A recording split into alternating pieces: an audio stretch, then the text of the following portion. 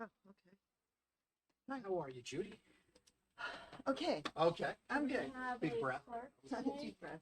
Yeah, we're gonna need a clerk today. Um,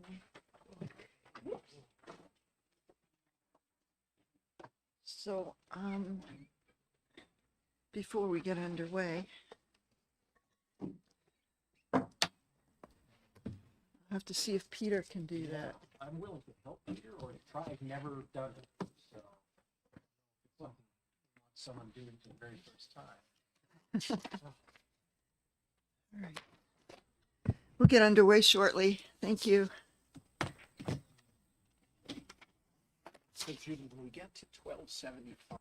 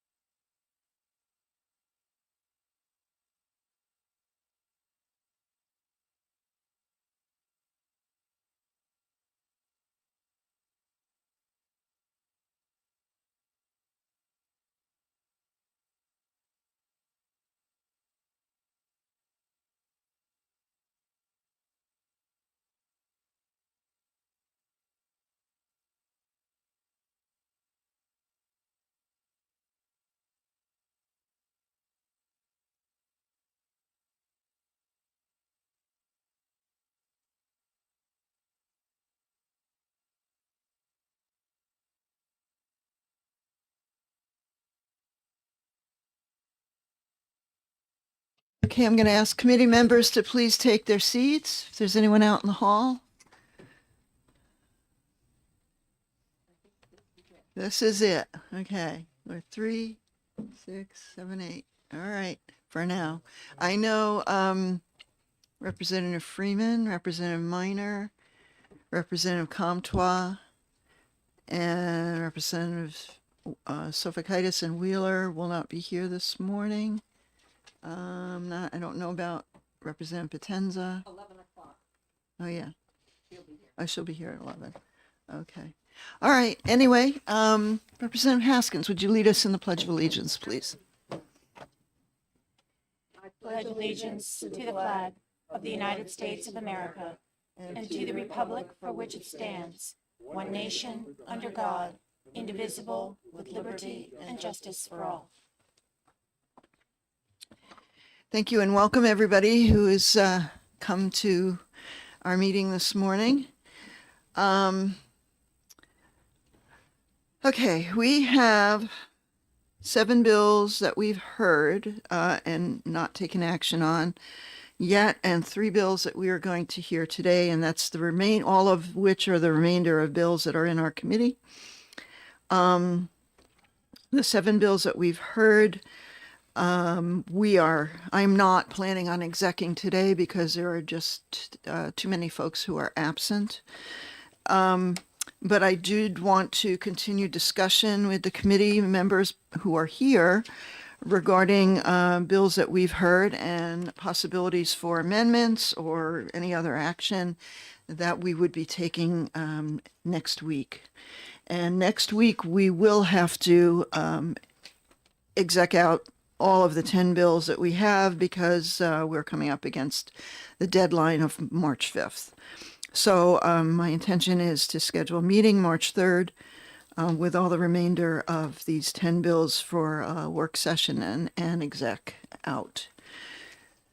In any case, why don't we begin with, well, we've got a list here, a full committee work session list. So why don't we just work our way down, HB 1092 relative to guard dogs. And that bill, let's see, that was 1092, I'm sorry, yeah. That was heard last week. And this is if, whether alone or in a pack with other dogs, it bites, attacks, or preys on game, animals, domestic animals, fowl, or human beings, added when not on the owner's property. So do we have any discussion about that particular addition to guard dog exemptions? Representative Germana. Thank you, Madam Chair. I think it makes sense just to clarify the statute, but I think to me, it's pretty clear that, the purpose of having a guard dog, for example, is to be able to guard your property. And therefore, if something comes onto your property, that's what it's there for. So to me, this makes perfect sense. Yeah. Well, I know that we also had, and I guess we can discuss them all together, HB 1133, defining and regulating livestock guardian dogs, and HB 1253, enabling the use of dogs to guard crops. So they're kind of all intertwined in a sense. And I do understand that with HB 1133, we were presented with a problem of somebody claiming that their dog is a livestock guardian dog, when in fact it could be pretty well proven that it's more of a nuisance barking dog. And with that in mind, and I do want to kind of talk about 1133 at the same time here. With that in mind, I know Representative Barber had sent out some information to members or to some of us. I don't know, it was to all of us? Yep. To all of us regarding making more of a clarification of what livestock guardian dogs are, what they do. So would you like to explain that a little bit? Thank you, Madam Chair. Can I just say one thing regarding, before we move on to Absolutely. 1092? Uh-huh. I do have a question. During the initial discussion, it became evident that there are properties that a livestock farmer might be using that are off their primary residence or their primary farm, for example, leased properties. Should that be included in this as part of an amendment? That it makes sure that it's property, I don't know what the term would be, that they are using for the purposes of what have you. Does that make sense? I was wondering about that too, because I think it was Mr. Holtman, or was it?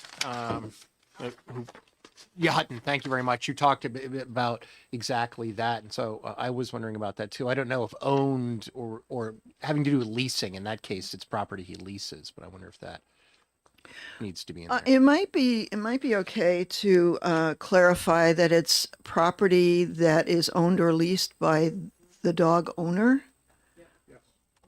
Yes? Yeah, that makes sense. Yes.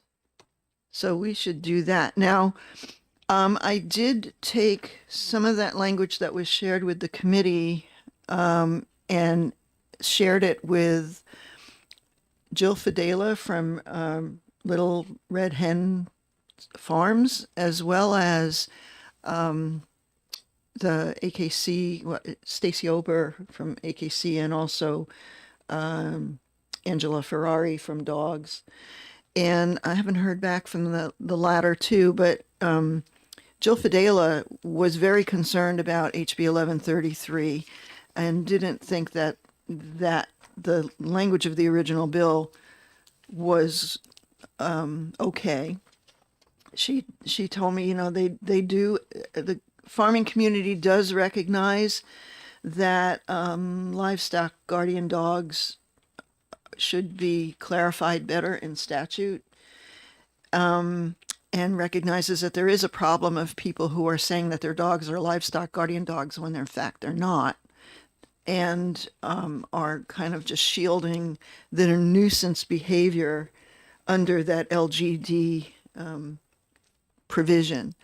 So she was very happy and welcoming of the language that Representative Barber was suggesting, and I just, Representative Bixby can add to that. Yeah, I think that we probably all agree that the bill as presented is not the solution to the problem. And but there is in fact a problem, and I would agree that making a clearer definition of a livestock guardian dog and requiring some sort of qualification that shows it that's actually what it is necessary in order to avoid that just becoming a very big loophole. Agree. Representative Barber. So would it be appropriate now to just It is outline- absolutely Thank you so appropriate. much. Please go over the language that you have shared with everyone, please. Thank you so much. So I just came up with some specific areas where I thought this might be improved. So as you recommended, Madam Chair, a more detailed definition of livestock guardian dog. In my research, I found that pretty much across the board, it's the very simple sentence that is in this bill.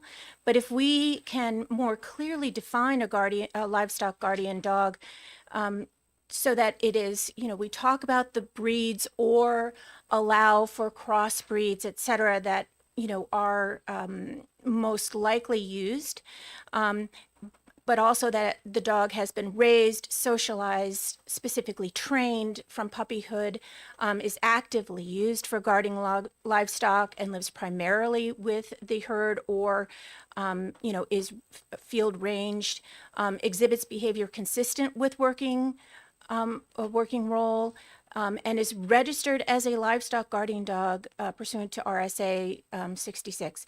So we heard from one of our livestock farmers that they essentially even insure this dog as a piece of farm equipment. Okay, so these dogs are very seriously at work, and I don't personally. I don't think that that's a burden that a livestock farmer would find as a difficult thing to prove. I would think that they would actually like to do that. So having more of a very specific role, and then the registration of a livestock dog, again, a farmer who is very serious about the task of these dogs those dogs have been raised, registering at the time of registration to, say that this dog is in fact a registered livestock dog and it meets the above requirements for the definition. Again, not a burden to somebody who is very serious about protecting their land, protecting their crops, and protecting their livestock. Then I looked at the idea that, we should not allow people to falsely register their dogs as livestock dogs in order to avoid the nuisance penalties, et cetera, that may be in place. So that is the next section that should be considered, and also penalties. Now, I provided penalties that were starting at $250. I don't know that those are the numbers, and so I opened all of this up to the committee. But I think that it's important to understand from the livestock farmer's perspective, what is reasonable. And also, we don't want to be the hammer on the nail necessarily to dissuade people from owning dogs, breeded dogs that they love, but we do want to make sure that they are fairly treated. And then I also thought, well, what if a livestock dog, ages out, or maybe that livestock dog is not working out for that particular livestock farmer? Then they have a period of time, a grace period of 30 days to basically unregister the dog as a livestock dog, so that they then, once that dog is out of that particular category, then they are subject to the nuisance laws that may be in place. And then finally, I looked at the bill and saw that there is a provision in the bill that talks about barking by a livestock guarding dog shall be considered excessive and subject to enforcement. And it said as one of the one of the categories there, it continues for more than 10 consecutive minutes without presence of a predator. Now, the testimony that was given, that's pretty strict. And so consider amending it, going back to the statute in place if it barks for sustained periods of more than half an hour, and then we go back into the dog must be registered as a guard, so that it gives that exception for those dogs who fall under the registration requirements, the definition, et cetera, et cetera. So that's what I've presented to the committee, and I'm eager to hear what people have to say about that. Representative Bixby. Okay, I think that the general scope of what you've done makes a lot of sense. I have a couple of reservations. One is in terms of making it breed specific. I think that most guard dogs do fit into particular breed categories, but one could, in fact, with proper training, you have a dog that is not in one of the typical breeds that would in fact be a perfectly good guard dog. And so I think that rather than doing it by breed, one could also have a properly bred dog that is in fact really terrible. So as was in fact the case with the person who the bill was brought for. So I think that the training part is absolutely paramount. The dog needs to be shown to have been trained or in training as a livestock guard dog or a livestock management dog. But in terms of the breed, that is less critical.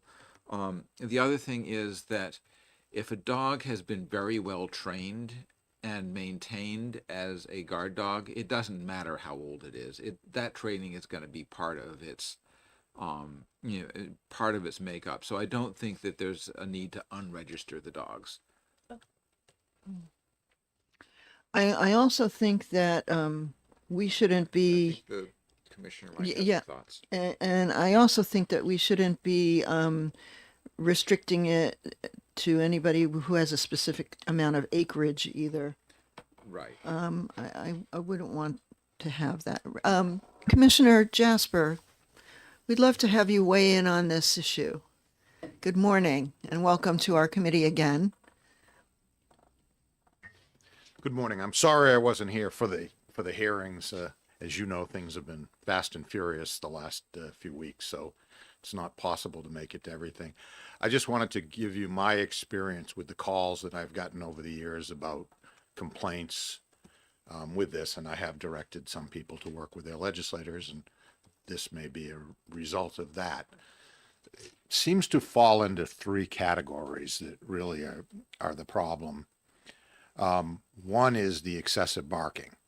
In my opinion, if the dog is barking, and I think it's a half an hour for any dog before it becomes a nuisance, if I'm remembering correctly. I'm not sure that livestock dogs should be able to bark any longer than any other dog, because if it's truly guarding livestock, and the barking should be alerting the owner to a problem, or it should be chasing the predator away at that point. But I think, for any neighbors who are going to complain, if it's not actually serving its purpose by not chasing away the predator, what are we doing here? So I think that's excessive, a half an hour. I think maybe the easiest thing to do is just have a standard for barking dogs. And I think that will take care of the problem with people saying, oh, it's a livestock guardian when it's not. So the second problem, which I think is part of the first problem, is we don't say that, well, if it's guarding livestock, or if you expand it to crops, which I don't think is a bad idea, it can't be restrained. It has to be able to actually deal with the predators. And sometimes, well, it's barking and it's protecting the livestock, but it's tied up. Well, that doesn't really serve the purpose either. So that's a problem. And the third problem has been these supposed livestock dogs, guardian dogs, that are running at large. And, oh, well, it was chasing a predator. Well, I think the owner is supposed to be with that dog when that's occurring, but, well, it chased it off the property. There's so many unknowns here that I think those are the things that need to be tightened up, because there can be those dogs that they've left the property, nobody sees them chasing anything, but they're claiming, oh, well, they were. And so those are the primary three areas that I've had to talk with people about over the years. Representative Bixby. Just a clarification, when you say running at large, does that mean running not on the owner's property? Correct. Or if it's leased property, then they're Yeah, no, the leased land. on property that is not under the control Okay. of the farmer. Right. So because we would definitely want the dogs to be able to have the full range of the property they're guarding, because without the owner immediately present, because that's kind of how they work.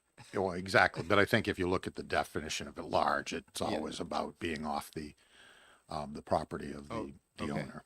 Representative Scully. Thank you, Madam Chair. And good morning, Commissioner. Morning.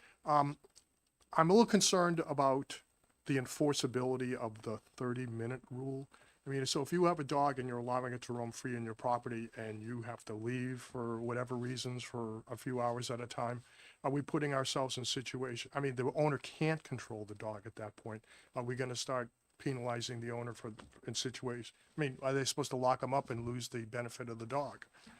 Well, I go back to the fact that after 30 minutes, you need to have done something. And I'm sorry, if you're a livestock owner and you're leaving the farm and you have livestock and you're not there at night or whatever, particularly, these are generally issues at night. Somebody needs to be responsible. And I think that obviously if you're in a neighborhood, this is awful for neighbors to have to put up with a dog that's just barking. I mean, I think there is a limit, and I tend to weigh on the rights of people who are trying to get their sleep, because we don't know that dog is barking at anything, and nobody will. I mean, unless the police were to show up and say, okay, they've got a bear in a tree or something, well, then maybe that could be alleviated by saying something about, if law enforcement finds that the animal is actually engaged in dealing with a predator, that's obviously not the right language. But the problem has been, in my experience, is that there's dogs tied up and they're just barking forever. And, they're scaring away raccoons or scaring away whatever. May I ask a Whatever they're scaring away, follow up? there needs to be that limit Follow up, Representative Scully. to balance. And thank you again for your insight. Based on what you're saying, if we were to try to start placing limits on there, would it be more reasonable to say that we should do it for the nighttime hours where people are trying to get some sleep?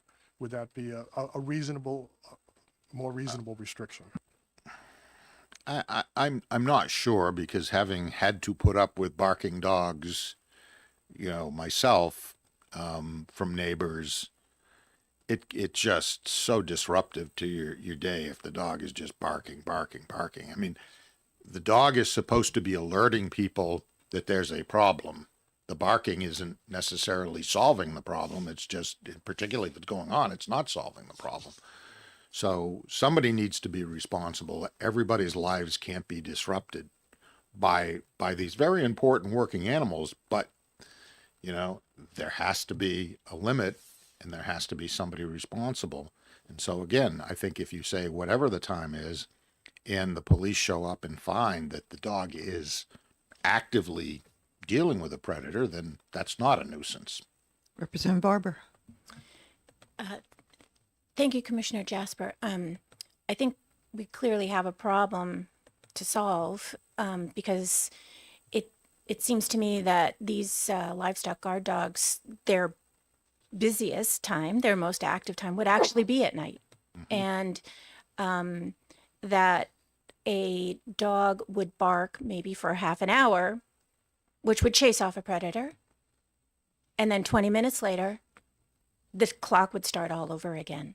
So I think this is a very tough situation to work out. And I'm wondering if bringing in this more detailed definition of what that dog is doing would help to, in the registration.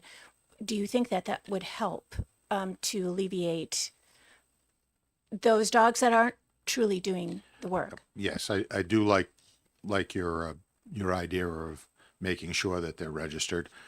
I agree with Representative Bixby that it's going to be very hard to define these, but on the other hand, a Chihuahua, or some of these other, a miniature poodle, somebody's going, this is my guard dog. Well, I mean, maybe there's more like a weight limit or something. You have to be at least a 50-pound dog to be.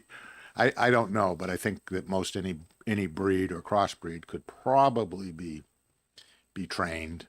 But I think that's the right path. But I think at the end of the day, the people who are abusing this are abusing it to avoid the nuisance end of it. They just don't,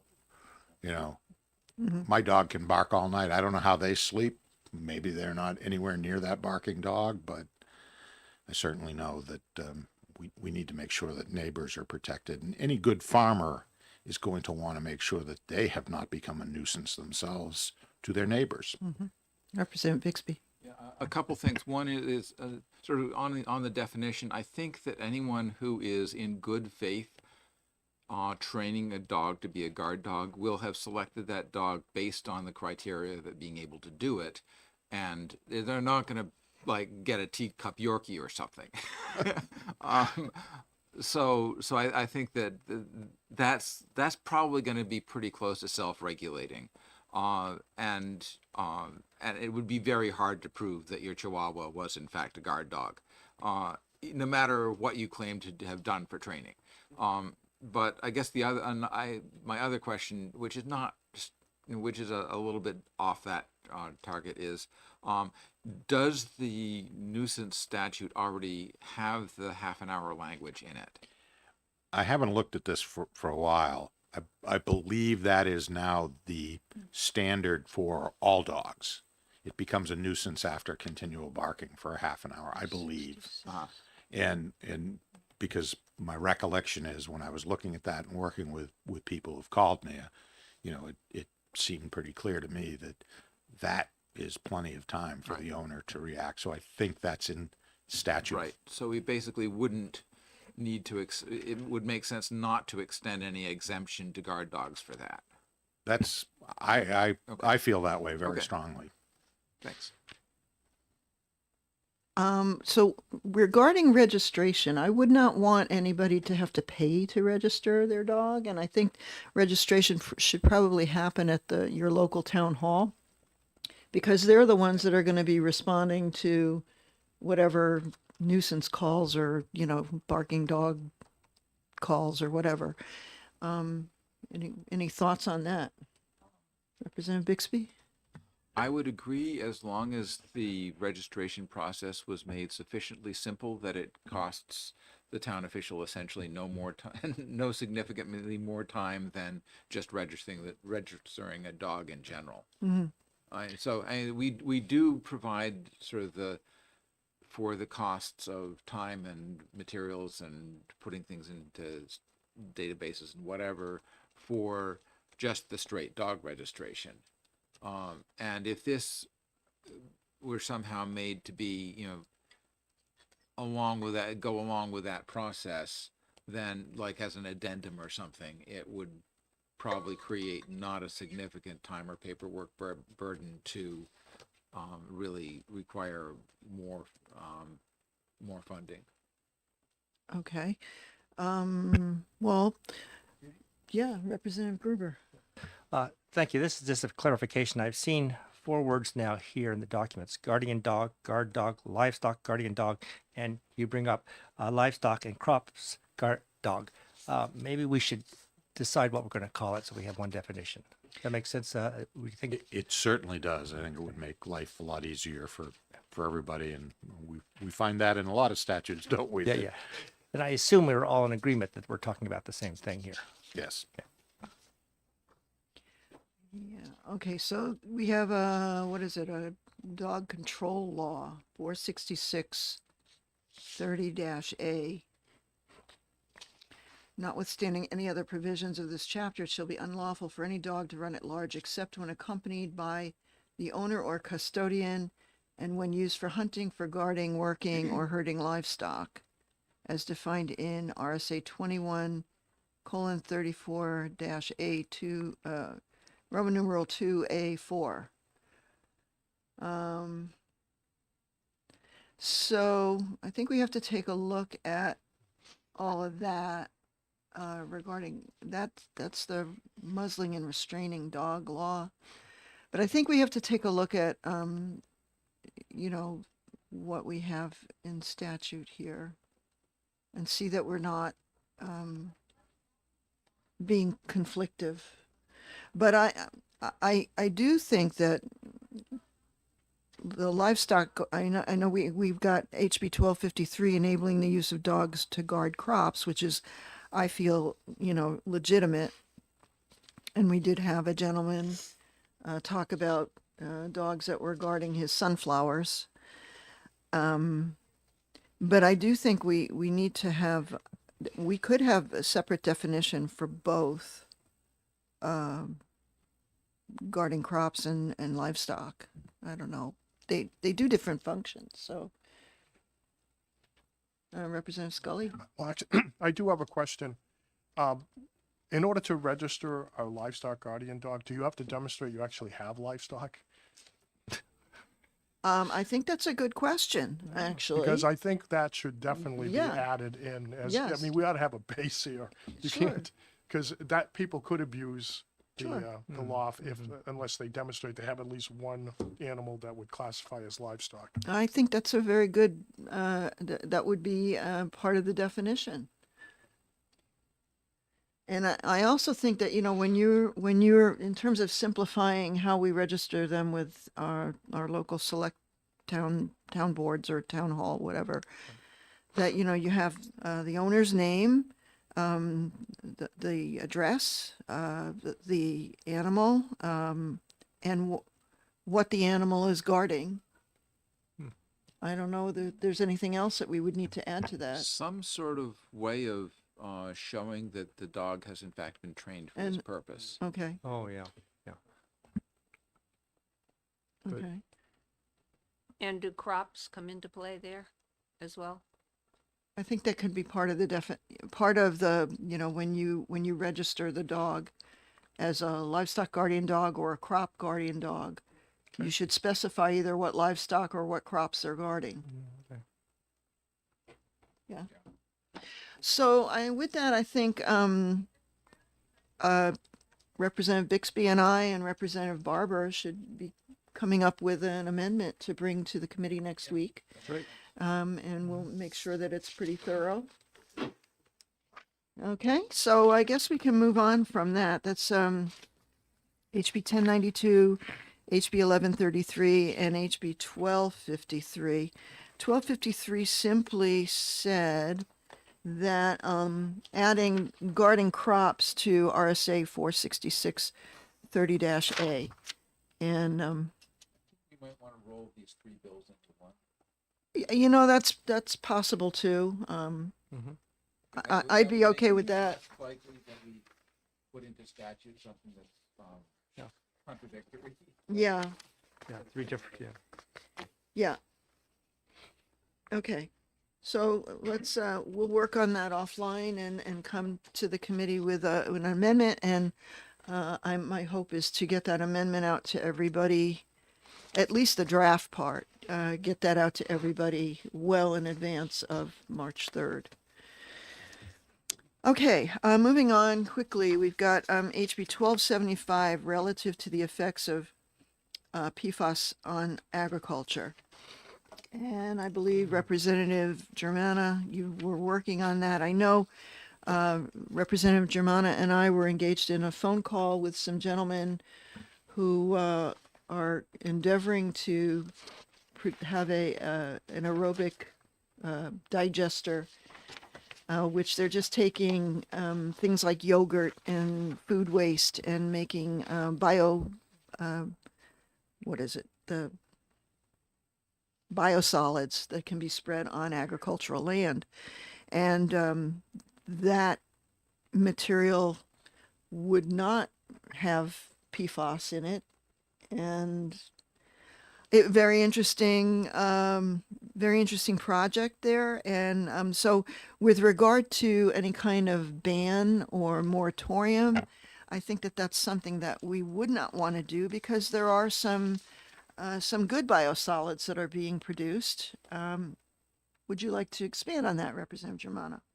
Thank you, Madam Chair. Yeah, that was a really great conversation we had with Purpose Energy last week. They're looking at a site in Londonderry that they would like to develop as an anaerobic digester, and it's a really, really great sounding project that would take in a lot of food waste. Obviously, we've been with the bill we passed a couple of years ago, our food waste ban. That is restricted in some ways, but we're hoping that this infrastructure will be built up, and this would be able to take food waste, even that's packaged, and the first part of the process would be depackaging it, and they're working with a company called Recycle Works, which would then be able to take a lot of that packaging, which is recyclable, straight from the facility at that point, and then the package or the unpackaged food would be kind of broken down with bacteria. And I wanted to ask, some type of insect, I don't know what the insect was, that would go in with the bacteria and the food and break it down. The two products resulting from that would be a refined form of liquid natural gas and fertilizer, which could be sold commercially. So it was really great to hear that a lot of our discussions around food waste diversion are we can see the infrastructure, and they were talking about hopefully beginning somewhere around 300 tons a day and eventually moving up to 750 tons a day in terms of food waste processing. That would be a terrific thing. So in terms of 1275, I think we have from Representative Haskins an amendment from last week that we could talk about. If Representative Haskins would like to talk to us about that, Bill. Thank you. That amendment, I should say. So, we start with the premise that there's no safe standard for PFAS, and trying to get to what would be health-based standard. Rep. Germana and I were having a conversation with DES, and I wonder if they could come up and share that conversation. Please come on up. And to clarify, Representative Haskins, right, your amendment is number I'm trying to call it up myself. I just, 745H. 0745H. H. Good Thank you. morning, gentlemen. Please identify yourselves. Good morning, Jeff Martz, representing the Hazardous Waste Remediation Bureau and the Waste Management Division, New Hampshire DES. Good morning. My name is Ren Bodwin. I work at DES as the Residuals Management Section Supervisor. Thank you. So, so we have, did you send that amendment out to the committee? I don't- think I brought it last week. Oh, okay. Did I? Oh, I do have it. Thank you. I'm sorry. That's okay. Go I ahead. had the same problem. I couldn't find it for days and I found I misfiled it in my binder. Yeah. Okay. And so did you gentlemen get to see a copy of the amendment at all? No, we I haven't. don't believe I did give them a Oh, copy. okay. All right. It's relatively short. I'd be happy to read it. Yeah, please go over that with them. Sure. So, we're looking to insert in section 2 of the bill, replace it with the following. Any sludge or biosolids intended for land application, including as a component of other material, such as fertilizer or compost, shall not exceed the health-based concentration limits of 1 part per billion for PFAS compounds, for PFOA or PFOS. The requirement shall not apply to disposal or placement of sludge or biosolids in a permitted lined landfill, solid waste landfill. Part 2, subject to the passage of health-based concentration limits for PFAS compounds by the Department of Environmental Service in sludge or biosolids intended for land application, any person shall be afforded civil immunity for using PFAS compost in sludge or biosolids intended for land application for a period of 5 years. This, by the way, was to replace the moratorium language. From the effective date of the section, the following individuals and entities shall not be immune: those engaged in the production or distribution of PFAS-containing materials, including but not limited to sludge or biosolids. B, those engaged in the production, distribution, or disposal of industrial waste. C, those engaged in the operation of incinerators. D, those who knowingly engage in the land application of sludge or biosolids that does not meet health-based concentration limits for PFAS compounds. And lastly, E, those who knowingly engage in the land application of compost materials, including in its production sludge generated from a municipal, commercial, or industrial wastewater treatment plant and does not meet health-based concentration limits for PFAS compounds, taking effect 60 days after passage. So we were having the conversation about concentration, and I wonder if you would repeat what you said to Rep. Germana and myself. Yes, yes.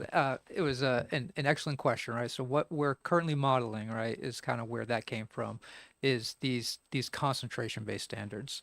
And that's looking at the concentration of the PFAS compounds that are in the biosolids or the soil on an agricultural field, and looking at what's actually leaching into the groundwater at that site, which then again can translate into potentially what's getting into people's wells or into their drinking water sources. So looking at that, is it's supposed to translate to those kind of health-based levels. So we were talking about, what does that actually mean, right? So it's very challenging. There's still a lot of research that is ongoing in this area, and we were talking about why the drinking water thresholds are so low in the parts per trillion, as opposed to what could be in soil or in the actual biosolids and parts per billion, is because if something's getting into the drinking water, there is the assumption from the health standpoint, right? So previous to my work here at the state, I worked in the public health field for 12 years. I've been in the environmental health field for 20. So I have a lot of that health kind of background here into what that actually means. So that exposure is a very critical aspect as well as the dosage, right? How much are we getting over a certain time frame? So those levels are generally set at the very, very low values with the assumption of the exposure over a lifetime and what's building up in our body. So we know by some groups that have looked at this that the half-life of some of these compounds in our body, for those legacy compounds, the PFOS and the PFOA, could be anywhere between 3 years to 15 years based on the compound, and that takes into account a young healthy person, maybe someone who is ill, someone who is older. Those values shift. Other compounds can be a lot shorter, days to 2 weeks, but there's a lot of research in this field. So we're looking at those concentration levels at an agricultural field that we're currently modeling, right? We're currently seeing what those standards are that would leach to the groundwater to come to that protective level. And again, it's a little bit more complex than that, but that's what our current modeling is looking at to see what that threshold value would be, and that is expected to be done by the end of this year. Representative Bixby. Yeah, so for in terms of protection of groundwater, I think that approach makes sense. But when we're talking about using agricultural land, there are other factors that need to be taken into account. And I have not managed to plow through the whole thing, but the National Academy of Sciences just released a preprint of a assessment. It's about 180 pages or so of impacts of PFAS compounds on agriculture and how it operates. And one of the things that that review document makes clear is that there are a number of ways that PFAS that's in agricultural soils can make its way into food, primarily uptake into plants, and depending on which compound it is, the fate in the plant is somewhat different. And one of the ones that concerns me the most is that there are certain compounds that end up primarily in the vegetative material as opposed to the fruit, and that's what cows eat. And then once it gets eaten by livestock, it's preferentially ends up in the proteins. So milk and like steak and stuff. And so I'm wondering, how do we determine what level in soil is going to be how can we set a maximum amount that's in soil, recognizing that a certain amount of it is bound to carbon and whatnot, but how do we determine the level in soil that is going to be protective of crops as opposed to just groundwater? Yeah, and another thing that honestly that question kind of keeps me up at night too, right? These are things that we have to ask ourselves. We got to start at the first step. So in our mind, we've had talks about right now we are looking at that groundwater, right? That's kind of a primary thought of what's getting in there. Is it of a safe standard? Our next thought was then do we move on to a plant project, right? Seeing what those uptakes are, seeing how to implement a kind of strategy to really mitigate what that uptake is, which crops are better to grow than others. Generally in New Hampshire, we only grow 3 things on average on the fields that use this. It's corn, certain types of grass, and then hay. Not everything is used. None of it's used for human use, like as was stated. A lot of it's used for either animal use, some of it used for like animal bedding. Others of it just used to create some walls for some like stormwater management. So we're very limited into what we allow for growth. We do know that the corn grain doesn't take up a lot of these compounds, but we also know that the stalks and the leaves do. We know that certain grasses take up more than other grasses. So it is a really crop-based effort, and we have to look at those individual aspects to see which ones uptake, which ones don't. And then in my thought process is then to make a recommendation onto what should or should not be grown based on what is in that soil, right? I mean, we're not just talking about the actual biosolids, but we got to look at the history of those fields, the history of that soil. We have to see what is currently present prior to any application to figure out what is really best case for that field. So it's really going to be based per site, if that makes sense. Representative Germano. Thank you, Madam Chair, and thank you, gentlemen. And so could you also share with the committee in our kind of discussion this morning before we get going, we were also talking about the parts per billion concentration. The amendment the Representative Haskins has brought us would put that at 1 part per billion. And could you explain that 1 part per billion is in line with the current EPA draft risk assessment for agricultural soil, correct? And if you could explain to us kind of how that process is working out. Yeah. So the EPA put out the draft risk assessment a while back. The public comment period for that was open through August of last year. So that 1 ppb value that the risk assessment stated, that was almost deemed as a worst case, right? So that was using an effort to look at a farmer and their family that only exclusively drank and ate, from their field, got water from their area. So everything was kind of based like this is a family that's been living on this farm. They exclusively get everything from this farm. So that's where that standard was essentially based off of. There was a lot of questions in the industry as to how that was done. So that's why the comment period kept getting pushed back. It was originally March, then it was June, and then August, because there was just so much public comment on that piece. We were on a federal wrap-up call with the Water Federation. I want to say 2 weeks ago now, and they did say that the EPA is currently working through all of those public comments, and that is a priority for them this year to address that risk assessment to see if they still stand by those values. Which I surmise that they might, right? This is based on certain risk modeling, looking at those worst cases.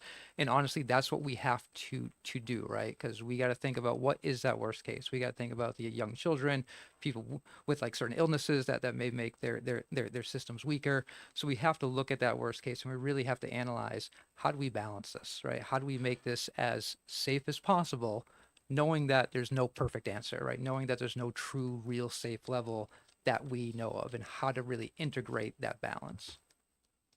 Representative Bixby. So, there exists the USGS study came out with sort of a range of background PFAS values in soils, many of which were not known to have had any particular exposure. And then we have agricultural soils which have probably had some exposure due to the spreading of biosolids in the past. And what I'm wondering is, if we limit the content of new biosolids of PFAS in new biosolids to 1 part per billion, what kind of an impact is that going to have on a soil that already has some sort of content in it? Is it going to is it simply additive, or is it, I'm guessing it's probably more complicated. Yeah, maybe I'll start out. So the USGS study collected 100 soil samples from around the state in areas that were targeted to be undisturbed. And the results of that found that about the median value for PFOA and PFOS was right around or a little less than 1 part per billion. So half the samples had more than a part per billion, half had less. But the median value for PFOA and PFOS was right around that 1 part per billion point. And I guess I'll turn it over to Ren for the addition of the biosolids. Yeah, so I do want to give a little bit of context. So the use of the actual biosolids on New Hampshire farms is currently 0.1% of all available acreage in New Hampshire. So it is an exceptionally tiny number. So there's estimated to be about 417,000 acreage in our state, and that's the low end from the 2022 census. We only have about 1,900 acres of fields that are permitted to receive it, and only about 300 acres that actually get used of it every year on average. So it is a very small value.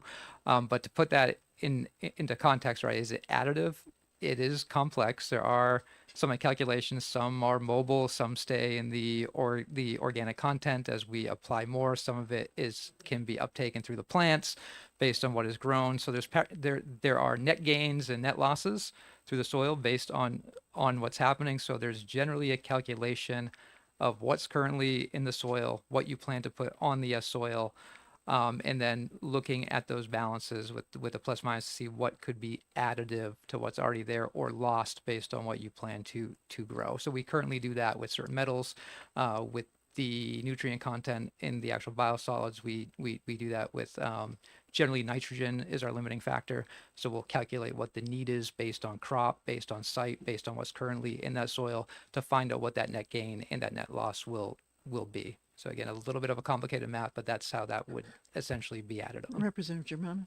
Thank you, Madam Chair. And I just wanted to point out for the committee, I have an amendment that I've been working on. I won't distribute it now, but that I've been working on with the director that would require testing to make sure, and the department would have to come up with rules around the testing, but that would, for example, state that land application shall not occur if biosolid or soil PFAS concentrations exceed applicable standards. So the testing and the factoring in the kind of additive nature of the biosolids with existing baseline PFAS will be part of an amendment that I'll submit finally next week for for us.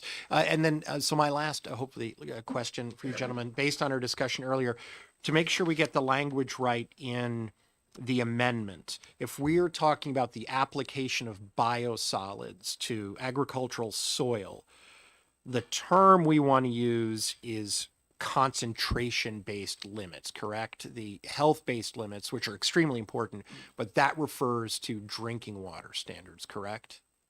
So, So Jeff may be able to answer some of that more, but in terms of the concentration base, that's the concentration of that compound in that matter, right? So that this doesn't mean it's going to be that health-based standard. This doesn't mean that's what's going to leach to groundwater. So that's what our current project is going to tell us what that level would be to kind of be safe of that groundwater. so you're kind of working backwards in some sense from after the leaching, what the health-based standard is in drinking water. Yeah, so we have a health-based standard for drinking water, so that's in parts per trillion. And then we can figure out what a leaching-based value would be that would be protective of that drinking water, which is based on the health value. So working backwards, as you described, from parts per trillion to probably something measured in parts per billion or subparts per billion in the soil. And that would be a leaching-based value measured in some sort of concentration. And that term for the amendment would be concentration-based limits? Or you could say a leaching-based limit that would be protective of groundwater. Great, thank you. So I have a question. When we had the hearing, producers of biosolids were saying that their biosolid material, it has to meet a certain limit. What is that limit again? So that limit is based on, it is compound based. So currently there is not a limit for PFAS. They've been testing it for the last 8 years. So we have the actual data of what the average values are, but there is not a limit put onto it. So that's what the current effort with the actual modeling will set to see what that standard would be. So the rule says you must test for it for those PFAS compounds, the 40 of them that are in the 1633 method. We do not have a standard for that yet. That's what we're working on. There's a standard for the other 160 compounds, which are VOCs and SVOCs and a whole bunch of other areas there. I thought that they had indicated that they weren't able to use or didn't use the biosolid product if it went above a certain amount. Yeah, so that testimony, that is true because we only have one group that will land apply in our state. That is RMI. They pretty much hold themselves to the Vermont standard because they operate in several states. So the Vermont standard for PFAS, they set their Class A value at their background value from their USGS study. So that's the value that currently RMI uses for their Class A. And do you know what that amount is? Ooh, I don't know the exact values. I know one of the compounds, PFOS, I want to say is around 3 parts per billion, and PFOA is 1 point something, but I don't know the exact value. Could you find out and let us know? Certainly, yes. Okay. Representative Haskins, yeah. Thank And then you. Representative Gruber. And thank you so much for this testimony. It's an extremely complex issue. Some of us wish we'd paid more attention in science so that we could be better, better equipped to work through this. But the bottom line for me is the health-based standard is what I'd like to see in the amendment. And I think we need more work, and I'll be happy to work with Rep. Germana on getting my amendment, his amendment joined so that we can come up with something for the committee. So I'm wondering why you chose a 5-year civil immunity. Well, it was clear that the moratorium wasn't going to fly, so I kind of just picked a number, really, thinking that it's better than none.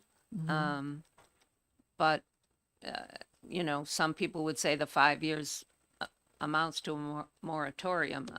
I wanted it to be not just language, but something that would allow people to take it seriously and just, you know, this is such an important issue, and I'd love to see us get something done.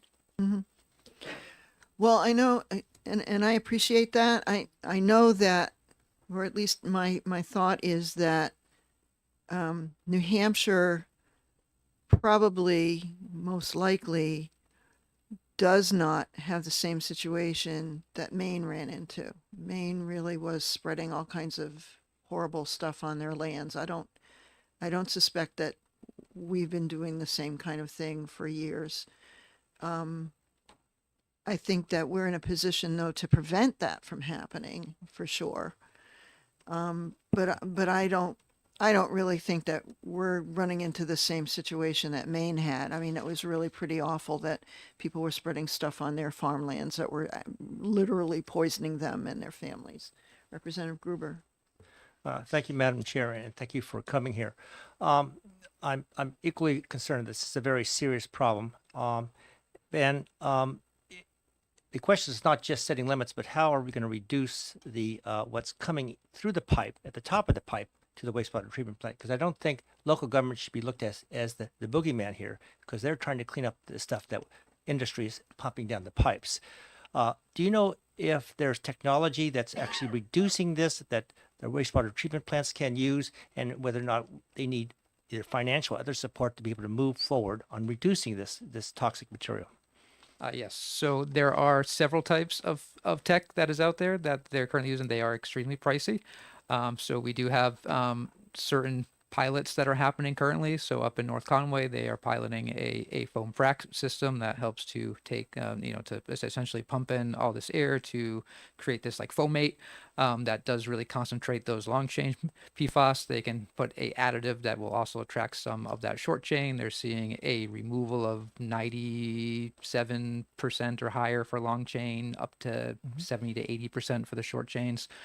Pyrolysis, in my personal view, is honestly probably the best effort at complete removal of 99.999 of all compounds. There does need to be some more studies on what byproducts potentially could be out through the air. We do have some meetings. I'll be attending a meeting next week with the other Region 1 states in the EPA to talk about some of the hurdles with bringing these technologies up to speed. It does take time. It does take a lot of money, but there are a lot of pilots that are currently underway in our state, as long as limits on the consumer product side. There's been some upstream controls put in place for pre-treatment to the users, which are putting into the wastewater system. So we have seen those levels drop over the last eight years of the data, which we do have. So we are moving in the right area, that we are seeing those levels get lower. I'd love to see them zero. I know we're not there yet. But if we do invest in these technologies, we can make a much safer product. Quick follow-up. Follow-up, and then Yes. Representative Bixby. Thank you. And do you know what specifics, because I'm very familiar with local government and their limited resources. And this is a statewide issue, and local government didn't create the problem. They're trying to deal with it. What sort of resources could the state offer to help them move forward in a more timely manner? Yeah, so I can't speak to all of that. I know there is a group within the wastewater bureau where we do have funding for that. So we got our clean water surf funding, which people do use. So there have been a lot of people that have applied for that funding for these pilot projects, and they have gotten that funding for those projects. So we do work with them on that to build those pilot, which could be maybe a few $1 million to pilot up to a full scale. That could be 30 million, maybe more. That is a huge cost. We're not really sure exactly where all that money is going to come from, because you're right, that's a huge burden for any city, any town, and how we're going to scale that up to reach the state's needs is a big hurdle. There is some funding. I cannot speak to all the funding that we have out there. Thank you very much. Representative Bixby? Yeah, I think that one of the things that we need to make sure that the amendment covers is testing of land and testing of any land that might might be targeted for application at the very least, so that we can get a better sense of what is actually on our agricultural lands now, and because I think that there's a very good argument for saying, yeah, there were things that were dumped in Maine that we didn't typically dump here, but we don't know. So I think that it's important that any agricultural land that is potentially going to have biosolids applied to it needs to be tested to get a baseline. And I think there's also should be some capacity for a farm to request testing, even if there's not a current plan to apply more, so that they know what their baseline is. So that and I think that goes in line with the immunity, because I think farmers will be more willing to test if they know that they have immunity, so that if they discover that there's a problem that's been going on for a while, they don't suddenly not only have the problem with their land, but also get sued. So I think that's important for this bill, and I appreciate Representative Gruber's question about, how do we stop it from going in, but I don't think that actually is directly related to what we're doing in this bill, although it is definitely important for the whole problem. Okay, so we will be endeavoring to finish up work on an amendment to that. Yes. Representative Germana? Yes, thank you. Could you gentlemen, either if it just happens to be on the top of your mind or afterwards, if you could let me know where maybe in the 600 rules, the health-based groundwater standard is to be found? Yeah, I believe that's table 1 in the 600 rules. Okay. For the AGQS values. So would Or are you talking about the leaching based value for soil, that's protective of soil, a soil value, or the groundwater value? well, what I'm wondering is if for the amendment, Maybe you could do this. yes, good idea. All right. I will do that, but thank you. I can look at table 1. Thank you. Okay, thank you very much for your help. So I'm going to skip over to HB 1620, and I guess quickly, Representative Bixby, you can bring us up to speed as to what you've been working on with that bill, and that you will have an amendment ready for us next week. I have an amendment here, and I'll retain the rest of them for distribution next week. So we need like 7. Okay. Let me know if that Yeah. makes it all the way around. And because the amendment is in response to a discussion from last week, and what it does is it simply removes the prohibition on putting new underground home heating oil tanks in new construction. And so basically there's no prohibition on putting a new tank in the ground in this amendment, and part of my thinking there is that it's, as was pointed out by some of my colleagues, it's not real. It's not. It might be overstepping. Another part of that is that this is something that is currently a fairly low probability case anyway. People are not tending to bury their tanks at this point. there are home heating oil companies that will not deliver to an underground tank. I think that the home heating oil industry in general strongly discourages installation of these, and in some cases will encourage people to switch away from them. So I think that that it's that part of the bill that I had before, or the previous amendment, was was basically treating a non-problem. So we don't need to have something in the amendment that treats a non-problem. What remains in the bill is essentially the requirement, is the creation of the definition, which there was not a definition for the home heating oil underground tank previously, and then providing for the removal of tanks that are no longer actively being used, and that removal is done under the requirements of fire code. The reason for the removal is different from from why fire code would require a removal. The fire code would require a removal for essentially a fire-related hazard. The hazard that this bill is aiming at is the environmental hazard of that tank starting to leak and then causing damage to groundwater, to soils, and that's basically why we need to do this as a statute rather than just referring to rule. I think perhaps Mr. Bishop from DES, if you'd be willing to call out, could clarify a little bit more of what I've said there. Yes, please. Good morning. Morning, Madam Chair, members of the committee. My name is Robert Bishop. I am the administrator of the Oil Remediation and Compliance Bureau at the Department of Environmental Services. And for the record, my name is Robert Bishop. I am the administrator of the Oil Remediation and Compliance Bureau at the Department of Environmental Services. And so just to point out a bit of the difference between the fire code and the RSA 146A, which is the statute that is proposed to have an addition here. Fire code specifically, and actually the section that applies to these underground storage tanks, said that it is for the purpose of preventing fires and explosions. And the purpose of RSA 146A is to cope with the problem of pollution, and specifically water and groundwater pollution from oil. And it covers many different ways that oil is stored, oil is used through that statute.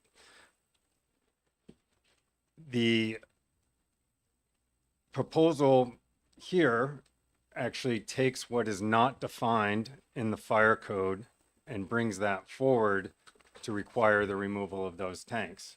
In that the fire code says if you abandon a tank, which means leave it in the ground, you have to remove it, but it doesn't define what that is, a time period or so forth. Or if you permanently take it out of service, you have to remove that tank. But again, nothing about what permanently taking out of service is. And so this puts in on the environmental side where we would be concerned about that tank remaining in the ground, continuing to corrode whatever sludge or other materials have been left in that tank after it's been stopped being used. That would be taken care of. And it wouldn't simply just rely on an undefined term, which does come into play with this recommendation, in that this recommendation cites the fire code, which includes this portion, which then gets into detail about how you go about removing the piping, removing the tank, removing the contents of that tank, and also includes the provision if you were to abandon that tank in place, how to do that safely as well, which is the second part of the removal that's required here. It does give that provision if there are overlying structures that are in the way and that might be damaged by removing that tank.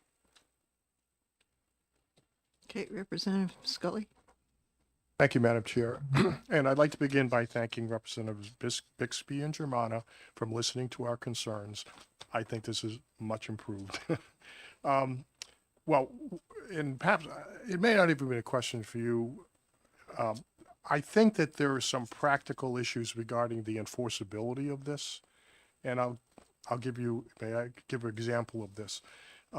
Somebody uses two different types of heating for their house, and they may rely on, say, perhaps cut wood. They have their own heating system, and they may have something like this, which because of the cost of oil, they may only want to use supplementally for the coldest of days. So if you had a mild winter, it's conceivable they wouldn't use the tank at all, but they want the tank there because when it does get cold, you want to have this be able to kick in. So you could have situations where you might not refill that tank for 2 or 3 years because you've only used it occasionally for the coldest of days. So I don't see how it's enforceable from the standpoint of proving non-use for 12 months, or even that a 12-month period somebody would want to remove the tank because they do want to have it there for those days when it's the coldest of days. If they've switched over heating systems completely, I think this absolutely could work. But I think right now it's practically unenforceable because how do you tell somebody hasn't used it? Are you going to start looking at when the tanks are being refilled? And somebody may not want to use it for 12 months, but boy, they sure want to use it on those days when they really need it. So typically what we see, and we see releases from this, is when, let's say there's been an upgrade to the heating system and the tank has been disconnected. Maybe the heating plant's gone and the tank has remained in place, and a fuel company comes and delivers to the wrong fill pipe. And then that is going to a location without a heating device. Often when we see this, maybe an above ground storage tank that's in the basement. Now they've filled the basement with oil, which is a disaster for that property owner. But also can happen with underground storage tanks as well, where it gets filled and then not used, and that has just been crimped or left in place.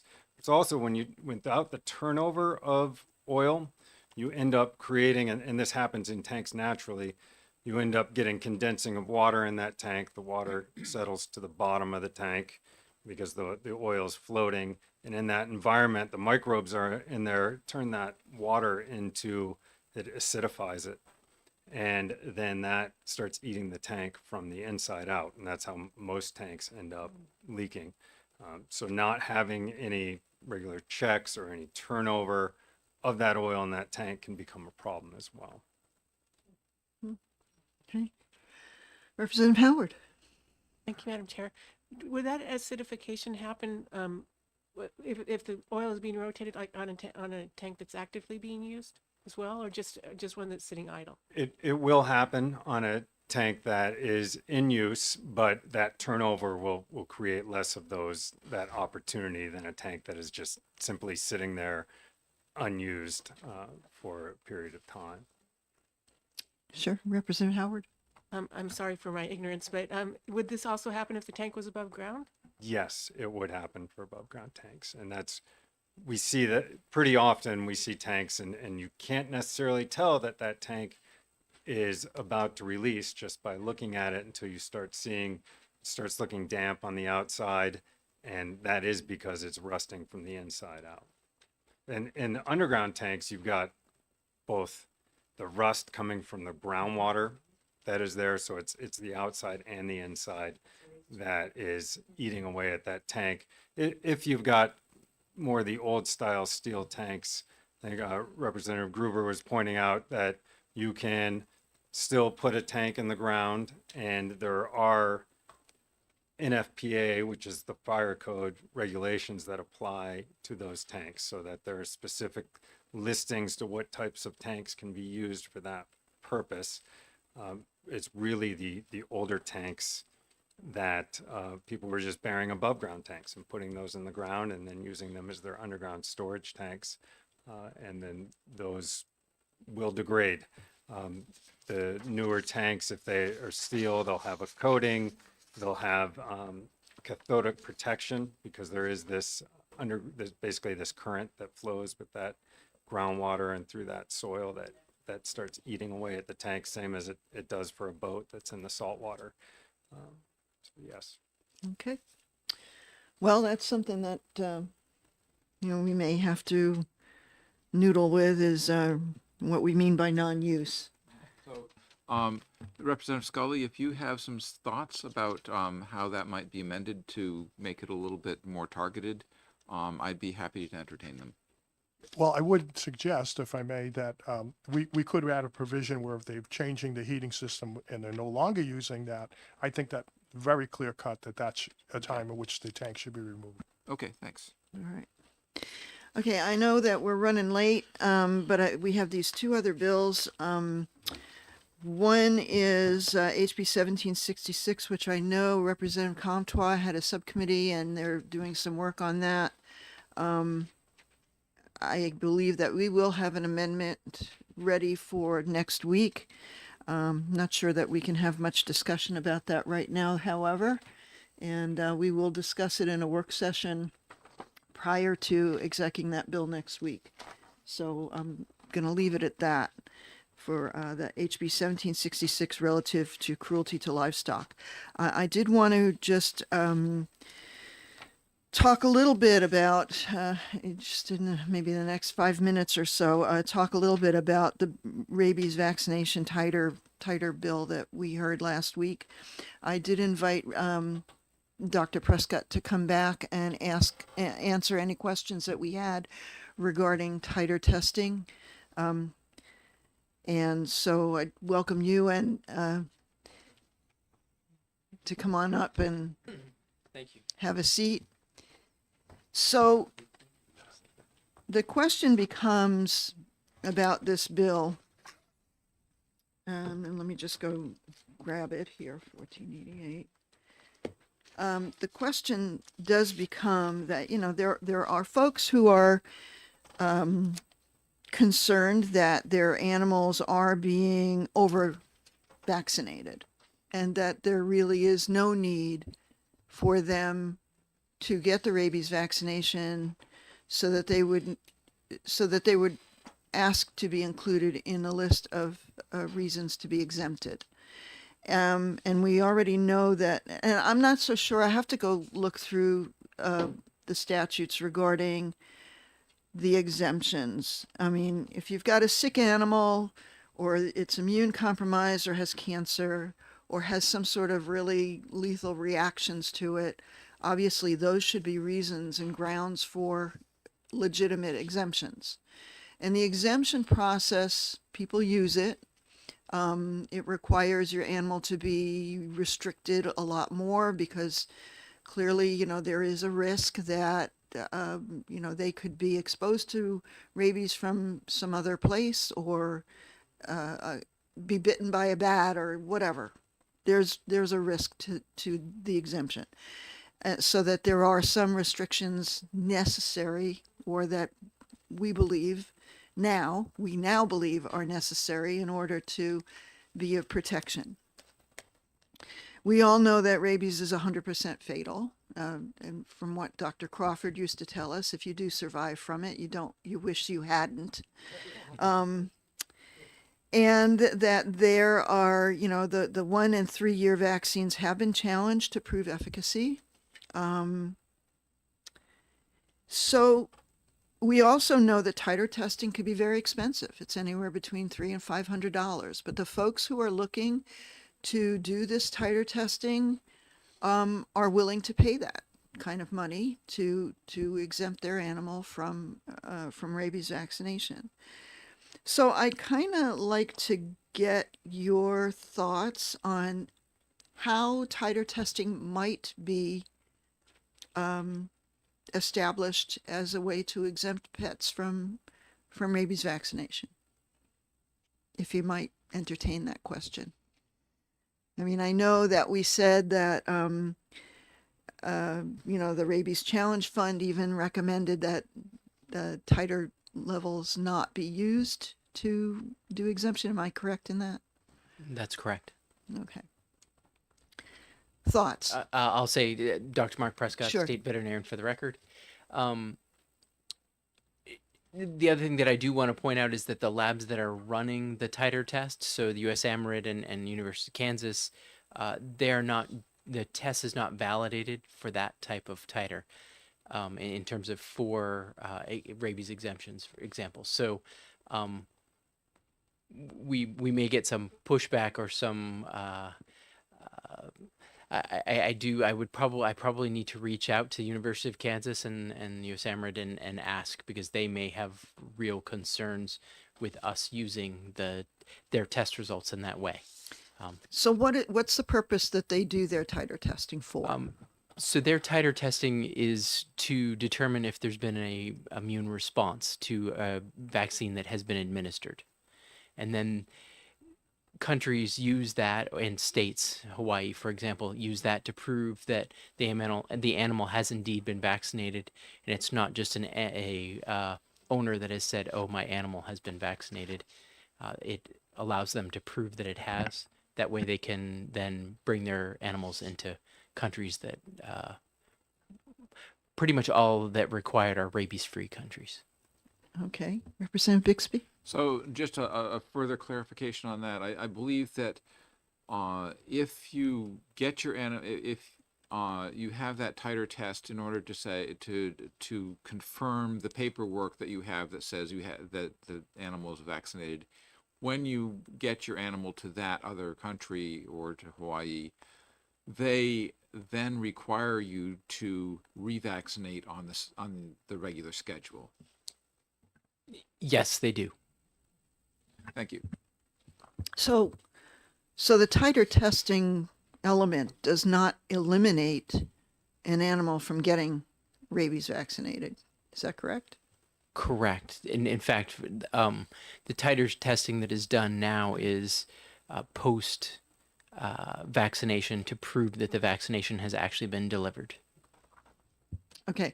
So my other question is, so if I took a blood sample from my dog and I sent it to each of those labs, would I get the same result back from both labs?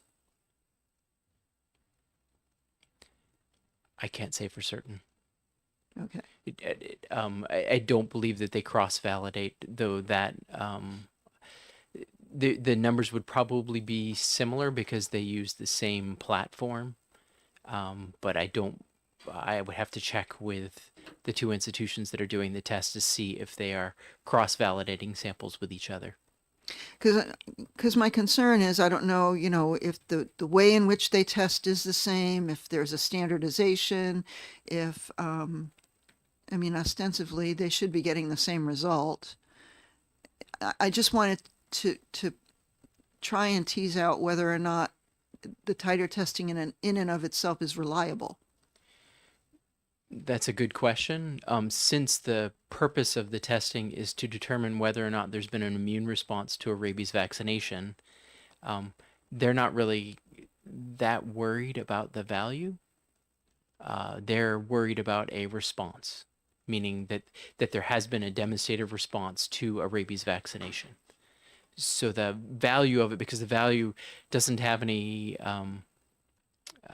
clinical importance, though some countries do require it to be greater than 0.5 international units. But generally, based on the timing of when you take the exam, which is usually 30 days after rabies vaccination is when it's recommended, because that's when your immune response will be at its greatest. So it's almost always much greater than 0.5 international units. Mm-hmm. Representative Barber? Thank you, Madam Chair, and thank you for taking our questions and for coming today to help clarify. Are you familiar with immunologic memory? And can you talk a little bit about that? Sure, but I'll let Nate go because I've been talking too much. I'm Dr. Nate Harvey, Assistant State Veterinarian. Excellent point. Representative Barber, do you mean just the general concept of immunologic memory and how it works after a vaccine? Is that what you're asking? Yes, great question. I did have a discussion last week actually with Representative Bixby about this and the response the body has and the immune system has to a vaccine. and relative to some of the language in this bill, typically, and I'm speaking just very generally, this isn't necessarily for just the rabies vaccine, but typically when a vaccine is administered, that is a sample or a piece of the vaccine, of the virus or the bacteria, the parasite, whatever you're trying to attack. And that piece is often a novel protein that the body has never seen before. And represents a danger or a foreign antigen to the body. So the immune response's initial response is that we have circulating all the time, even when we haven't seen dangerous pathogens before, we have specialized cells going out there surveying the perimeter. They're called macrophages, and they're special types of lymphocytes looking always for danger. And when they see, for example, a piece of a vaccine come in after you get vaccinated, and they recognize it as foreign, the first thing those scavenger soldiers do is they grab a piece of it and they run back to headquarters, which is your lymph nodes and your immune response, and they say, we got a problem here. I found a problem. There's an invader out there. And we only have a few soldiers out there. They're not willing to and able to fight this battle. We need to start reinforcing our backup. That's what the immune system's initial cells do. They bring a piece back to the main, essentially immune system factory, and they say, we need to start making weapons against this and memorizing this. Everybody needs to memorize this piece of the bad guy. That's your very initial response. We call it the primary immune response to any antigen, or even when you're not vaccinated and somebody just sneezes on you and you receive that antigen for the first time. Your initial macrophages and white blood cells do a very small but first time response to that antigen. And I did actually I was only able to bring some crude maps, not specifics to rabies, but a very specific basic map to the immune response that represents the response to sort of all vaccines. And with the chair's permission, I might pass this around Yes, later if that's certainly. okay with you. You had a follow-up? Actually, while I'm at it, I also, in response to your request, Madam Chair, last week you asked for some of the New Hampshire rabies data because people were wondering, well, how much rabies does the wildlife in New Hampshire? New Hampshire Department of Health and Human Services has printed these up for 2024, 2025, and there are town maps for confirmed positive rabies cases. So I did print those. Can we distribute those too? Thank you. Those are, so Yep. thanks. Thank you, Dr. Prescott. So everybody should get 3 copies. One is a 2024 map, one is a 2025 map, and then one is a very basic graph so we can all talk about the immune system response. So that first time that the immune system makes little photocopies of that antigen and says, everybody remember this in case we see this guy again, that first response is relatively weak and short-lived. It's usually complete within about 14 days, that first antibody response. It's usually around 14 days. It does vary with the antigen and the severity of the challenge, whether you found just one piece of a bacteria or whether somebody sneezed on you and you got billions of particles loaded into your nasal sinuses. That can change that first response. But typically, around 14 days is that first response. That's relevant to the bill and the language. We'll talk about that in a second. Now, if you never see that pathogen again, sometimes that happens. For a long time, your body will keep a copy of that in its memory for a very long time. At a very, very low level, your cells will remember that. So you can see in that graph that you've passed around, there's a little red graph and there's 2 bumps in that graph, the antibody responses. Actually, if there's extra copies that come back around, I printed 20, so we should have extra.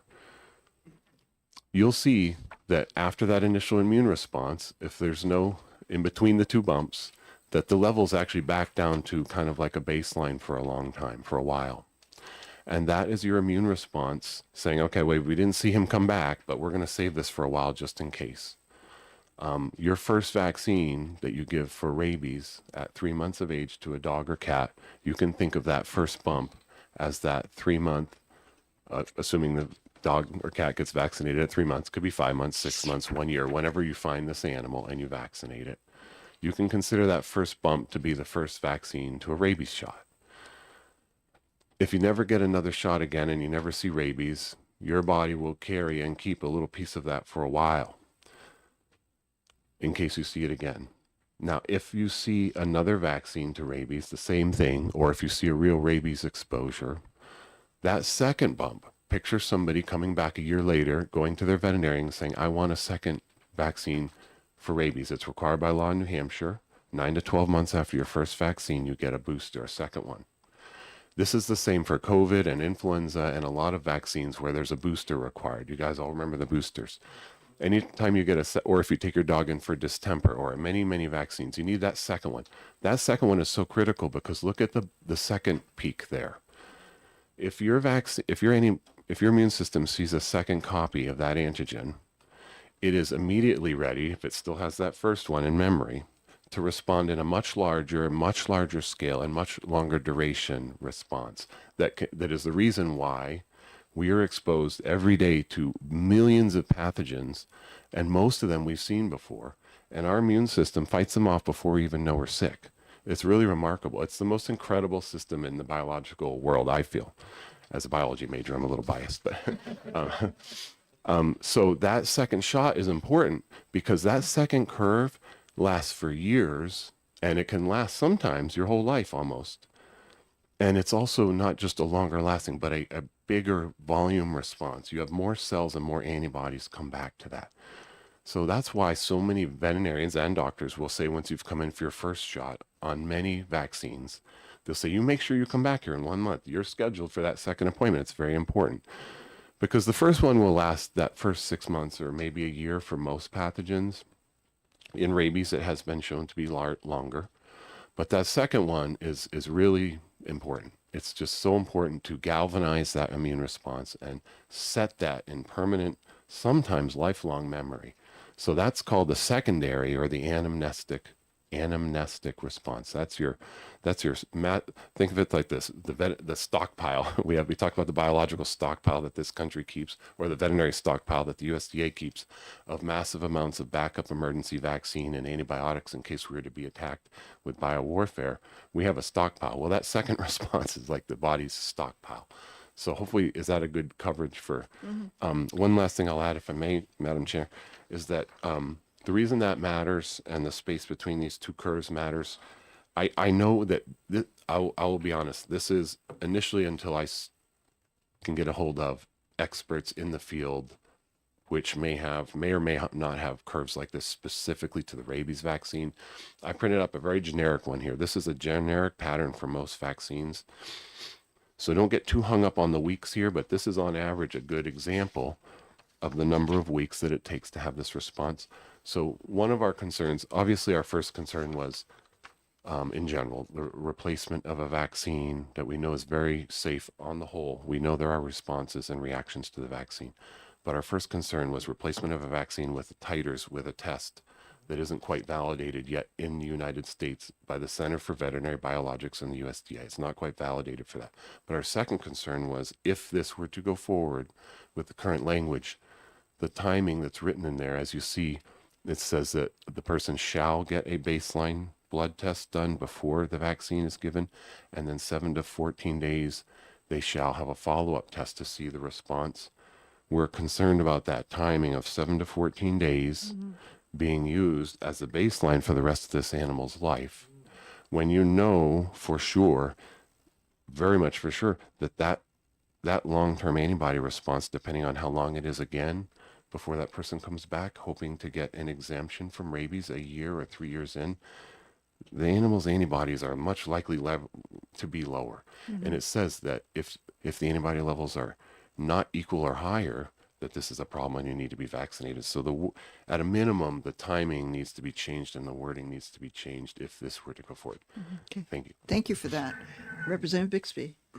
So another thing that part that's relevant to this is the the rabies challenge study that was done, I believe, in 2019, and that was a study where they took dogs and that had been vaccinated, took titers, and I believe after the second vaccination, and then exposed those dogs to actual rabies pathogen, and determined which ones lived and which ones died. And I believe that one of the reasons that the titer was determined not to be a good measure at that point was that there was a lot of variability in the titer that the dogs had and whether they lived or not. Is that correct? I'll be honest, Representative Bixby, I think you're correct. I would actually have to review the study to make sure that it is exactly correct. I'll be honest. Thank you. And a follow up. Okay. Assuming I got that right, there's in order to get a broad-based set of values for what a protective titer would be, it might have to be there might need to be variation by the animal breed, and other variabilities that could go into what might make that titer vary. That and doing that would require a very large population of dogs to be tested, right? Yes, I think we both agree with that, that a large N, also known as a large sample size, would be very important to cover a broad range of animals, breeds. It's exactly right, like you said.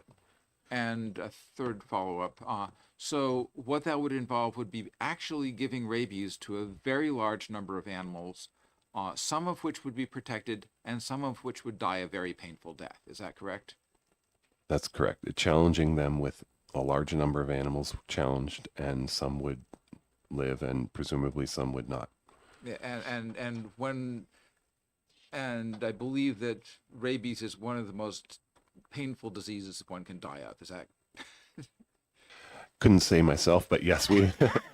And I will say in veterinary school, they one of the difficult parts of going through veterinary school is they do have us watch videos of not only animals but human beings in their last hours of dying of rabies, and it's a very hard part to get through. If you can get through that part, you can probably get through veterinary school.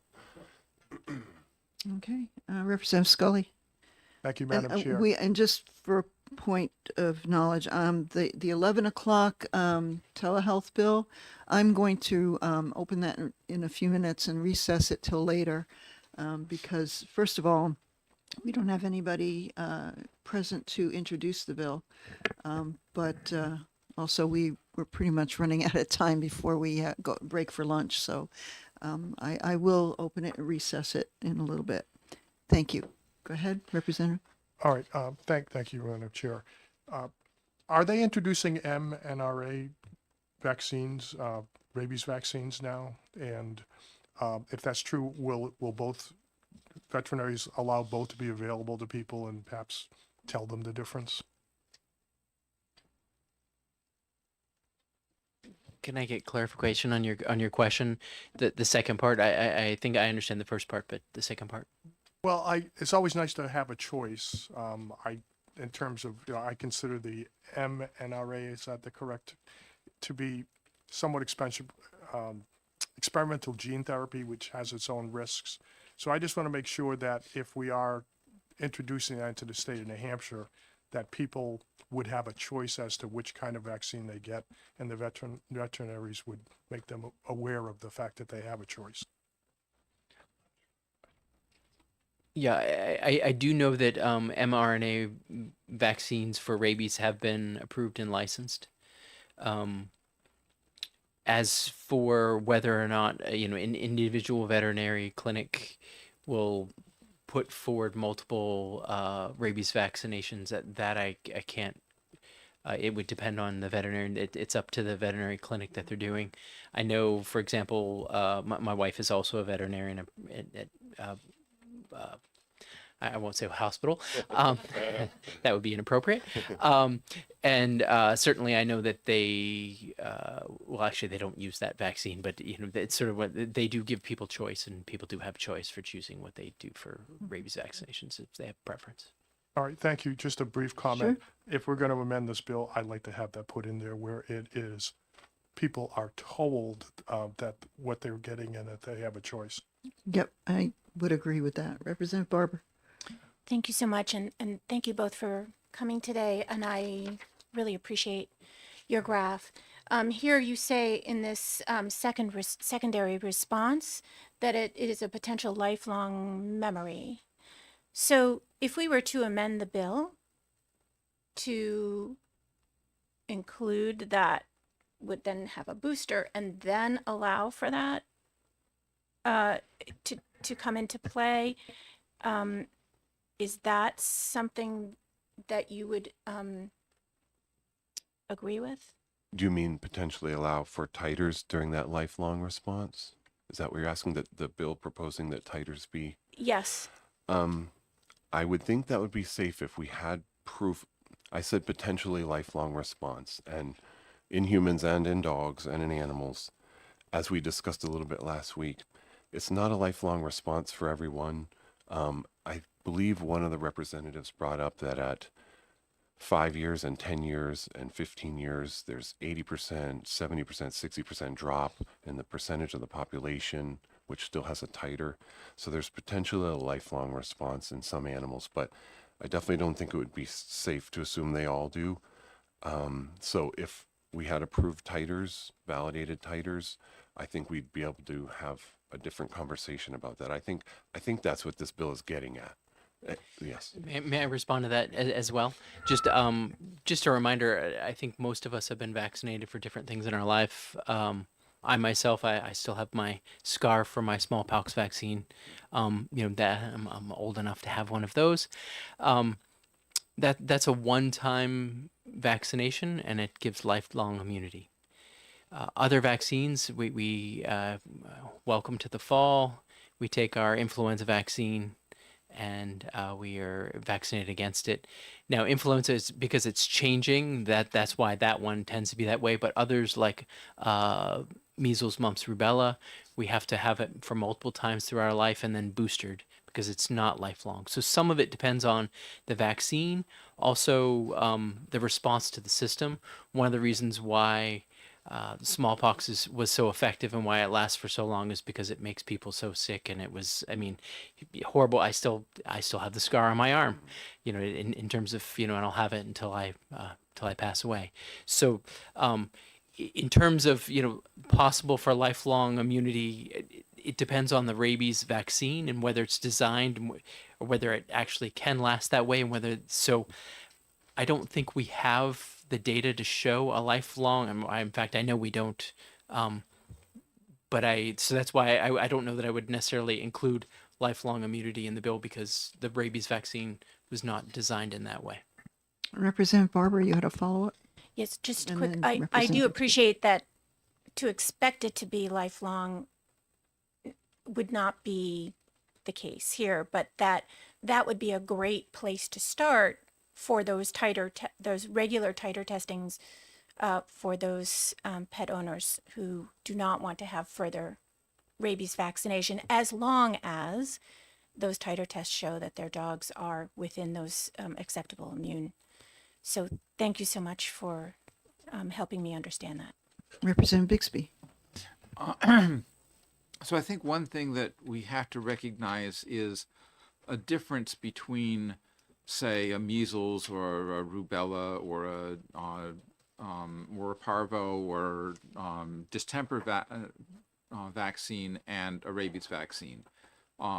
So with the ones that are not rabies, there's a chance of death if you get it, and there is a chance of just getting really sick. And if your response to that if you get a vaccine and then that wanes over time, then you're likely to get sick, but you're not going to get as sick as you might have otherwise. With rabies, it's yes or no. You sick, you're dead.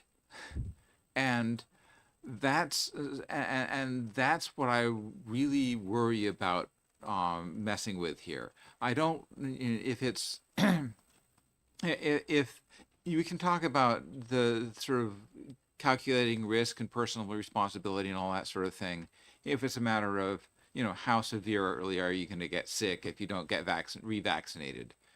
But when it's just, you're painfully dead or you're not. I think that is something that we just have to, say, all right, until there has been a really strongly established, reliable titer through challenge experiments, which might not happen because it's going to be really nasty for all those dogs.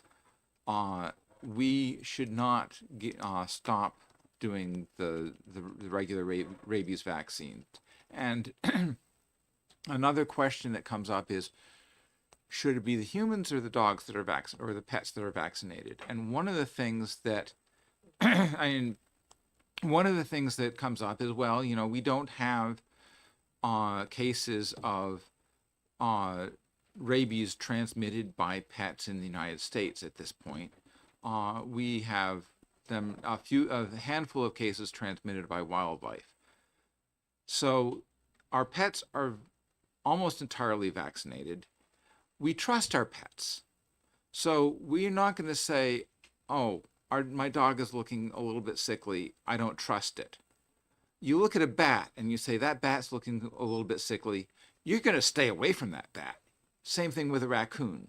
I think that Dr. Harvey had a story about a fawn that came into a clinic. Do you want to tell that? The fawn that came into the clinic. That was actually me. So I went to Tufts for veterinary school, and one of our rotations is the wildlife clinic. And someone found a fawn, and they brought it in, and we all enjoyed taking care of it. Unfortunately, it then got very sick and got aggressive, which fawns don't generally do. So we had to test it. And I think there were 122 of us that ended up with post-rabies exposure because it was indeed rabid. So, yeah. So fortunately, I don't have rabies, but I have been vaccinated and boosted. Yeah. Okay. All right. I think that gives us a lot more information to think about with regard to this particular bill, and I guess I'm going to entertain ending discussion on it for now. We can think about it some more, and if anybody wants to work on any kind of an amendment and bring it next week, we can talk about it at a work session next week. So with that, I'm going to end our work session, and I want to thank you two gentlemen for coming in and giving us more information. I'm going to open up the hearing on HB 1305, enabling the use of telehealth to deliver veterinarian care. The sponsor of this bill is not with us today. Potentially we will have somebody who can introduce this bill later this afternoon.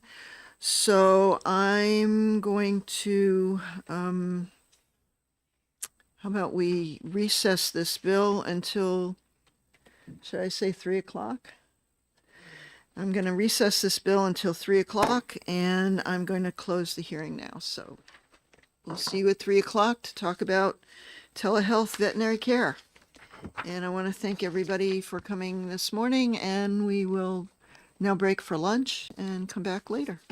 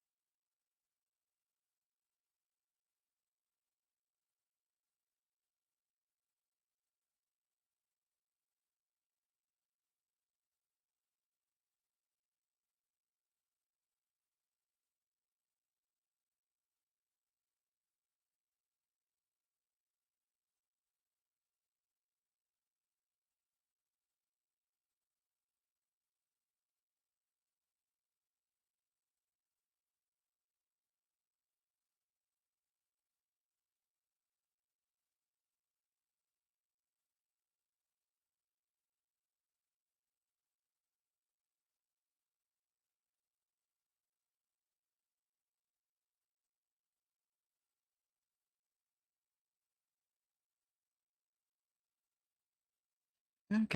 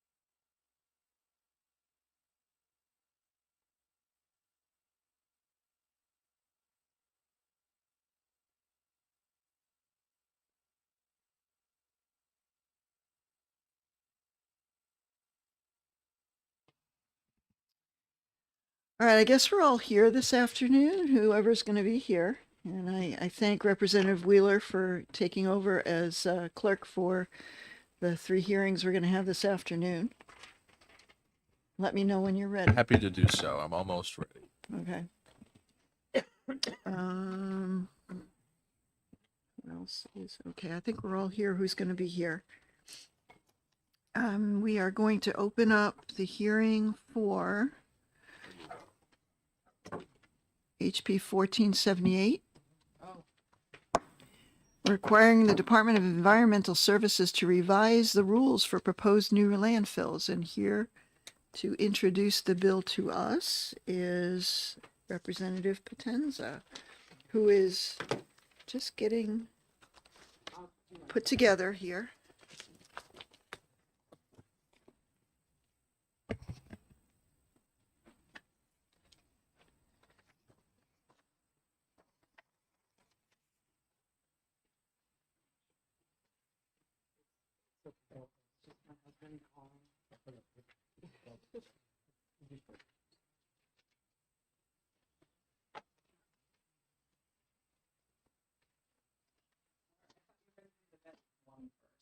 No, that's at 3:00.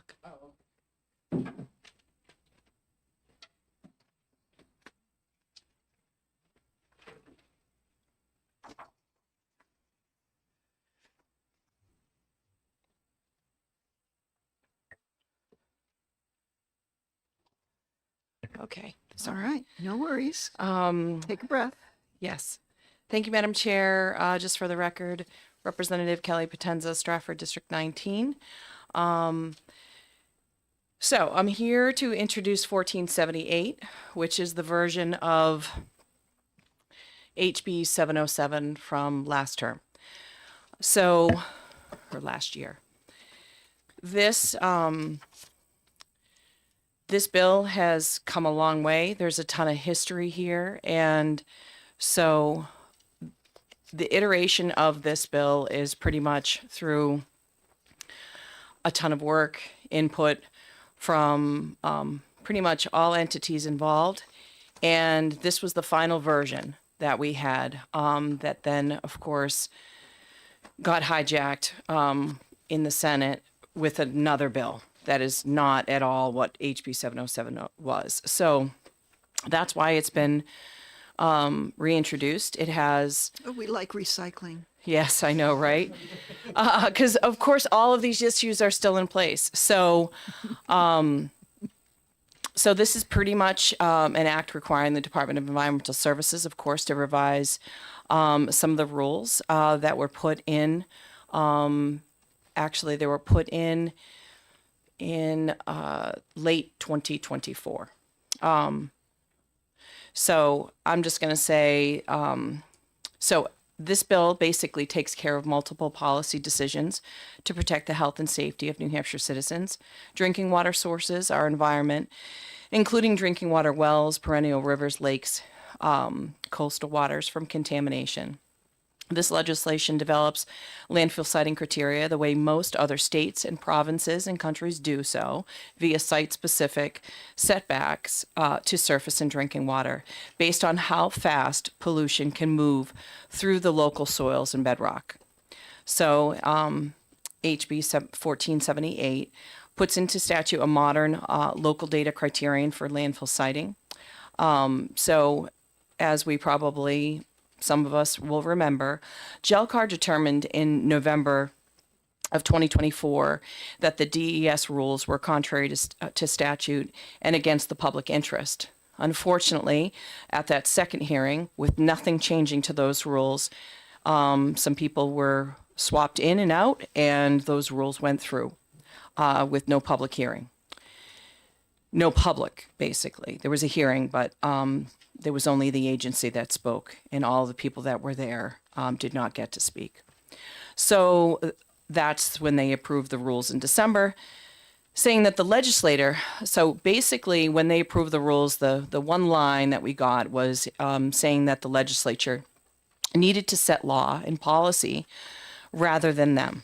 So here we are again, and HB 1478 does all of that and adds the words, which is probably one of the most important parts of this bill, adds the words to the governing statute of the DES Solid Waste Division. Instead of being given blanket authority merely to write rules, the division is hereby directed to write rules, in quotes, necessary to protect public health and the environment, which is really should be what they're all about to begin with.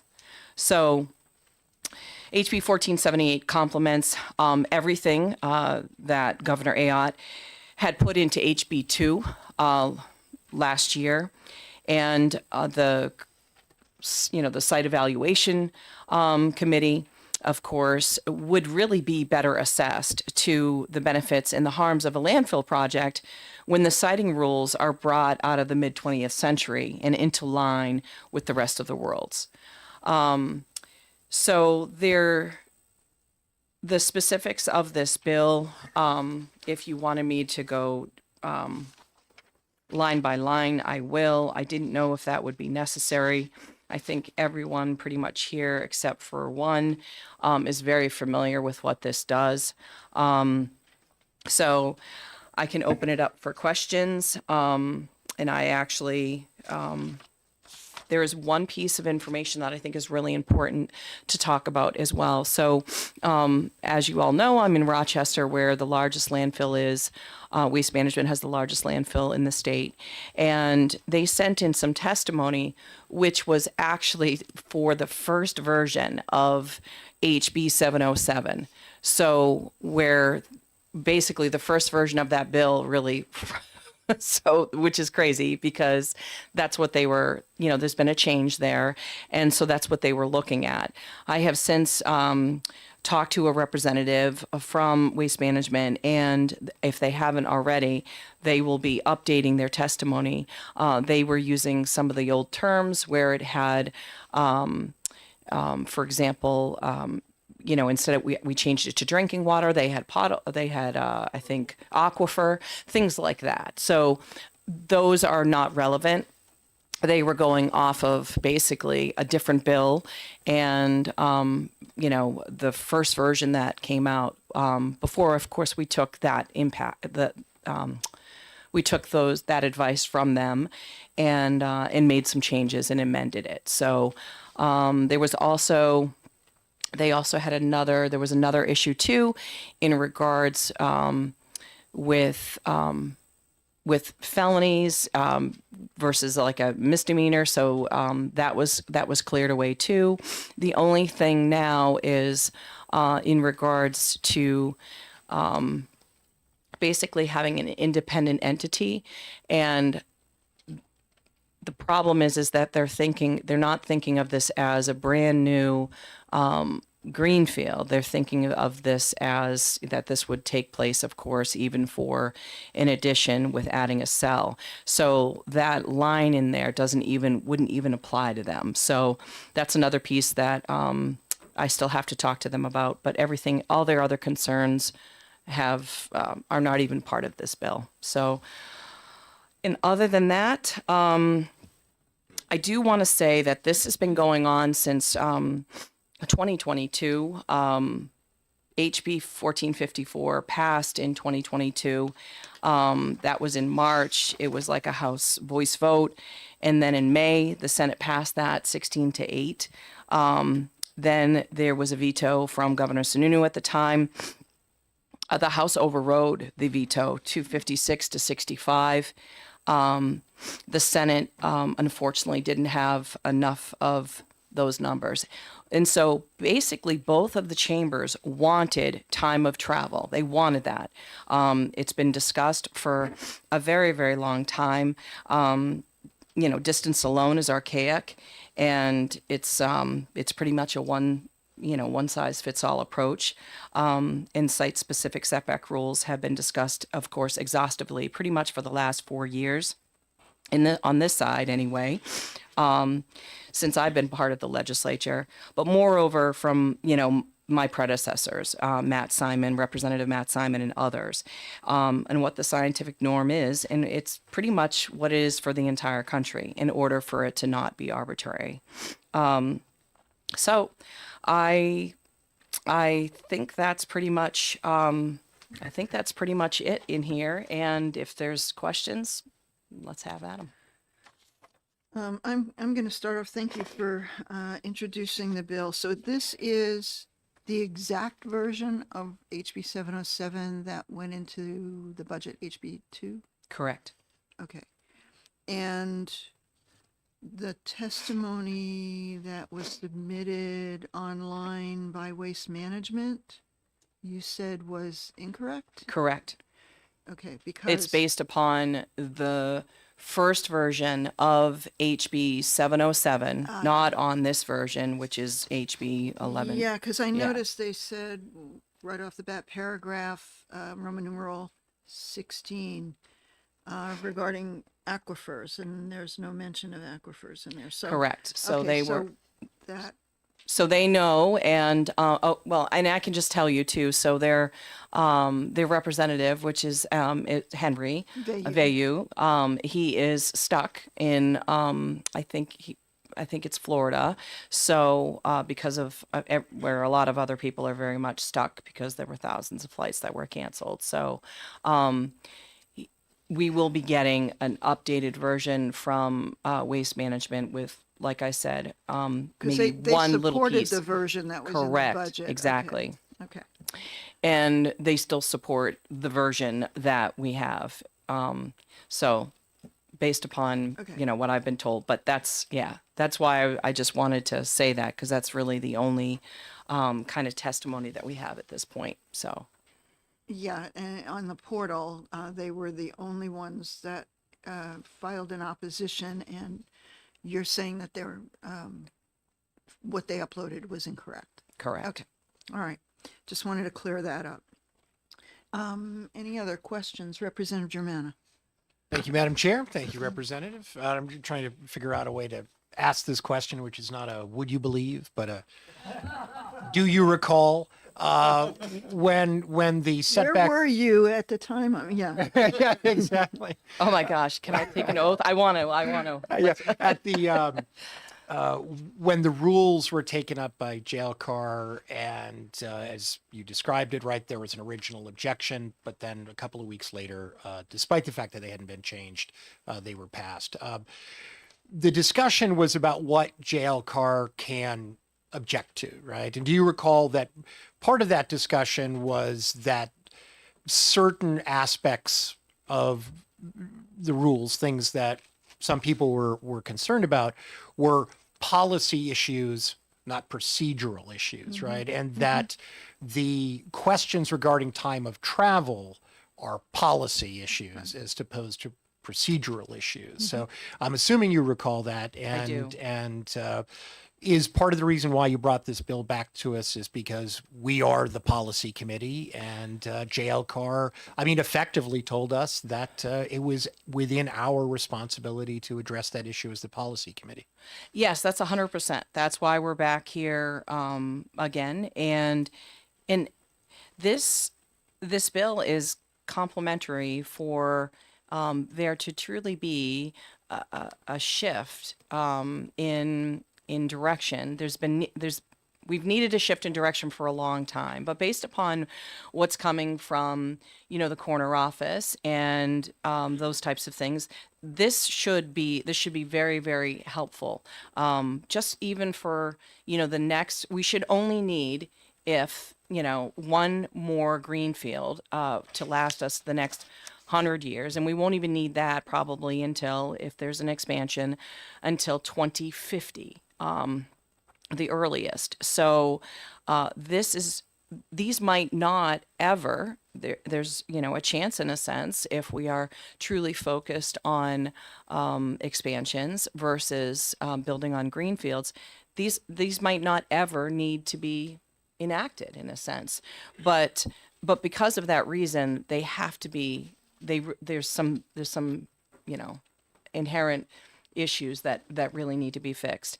I have the level of information that I could provide to the committee if they want a reminder from everything, from experts, from hydrogeologists, from scientists that show here's where our rules were, here's what we have now, here's what's good, here's what's not, all the way, but all the way down I've got tons and tons of documents for that.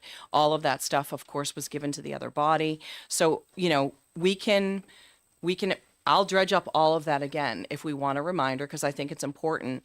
I think some of the main pieces of information has to do with time of travel, what we are compared to other states and other countries. And those things need to change. And so I think it would be helpful if everybody wants that. I will get that. When Muriel, this is also another reminder, Nick, that we met for how many months was that? 6 months, right? So it was, it was you, myself, yep, Representative, he was, Yeah. yep. So Representative Davis and Creighton. Representative Haskins. correct, Representative Haskins and Representative Creighton. So, That was a subcommittee, correct? that was a subcommittee, and we did, I have to say, a lot of work, to the point that we sent letters. There was just a lot of work that was done in this, back and forth. Tons of testimony that was given, of course, directly to DES during their rulemaking process and stuff like that, and a ton of things from the public. Unfortunately, most of those things, they fell on deaf ears of the changes that we really felt were important to make. So I'm hoping, I know that the House can get this through again. I'm concerned, of course, as we always are on the other side, but you know what? We have to keep trying, and these are some fixes that have to be made. So thank you for your question. Any other questions? Representative Howard, and then Thank you, Madam Chair, and thank you, Representative Potenza, for your stick-to-itiveness. I want to clear up my own confusion about rules and legislation. Is this legislation meant to or able to influence the rules going forward? Because it seemed like we sort of failed at that the last time. So this is basically certain aspects, which are, if you've seen the 800 rules, they go on and on and on. They're very, very long. And so when you look at the bill, there's specific things that we are fixing within those rules. That's it. So, yes, we brought this forward before, but it's still very important. I mean, everybody seems to want these things done. I mean, the outcry is quite big to us to pretty much put forward to protect the environment over industry. I think that's important. Human health more so. Human health, environment over the industry. We want to have a robust solid waste program. We don't want to, We don't want to put crazy barriers in the way, but we have to have some common sense safeguards and guardrails in place at this point. Follow up and then Representative Haskins. Thank you, Madam Chair. So when you were working out these little tweaks, and you said that you had worked with, everybody involved, you worked with DES on it, and they're amenable to these changes?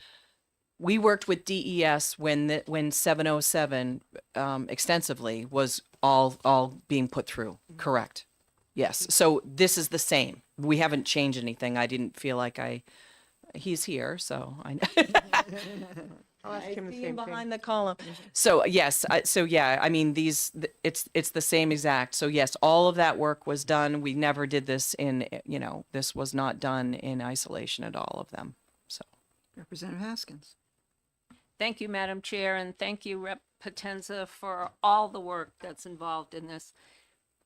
Was it your intention as well to close something that SB 593 considered discretionary in terms of time of travel, to actually put it solid into this bill? yes, 100%. And I had a lot of testimony. I just didn't feel like it was necessary to read, but I actually spoke about that here as well. So,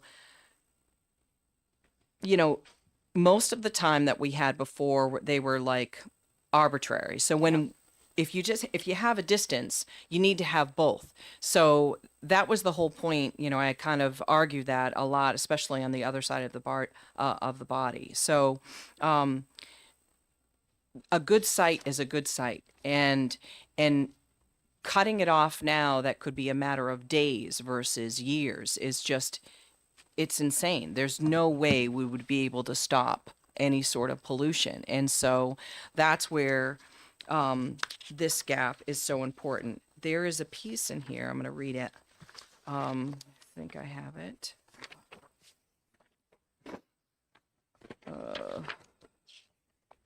Yes. Okay.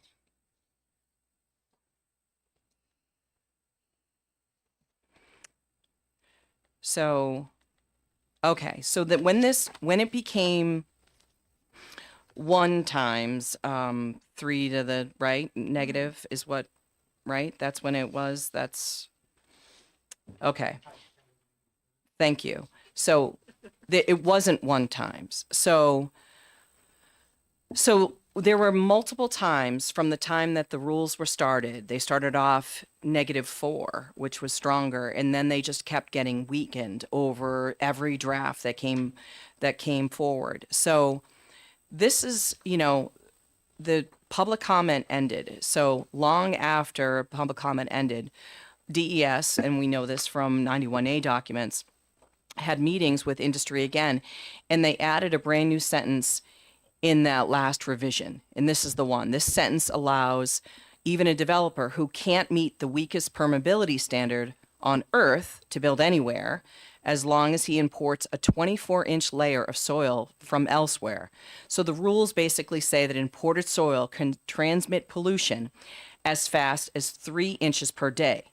So a 5th grader can do this math. 24 inches at 3 inches a day means that imported soil will protect the local drinking water for 8 days from toxic, containing leachate that could be generated for roughly 100 years every day. That is the reason why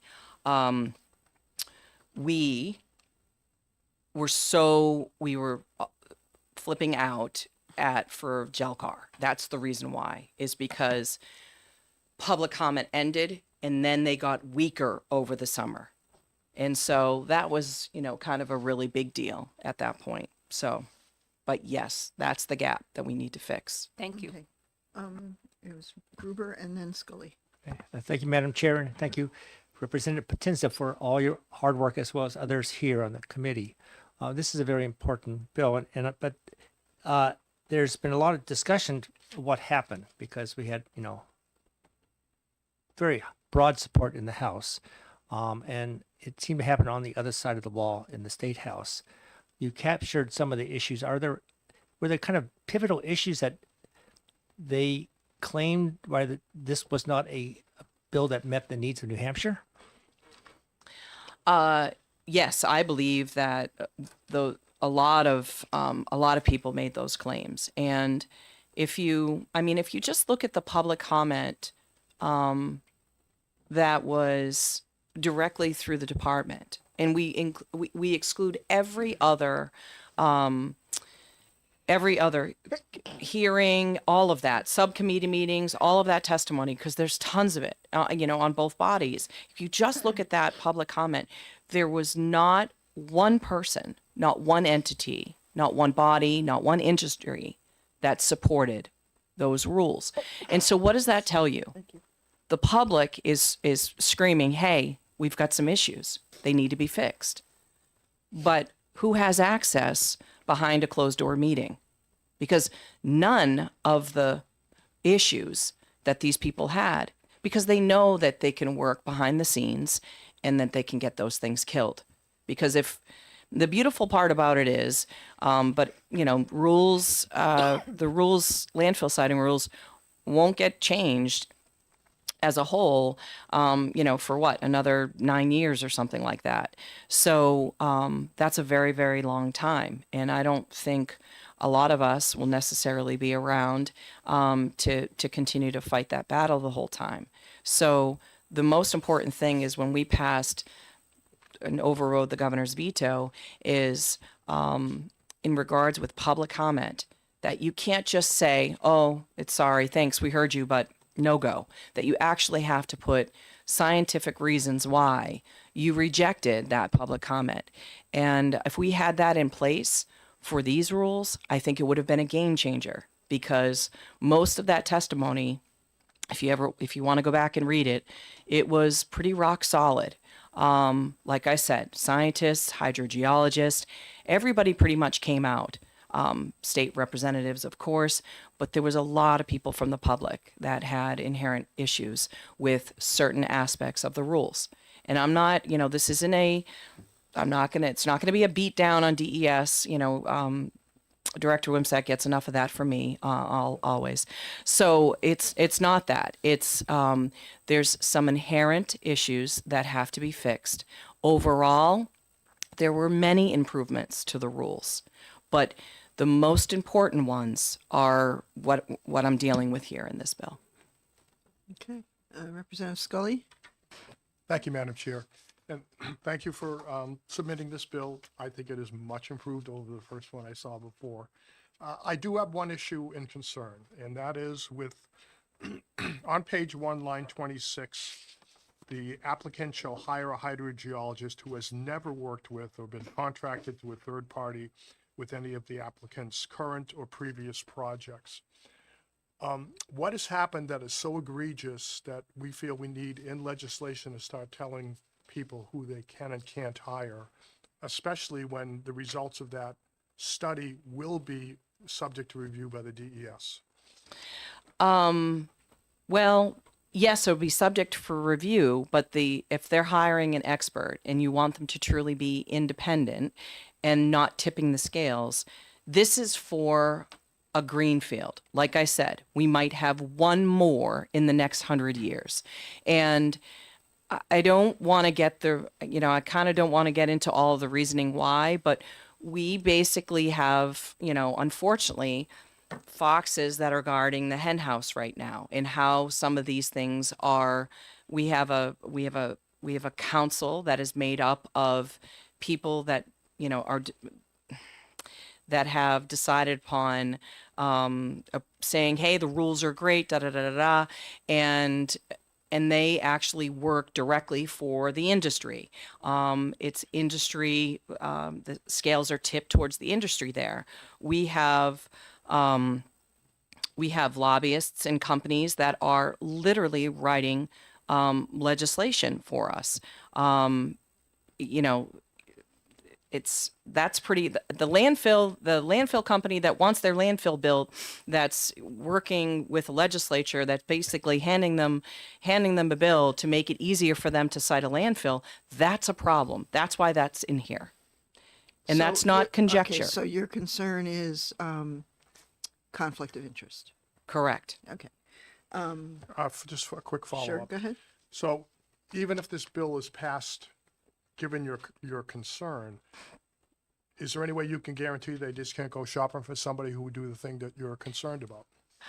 Yes, they can. And as we all know with what's going on in our government right now, which is an absolute dumpster fire. I'm sorry. I'm going to put that on record. Not saying here in the state we've got our own dumpsters, but it's definitely in the federal government right now. I mean, if we can put something at least that says it, does it say that they're going to follow it? No, but I have to say that I really believe, strongly believe that needs to stay. If you're on the up and up, there's no reason why. If you've got a good site and it's gonna be a great place to site a new landfill on a green field and all of that kind of. Do you think that this really severely limits the people who could be employed to do this work? Actually, no. And the only reason why is because from the testimony that came from, I'm trying to think of her last name, Representative Germana Muriel, correct? So she told us that specifically, and she had worked on, she's worked on 11 different I think it was 11 different landfills here in, I think, New Hampshire or New England in general. And Representative Gruber, didn't you say you've worked on siting landfills as Yes, I've cited a landfill. Yeah. And we had independent consultants always. So I asked her specifically about that in here, and she said, no, that's not an issue at all. So, I mean, what is the solid waste, the council that we have right there? You basically have someone that was working on the contract to site a new landfill. We know the one that everybody talks about up north, but that was also in there deciding on, hey, these rules are good or not, who's also then goes into the other body and then basically says, oh, all this legislation is wrong. So that's really, there's a lot of hands in the cookie jar here, and I think Representative less Haskins? hands would be better. Thank you, Madam Chair, and thank you, Rep. Potenza, for taking my question. Representative Scully was concerned about whether there's something that's gone on that was so egregious. Do you consider it egregious when the prime sponsor of the Senate bill started out by saying he didn't like the bill and it was trashed after all the work that was done, and that some of us went to Jelcar and were not allowed to speak? Did you consider that egregious? I consider that egregious. I also consider it egregious that that same person was the one that got subbed out to make the vote on Jelcar to stop We it should as stick well. the, But stick to the bill. yeah. Okay, I get there's a lot of stuff that happened with all of this, Yes. but we have Director Wimsett. So, any other questions? Just Representative Germana. Thank you, Madam Chair. And I have to say this isn't a question, but it was to clarify a great point that Representative Potenza made earlier about the way drafts of the rules changed. The original standard in the October 2023 draft was 1 times 10 to the negative fifth. Yes. And then it went to the fourth, and then it went to the third with 2 feet of fill. So it went from 10 to the negative fifth down to 10 to the negative third. That's exactly right, because 10 to the negative fourth was probably, I think that was like a January version or something like that. Yes. So we started out strong and we got weaker and weaker and weaker. Okay, Representative Bixby. Yeah, so, is there a reason that we're going for the negative fourth instead of the negative fifth? I kind of feel like the negative fifth is more protective. Okay, here we go. So this, no. So I'm going to say this as pithy as possible. That's where it started. So when I know this is 1478, but this is really 707, okay? So when 707 started, we started it more protective as well. And through conversations with the department, and we made concessions. We worked with the industry. we worked with the governor's office. We did so much work on this, and that's why we got it to that. But if this committee feels as if they want to go to 5, I'm all for it. Let's go. Bring it. I think that having worked out that compromise is probably the safest way to go at this point. Yeah, I All do right. too. All right then.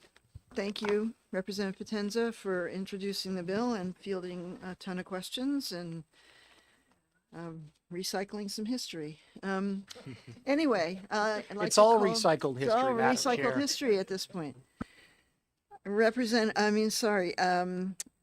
Wimsat and Leah McKenna from NHDS DES.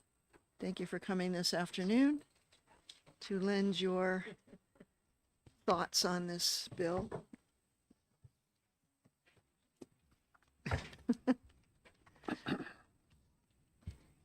Good afternoon, Madam Chair, members of the committee. For the record, my name is Mike Wimsat. I serve as Director of the Waste Management Division for New Hampshire DES.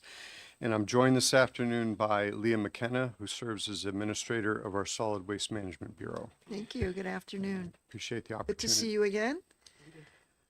Appreciate the opportunity to be before you on House Bill 1478.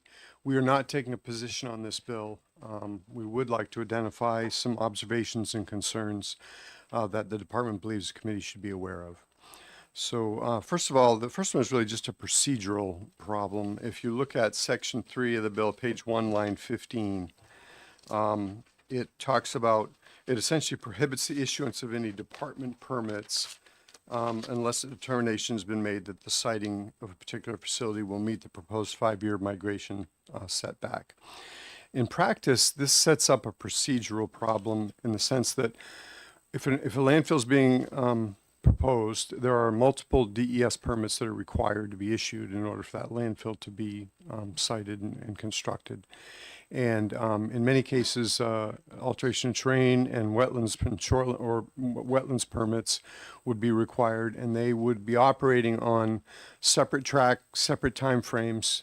And this is without regard to whether the department has a position on the 5-year setback. Just from a procedural standpoint, you could have a situation where a wetland permit were in play and it was applied for, and then decision deadlines according to statute would apply to that. The decision about whether a facility siting is going to be compliant with this proposed 5-year setback would be made by the Solid Waste Management Bureau and the engineers and hydrogeologists that support their work. And so we may not have made that decision yet, and the wetlands program might be coming up against a decision deadline. And if they fail to make a decision, because they would be prohibited from making one, the default decision provisions of RSA 541A would come in, and it's possible that the wetlands permit would just simply be approved by default because the agency failed to act on it. So I'm just suggesting that that provision creates some procedural or timing issues that I'm not sure how they would be. I'm sure they could be resolved, but I'm not sure how that would be resolved. Okay, Representative Bixby. Yeah, so would you be able to work with us on some language that would fix that issue? Well, I just said I'm not sure how to fix it, but we would certainly, we would try to figure that out. I think at some level, it doesn't really matter, because if the solid waste program, whenever it gets to its decision, makes the decision that it doesn't meet a required setback, there is no permit. They can have all the other permits in the world. They can't build anything, because until they have authority granted by an approval of the solid waste permit, they can't begin construction. So I'm not sure that it's that important, but I wanted to raise the procedural problem. So if we amended that to be just a solid waste permit rather than just a permit? I think that would, to me, that would make sense. I understand Okay. that. Also, I do want to note that given, with respect to the 5-year travel time issue, given that the travel time of any contaminants is going to be influenced much more by the characteristics of the formation between the landfill footprint and the given surface water, rather than the characteristics of the formation immediately under the landfill and its associated appurtenances. It seems that we're not gonna, what it's proposing to do doesn't really get at what it's trying to do. I think you're trying to say a 5-year travel time needs to be a measurement, an evaluation of how the formation, at what velocity contaminants will travel through the formation on the way to the surface water. The way the bill is constructed right now, it appears to require an independent hydrogeologist to evaluate the formation beneath the landfill and its associated constructions, features. And that is really only the beginning. So once a contaminant is released, in fact, in some cases, if a contaminant is released, it may be released through a leak in the cap that causes leachate to get into a drainage swale that goes into a detention pond that's off to the edge of the landfill. You may know what's beneath that detention pond, but if there's another 1,500 feet of distance between there and or however much the distance is between there and the surface water, you need to know what the characteristics of the formation are in those 1,500 feet. That's what's going to dictate the travel time.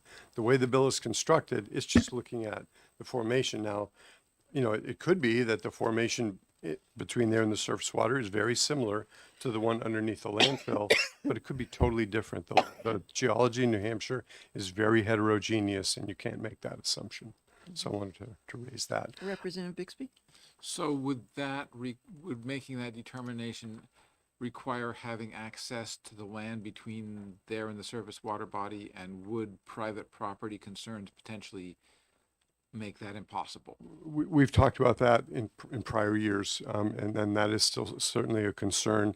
What I would note is DES believes that its current rules are in fact more effective and protective than this approach, because we currently require that landfills, however they be cited in such a way that any releases from the landfill could be detected, investigated, and remediated before those contaminants reach the property line of the facility. So we believe that's a more protective standard that is already ensconced in our rule. And that actually also goes to the issue of this hydraulic conductivity discussion, because regardless of what the hydraulic conductivity is, whether it's 10 to the minus 4th or 5th or 3rd, whatever it is, if the landfill is being sited in such a way that you can't detect, investigate, and remediate before reaching the property line, you don't meet siting criteria. So from our perspective, our current rules are actually a more effective way, and they don't require you to have to go off and necessarily investigate land that you don't own to try to make an assessment of travel times. So that's why we believe where we're at makes more sense. Representative Howard?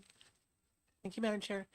Is it either or, the structure underneath and the structure in between the site and the border? I mean, don't they both matter as far as the velocity of the movement of the leachate? They do, except that in our experience, if there's going to be a release from a landfill of leachate, we don't have examples of pure secondary liner leaks that have caused a release immediately beneath the landfill. What we have examples of are either leachate handling errors that occur outside the footprint of the landfill and spills, or leachate breakouts in it's not a perfect world. People make mistakes. Construction projects aren't always completed the way they're supposed to. So we have had examples of where the way that a liner or a cap interacts with a drainage swale for stormwater, the seam isn't perfect. And then under conditions of fairly high pressure of leachate after a rain event in the superficial layers of the landfill waste, that leachate breaks out through that imperfection, gets into the drainage swale, and goes out to the detention pond. So in that case, that detention pond is outside the footprint of the landfill. Any releases that might occur from that pond, the controlling feature that's going to determine the migration time to a surface water is going to be from there to that surface water, which is outside the area that is being asked to be evaluated here. Mm-hmm. So where you detect it is the most important thing then, right? Or is there a path, like a known path that you would do your testing on? Sure. So what we have now, all landfills are required to have a network of sentry monitoring wells around the landfill perimeter that evaluate impacts to the formation immediately adjacent to the landfill and any detention ponds. And those have been proven to be very effective in finding very quickly the kind of events that I've talked about. That's how, in some cases, we've learned about those, is we see a signal in that sentry monitoring well, and then we require the landfill to go into assessment monitoring to figure out what's going on, more intensive monitoring, and then find a remedy and implement that remedy so that that leak is detected and fixed. Sure. So the changes that the change that we're talking about now, that there was one specific change, would it negate this ability to do it, or is it just unnecessary?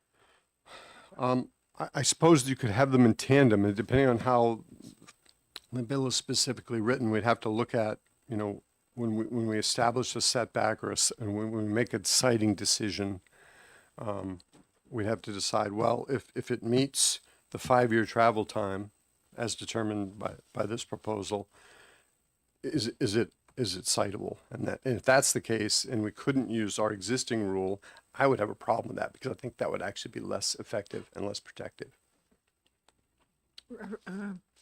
Representative Germana and then Scully. Thank you, Madam Chair. Thank you, Director. Thank you both for being here. So my question is, why wouldn't we require an applicant to get permission to test on a stretch of abutting land? It would seem to me, first of all, the best way to make sure that that land is in fact suitable in terms of being protective along the way to groundwater, but also because I would think that abutters would want to know how the hydrogeology beneath their land could possibly be affected by potential leaks. So why would we not want to require the applicants to get permission to test abutting land? We might well, but that's not authority that DES has at present. So a bill that requires testing off the site would have to essentially make a statement, sort of a mandamus, that basically any abutting property owners are required to provide that access. Or if you require the applicant to get access and they can't get access, then presumably that means that they simply couldn't file an application because they wouldn't be able to provide the necessary information. Can I follow up? But so we could, along the lines of your last point there, we could, because I certainly wouldn't want to require landowners to do anything, but we could require an applicant to seek permission. And if they're unable to attain permission, then that parcel of land simply becomes unsuitable for development. Sure. I would offer that no landfill will ever be sited in New Hampshire, because I don't know of any abutters who ever, well, there may be some who would necessarily welcome a landfill being sited and adjacent to them. So basically give all abutters veto authority over landfill siting. All right. Thank you. Representative Scully. Thank you, Madam Chair. Director, thank you again for coming before us to testify. I'm going to ask you the same question I basically asked Representative Potenza, and it had to do with the bills excluding consultants, the use of consultants who may have worked with them before. I'm always big on the demonstrated need. I'll ask you, is there any positive benefit to the state for us to require that somebody can't work with a person who they know and trust because they worked with them before? My understanding is the purpose for that provision is to ensure that someone that they hire to make this evaluation, and it doesn't say necessarily independent, but it seems to be the intent is that it's an independent evaluator who's not, they may be being paid by the applicant, but they're not really working for the applicant. They're working to make an unbiased decision about the facts associated with that formation. So, I think it's possible that, it's a small state, it's a fairly small professional group. It might be difficult in some cases to find people who haven't had whose firms haven't had some connection to a given given waste management company, but I'm sure they could be found, or they could come from out of state. Quick follow-up. Are you aware of any occurrences where somebody's been hired by applicants that demonstrated that they, through errors or omissions, they were incompetent or they were willfully misrepresenting the situation? I will say the examples of willful misrepresentation, that's a determination I'm sure I can make, but where it appeared to us that someone was purposely misrepresenting the facts are very few and far between. They haven't actually, the ones that I'm aware of, haven't actually been associated with landfills. They've been associated with just a small number, less than 5, of sites, hazardous waste or petroleum contaminated sites where the data was actually fudged. And those people were actually reported and disciplined by their professional licensure organizations. But it's not to say that, I mean, I think if you look at when a contractor works for a company, they've got licensed professionals, licensed geologists, licensed engineers. They have a very unique personal responsibility to abide by the ethics of their licensure, and veering from that can have very serious personal professional consequences. So that's how we ensure, in lieu of having a whole fleet of engineers that are employed by DES to go out and do independent monitoring and evaluations, we rely on the professional licensure system to essentially self-police that, to ensure that, if you're submitting a report that's required to be stamped, or then by you as a licensed professional, the expectation is you've got a very strong incentive to make sure that you are not coloring things in a way that isn't accurate. Representative Bixby. I just wanted to get back to the time of travel versus the internal review, the within the site review that you currently have in rule. I'm wondering, is there anything about the time of travel provision in this bill that would in any way overwrite or invalidate the rule that requires the internal analysis? I guess in the end, it depends. We'd have to look at if this bill were to pass and we were to receive a directive to make certain rules that accomplish certain things, we'd have to figure out how they either do or don't dovetail with our current rules. So I'm not sure where that would land. I suppose it's possible to say that you have to have a 5-year travel time or 1,500 feet, whichever is greater, or meet the standard that I talked about in Right. terms of being able to detect it.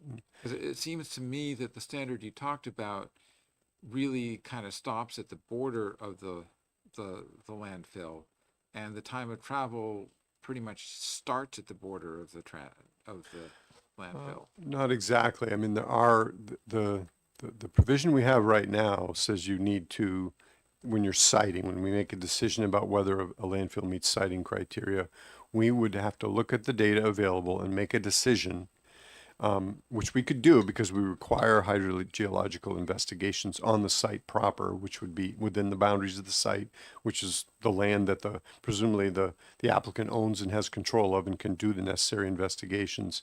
We'd evaluate that information about the characteristics of the formation and make a determination about whether a release from the facility could be detected, investigated, and remediated before reaching the property line.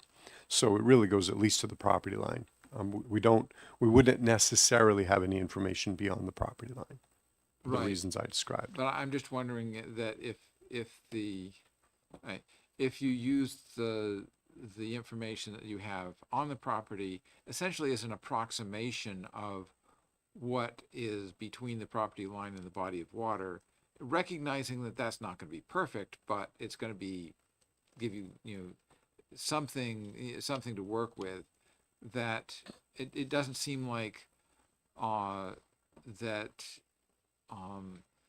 those two would necessarily be in conflict, because they're talking about two different stretches of land and subsurface soil that are, so one is on the site and the other is between the site and the body of water.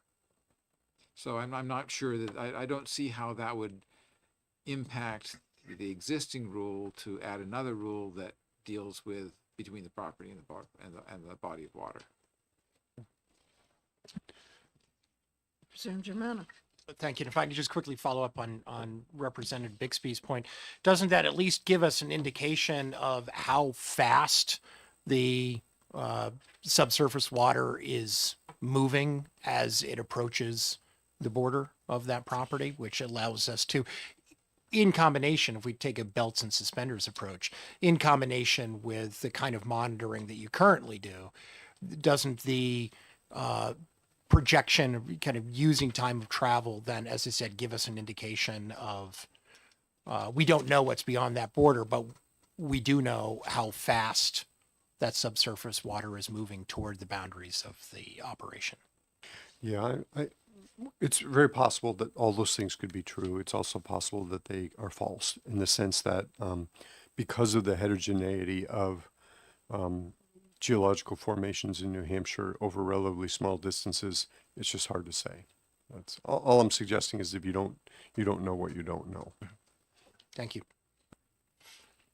Okay. If I Anything else? Sure. Yes, I have Sure, a go couple ahead. other. On page 2, line 11, it excludes, yeah, thank you. On that last point, the other question I had is that it's unclear to the department why the expansions at existing facilities are exempt from the provisions in this bill. We don't really understand why those communities wouldn't deserve the same level of protection. Our current rules are already applicable to the expansion of new facilities. So everything I've discussed about the content of our current rules would apply to citing an expansion of an existing facility. So that's just, I wanted to point that out in terms of the level of protectiveness of our current rules. Moving on to page 2, line 11, that would exclude expansions or modifications of existing landfills from the definition of a new landfill. And ostensibly that intends to exempt those facilities from certain provisions of the bill. However, later in the bill, in sections at page 2, line 18, line 28, and line 34, the term new landfill is not used.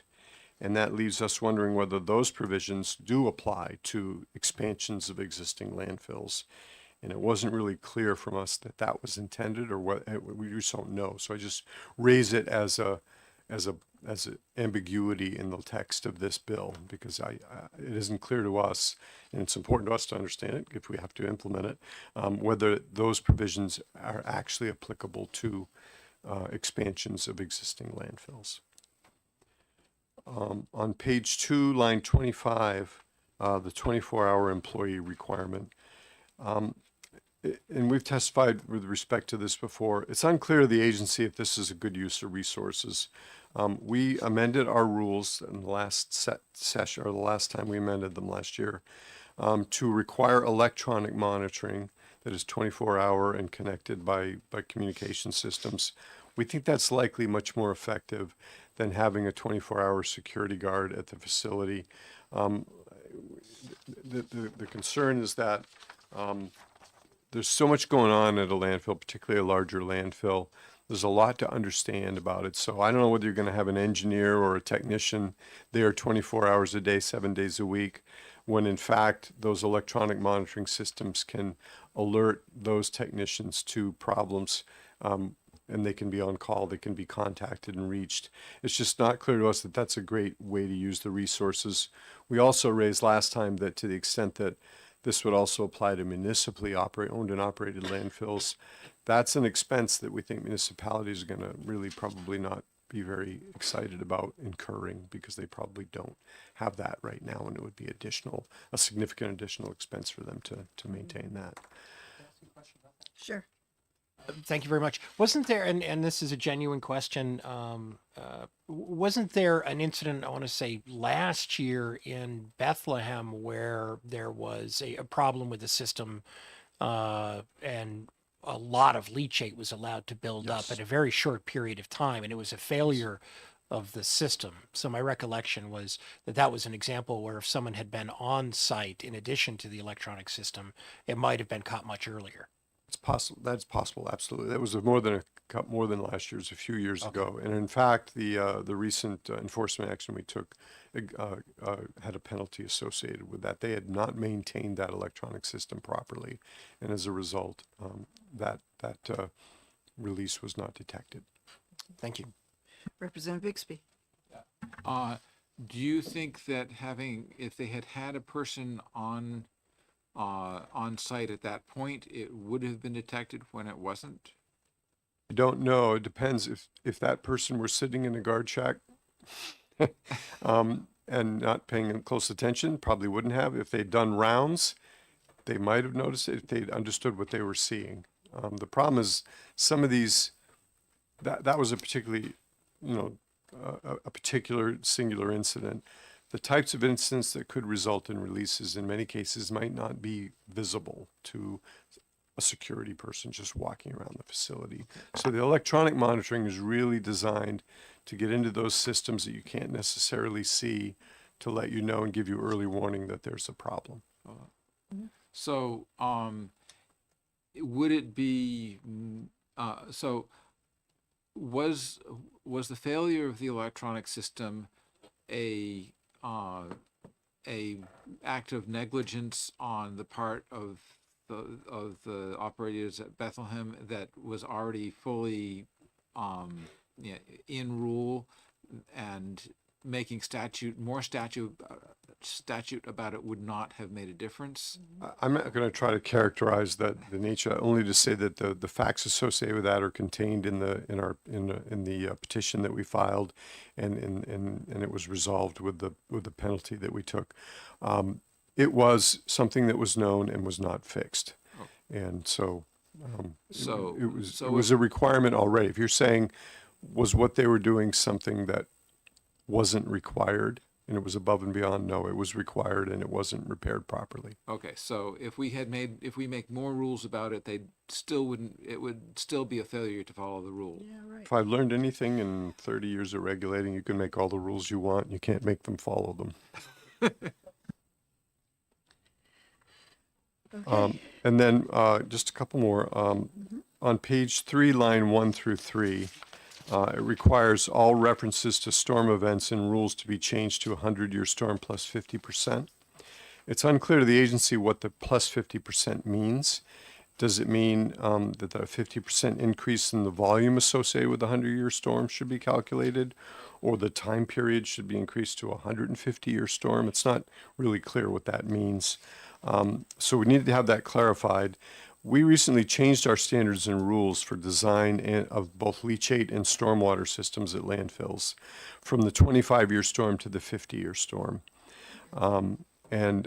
We did that because we thought it was important. And of course, one of the concerns is that with the increasing intensity and volume of storm and frequency of storms that we get with the climate change that we're experiencing, it takes a while for sort of those standard statistical storms to be updated. And so we felt that going from 25 to 50 year would be a positive thing.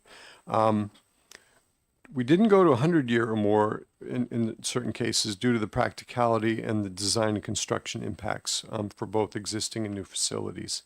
It's important to retain the ability to require design to address more frequent smaller storms that might actually have a higher short-term intensity as well. So it goes to the issue of that surface water and stormwater hydrology is complex, and it doesn't always, the average person who hasn't studied it isn't necessarily going to really understand what goes into calculating and designing for that kind of a storm.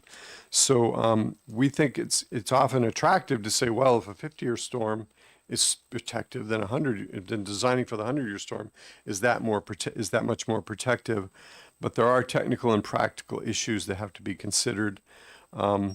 Managing systems that are over-designed can be a problem as well. And I'll give you an example. Stormwater ponds, swales, and culverts that are vastly oversized for what typically happens or what happens in a given season can have adverse consequences. For an example, if we go to a 100-year design, let's say for stormwater, we're going to have more swales and more downshoots on the landfill. Every time you construct one of those, as we were discussing before, Representative Howard, you may have the mistakes in construction can occur. There could be a hole, there could be an imperfection, or it could be damaged by a piece of equipment. The more of those you have, the more chances you have, in fact, for a potential leachate release as a result of a cap failure. So it's a balancing act that we do. And in engineering, these things have been evaluated over time. And I'm not saying, I think we made the right move to go to 50-year. I will tell you the federal rules for a hazardous waste landfill use the 25-year storm. So we are beyond what a lot of federal rules are requiring. And I think if we start just saying blanketly, we're going to go to 100-year without really understanding the consequences, that could be a risk that would actually maybe be at cross purposes with what I think this bill is trying to accomplish. And then just a couple more. At page 3, lines 4 to 6 regarding the Ford Act, we discussed it at some length. This was fully vetted in our rulemaking. New Hampshire facilities are absolutely subject to evaluation under the Ford Act, under the rules. The rules require applicants to notify the FAA for a determination under the Act, so we believe that provision is unnecessary. And then lastly, page 3, lines 12 to 14, it changes the introductory paragraph to our rulemaking authority in the statute to say that the rulemaking must provide an ample margin of safety. That sounds great. I think that's what we essentially try to do with all of our rulemaking. But if you put it in statute that way, it begs the question, well, what's an ample margin of safety? Is it quantitative? Does that mean we figure out what's protective and then add 100%? Or, what is an ample margin of safety? So we don't object to the concept at all because we think that's how we do our rulemaking now. But we would, if it were going to be made part of the statute, we would want to understand what it means. And I would offer that ample margin of safety might need to be defined in the statute in order to make that something that the agency then knows how to implement when it goes to rulemaking. And thank you for listening to me. I'll take any more questions. Appreciate it. Representative Haskins. Thank you, Madam Chair, and thank you, Director and Leah, Admin Assistant. I've been saying I'm going to ask Leah a question because she always comes up and never gets asked any questions. So I'll ask you both. I think Rep. Germana was referring to a spill that happened last year, actually, or not last year, in 21. And is that the same incident, 100+ gallon spill that was an electronic failure? It was related, yes, it was, I believe it was 21. That's the one that you were speaking about? Okay, thank you. And if I may make a correction, Leah is the administrator, the bureau chief of our Solid Waste Management Bureau, not an administrative assistant. But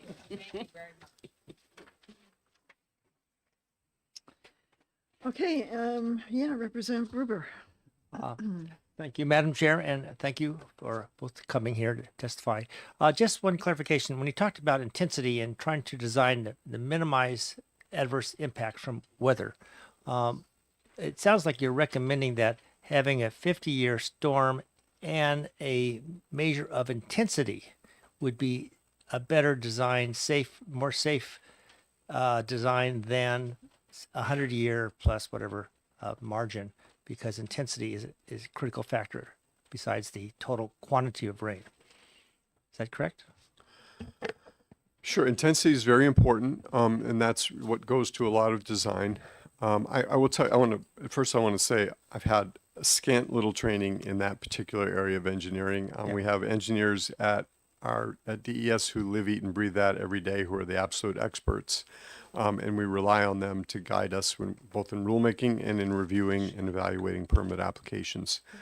What I guess one of the points I wanted to make is that, people say, well, like with culverts, something more of us can kind of wrap our heads around. We've seen, all of us have driven over culverts in the road, and they let streams pass under roadways while the roadway remains stable.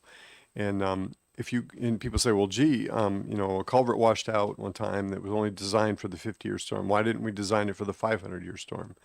And then they find out that if you did that, the road would, instead of going like this with the culvert under it, would go look like that. It would have to be like raised up, and it would be a much larger culvert. So there are competing interests and considerations when you're doing design for stormwater, and you have to balance those against what is actually going to be effective and can be built. Not only what can be built, but what you want to build in order to have, in the case of a landfill that you can maintain the integrity of, including the capping systems and the drainage systems and the stormwater maintenance. So I'm not schooled enough in it to really debate the specifics of it.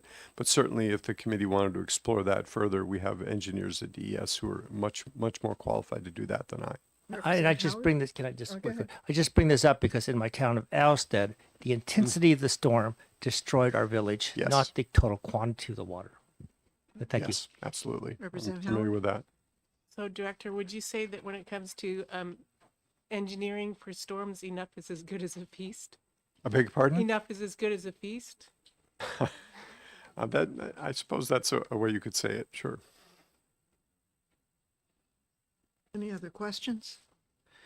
Seeing none, thank you, Director Wimsatt and and our Bureau Chief, Leah McKenna. Thank you so much, Leah. And thank you both, by the way, I want to thank you both for your work on Solid Waste Working Group. I, as a legislator, I really appreciate all the hard work that you put into that. Okay, I don't have any other pink cards for this bill. I would like to see the blue sheet. I'm going to close out this hearing for HB 1478. Thank you. And on the online portal, we have 63 persons in support of this bill and one in opposition, but it's not really in opposition, and because they were using an old version of the bill, and so I think they're going to be resubmitting. But in any case, we have 3 people in favor on the blue sheet and none in opposition, and I'm going to close out the hearing for HB 1478. Okay, thank you. We are going to start the hearing on HB 1189, establishing a solid waste establishing a solid waste site evaluation committee. And here today to introduce this bill to us is Representative Bixby. Thank you. Representative Bixby, take it away. Okay, so I sponsored this bill because a certain member who is a co-sponsor was busy with important family things when and was not able to be the prime sponsor. So, but this is a bill that was really a joint effort of many people on the committee. So I feel like I had a lot of company in putting it together. And what I'm going to do is I'm just going to kind of run through what's in the bill to remind us what's there. As a piece of background, this is essentially what our committee did with the governor's suggestion of a solid waste site evaluation committee in order to improve what was basically a pretty good idea. And we worked with folks from the governor's office. We worked with a broad range of stakeholders, and we provided a recommendation to House Finance about what should be brought forward for the site evaluation committee part of the budget. And House Finance was very helpful in terms of following our recommendations, and then the Senate got into the act. So this is essentially a bill that reiterates what we had in that in the House budget last year. And there are a few small changes which I couldn't actually identify right off the top of my head. The core information and the core suggestions that we had last term are basically all in place. In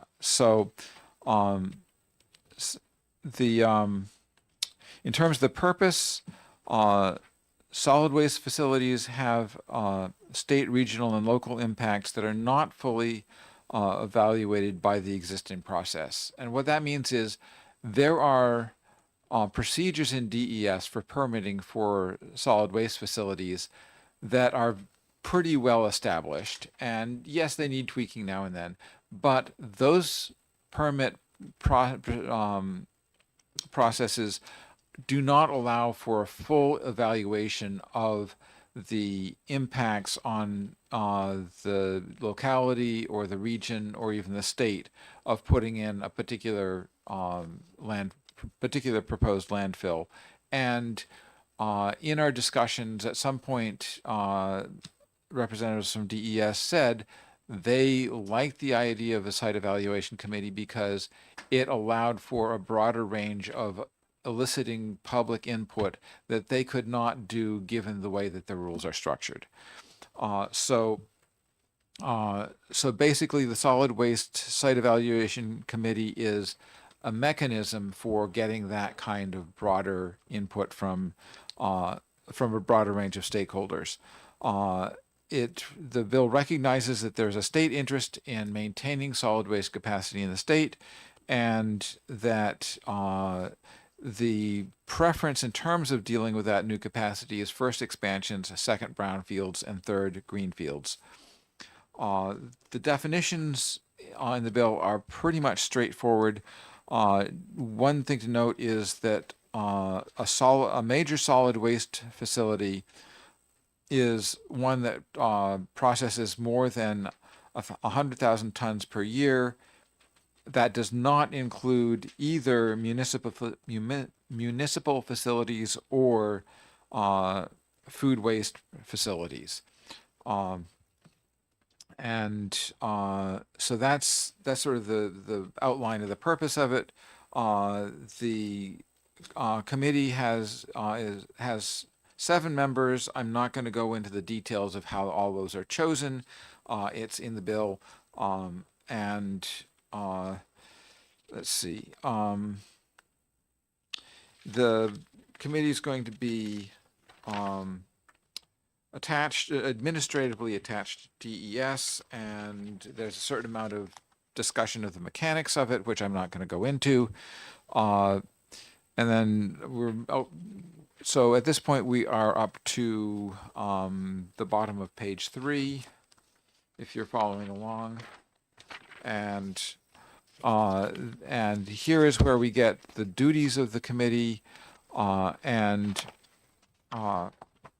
the duties range from evaluating the certificate for a major solid waste facility, figuring out the terms of the certificate, determining what enforcement procedures there would be for it, making sure that there is a public understanding of how the certificate will affect public interests.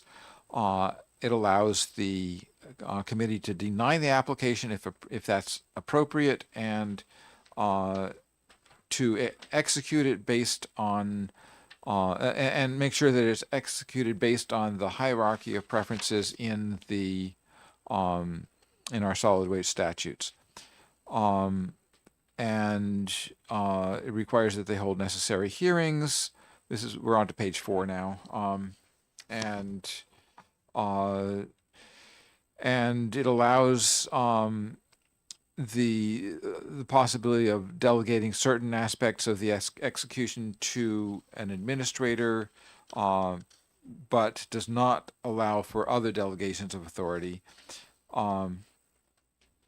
Creates a mechanism for hearing and deciding procedural matters, and the issuance of rules, and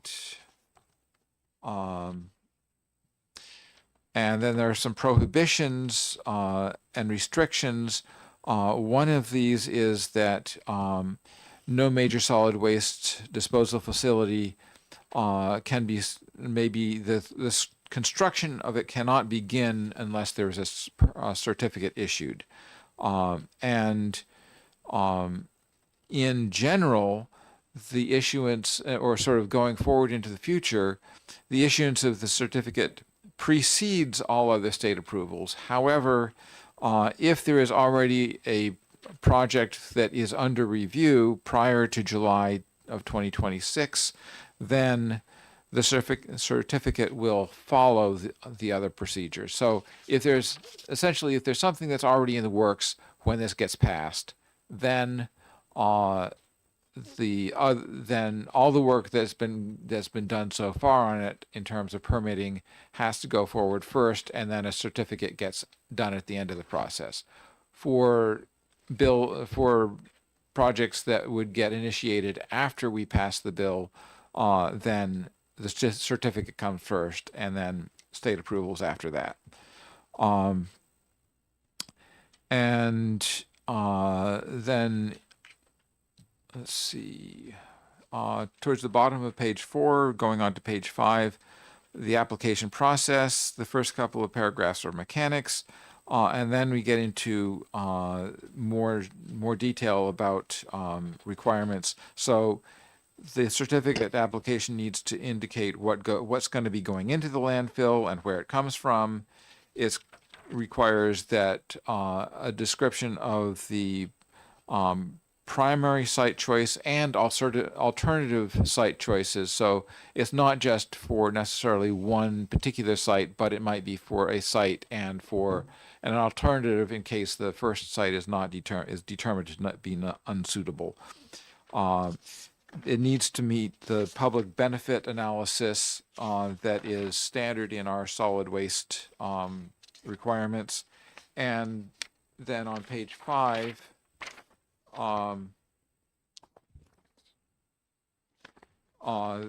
there's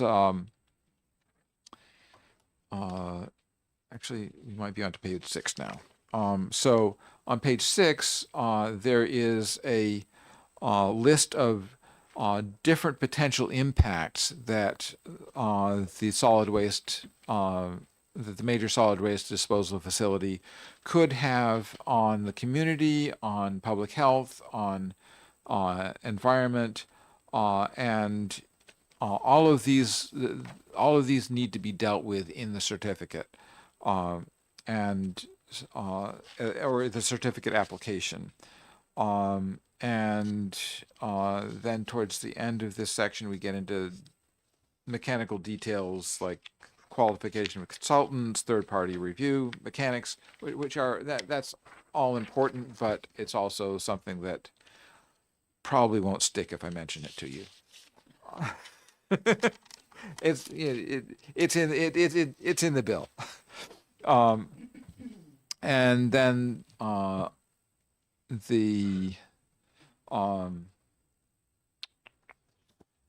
so the next thing that is up is that there's a requirement for public information sessions, which are, and those public information sessions are essentially providing information to the public as opposed to a hearing where the public is being heard from, and that the public hearing comes up later. And then we get into issues of the filing fees, which we don't need to go into here. And then we get down to counsel for the public, which is on page 8 at about line 25. So the counsel for the public is a lawyer who is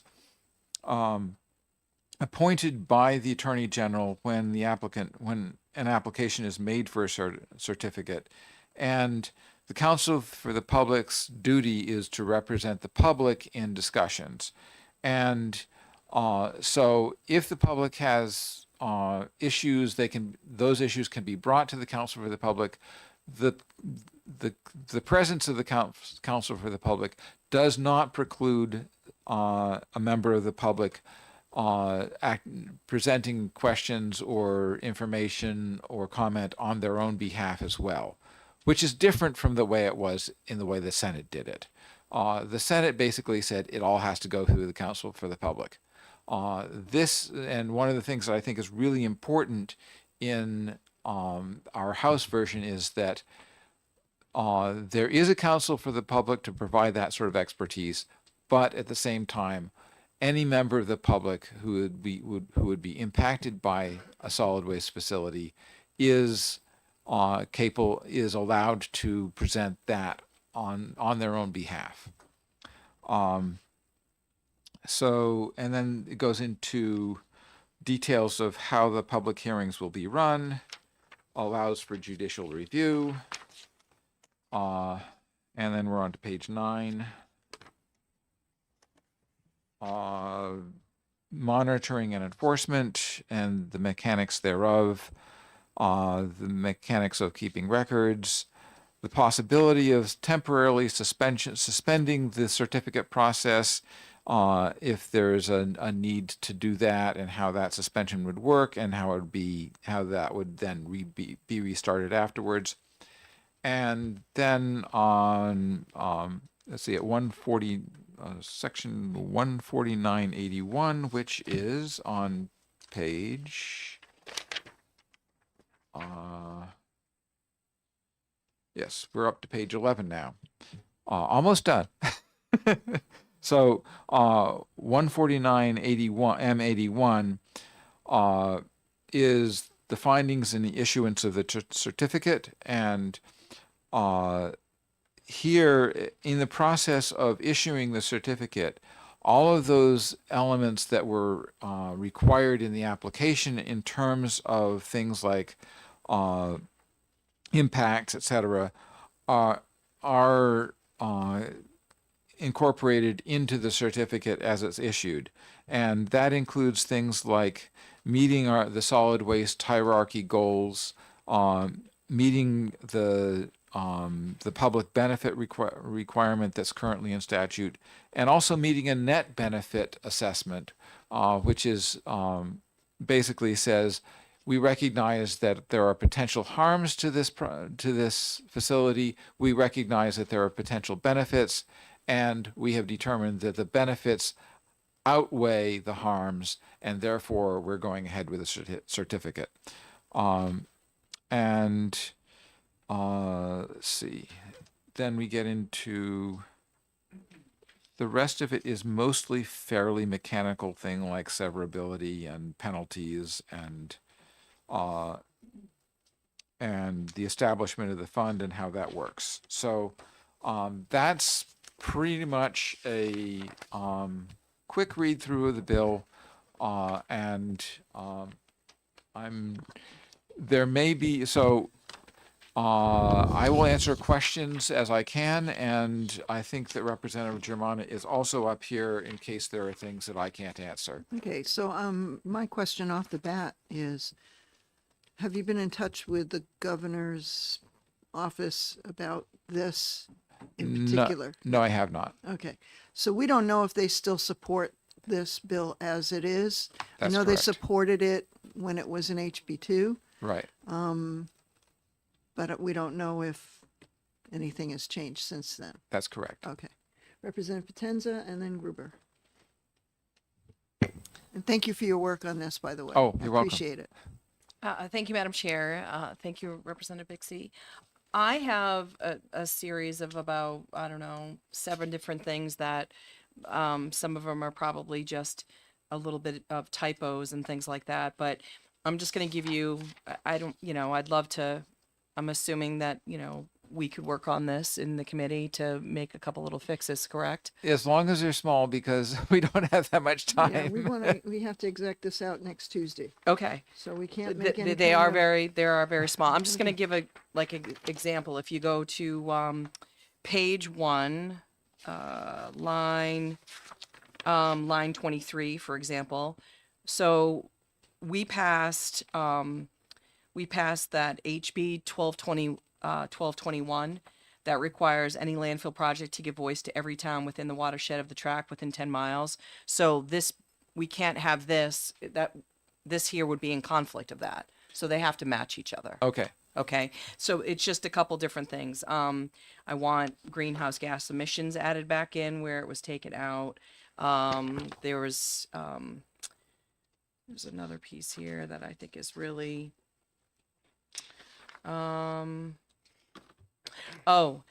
it's page 6, lines. Okay, I'm just going to make a quick point on the greenhouse gas emissions. I think that is, personally, I think that's important, But if that's going to hang the bill up going through the process, I'd rather leave it out. I think. That Yeah, I don't want to probably will- hang up anything. I It was think that more will be a- so. I think that will be a problem. Oh, it will? Okay. Yeah.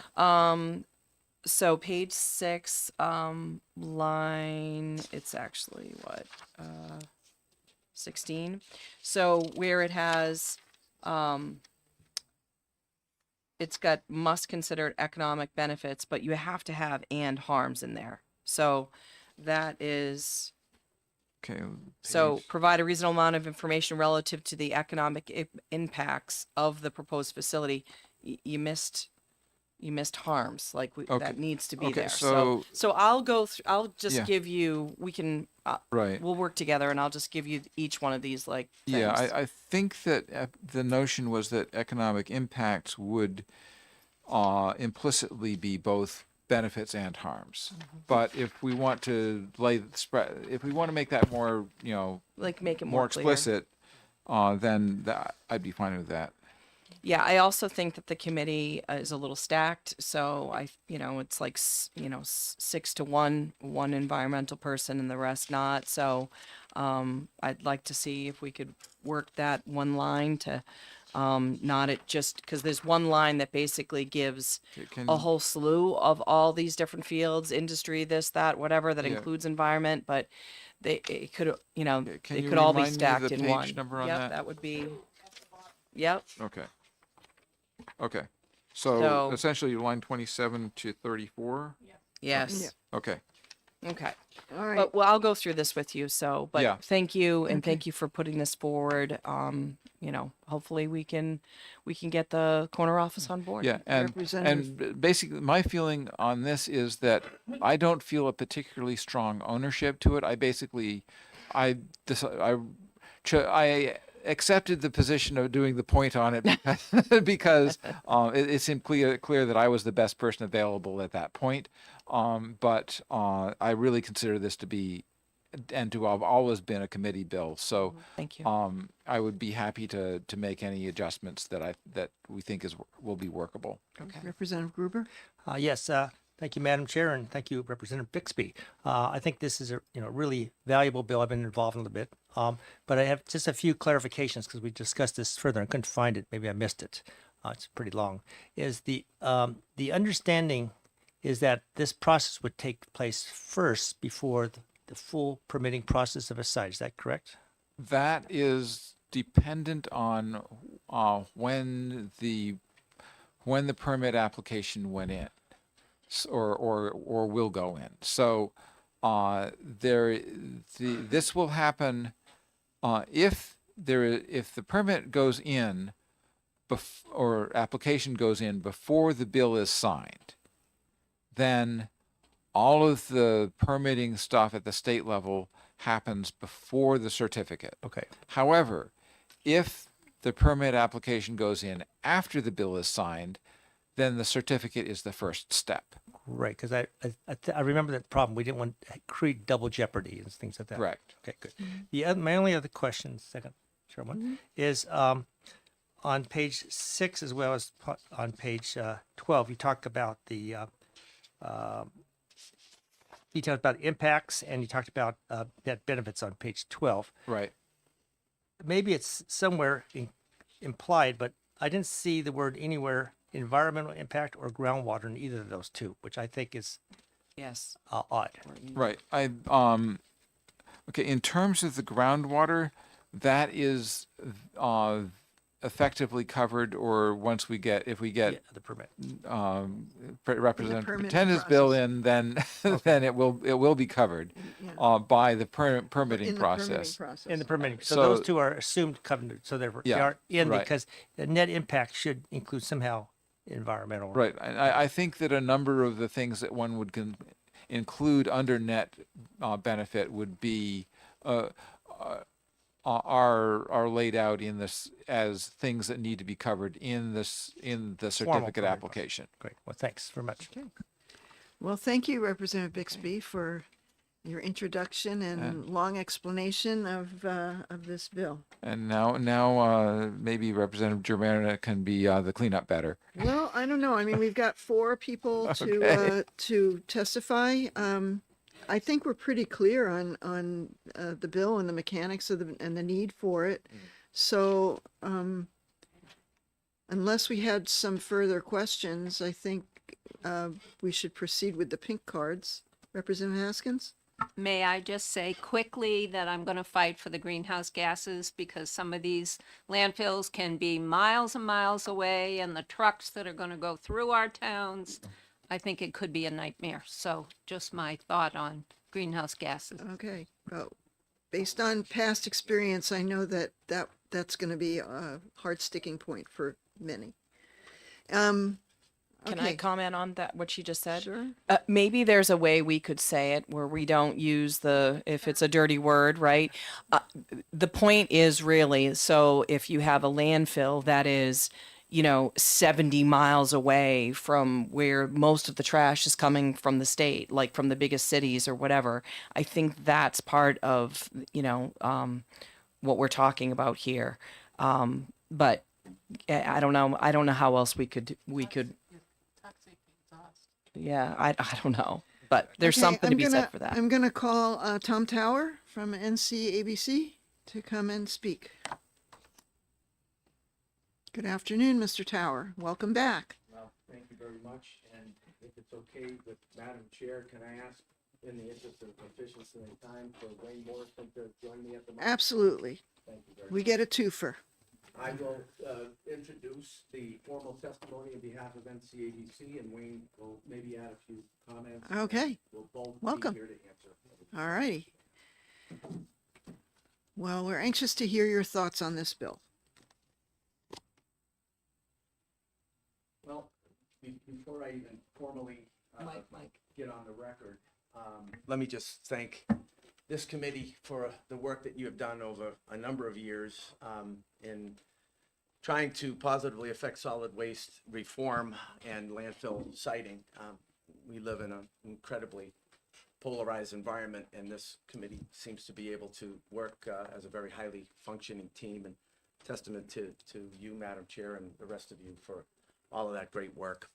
So for the record, my name is Tom Tower, and I am here representing North Country Alliance for Balanced Change. I am a resident of Whitefield, New Hampshire, and I'm here to urge all of you to support HB 1189. The nice thing is I feel like I'm talking to a somewhat favorable audience here, because when I look on the co-sponsors of this bill, there's many of you that I'm talking to are actually co-sponsors, so I'm assuming that you guys are already in front of this, but I will try to add some commentary to, again, urge everyone's support for this bill.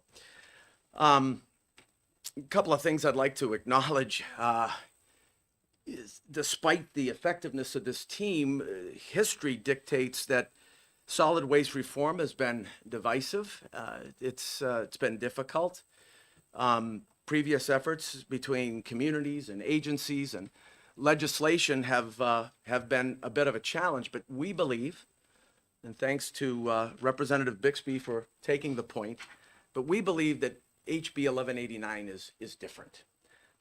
It's designed to be workable and broadly supported, we believe, by DES, but Representative Wimsatt is here, and my hope is that they'll support this bill. They've spoken in the past in support of a site evaluation committee, so eager to hear his thoughts.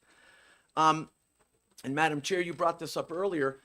The governor has gone on record as wanting a site evaluation committee. Now, whether or not the specifics of this particular SEC is supported by the corner office in this case remains to be seen, but we are highly optimistic that we can get a version to the governor's office that she will endorse and accept. Of course, the Senate is a little bit of a different story, and we'll leave that for another day. The bill is a reset, if you will, not a continuation of past conflicts. So why is 1189, so important? The DES permitting process is very elaborate today, right, and very thorough. But large solid waste facilities affect more than what's captured in that existing permitting process. Impacts like noise and odor, traffic, visual effects, tourism, property values, and long-term economic health are often most felt by the local and at the local and the regional level. And that's not incorporated with what DES today does today. They're real experiences, significant experiences, and they deserve structured consideration. Communities experience consequences that the current system, quite frankly, doesn't fully evaluate. Now, it's not replacing, it doesn't weaken, it works in conjunction with Director Wimsatt and his team's process from a technical perspective. It doesn't weaken or override the current process. It works in concert and complements it. So you've got environmental compliance, some of what Representative Gruber was talking about earlier, plus the community impact. So the two work in concert, an added lens, if you will. But why does the process matter? So what's so important about having a site evaluation committee? It creates a clear, transparent, and predictable framework. Applicants know the expectations out the gate. So there's no surprises. If you're an applicant, this is the rules of the game. At the same time, municipalities have defined meaningful opportunities to engage, right? Where they don't necessarily have that today on the other things that I had outlined in relation to noise, truck traffic, property values, etc. So why is that important? Because good process builds trust, even when decisions have multi-generational long-term impacts. I'm going to pause there for a second. In multi-generational impacts, we know much more about these facilities than we ever have. We know much more about the dangers than we ever have. We also know that mistakes happen, right? It's very, very clear, a lot in the public record of late. We need to incorporate everybody's thoughts and all of the other outstanding reasons why we should be citing what is potentially a hazardous waste facility. What are the key elements that build that trust? How do we get that buy-in? This is never easy. Director Wimsatt spoke before, talked about abutters. It's going to be really hard to get any abutter to agree to a landfill, but at the same time, if there is enough buy-in, it makes that process a little bit easier, and that's what an SEC does, right? So there's a committee that is created that's ideally balanced, that includes state agency leadership, technical expertise, municipal and regional planning experience, and public members with relevant backgrounds. So you create a strong conflict of interest standard to help ensure credibility with the process. And it's not just something that is forced upon the region and the municipality. So a couple of things about what this does, and then a couple of things that it doesn't do, right? So the bill, yes, Representative Bixby spoke about it. It creates a preference for expanding existing permitted landfills, and it also expresses a preference for redeveloping brownfields. Now, that to me is a slam dunk when you compare that to the prospects of considering a greenfield to put one of these facilities into, right? Brownfields make sense. This committee has spoken about brownfields in the past. There was a bill that came out of committee that said brownfields should be considered. Ultimately, it didn't become law, but there was a lot of dialogue around it as to why that makes sense. Greenfields should be the last resort if you would ever need something like this. It does not force, however, any community to expand a landfill. I'm going to say that again. It doesn't force. There's been a lot of discussion about local control. This bill, this recommendation, this proposal doesn't force a local community. We'll talk a little bit more about that. It also does not exempt large expansions from review. So both sides of the spectrum here. And it does not ban new facilities outright. The preference is real, right, for the brownfields and for the expansions, but it respects local control. And that is critical because it's had an awful lot of going back and forth and very contentious across the state, very contentious within the legislature. HB 1189 does not say yes or no to a project.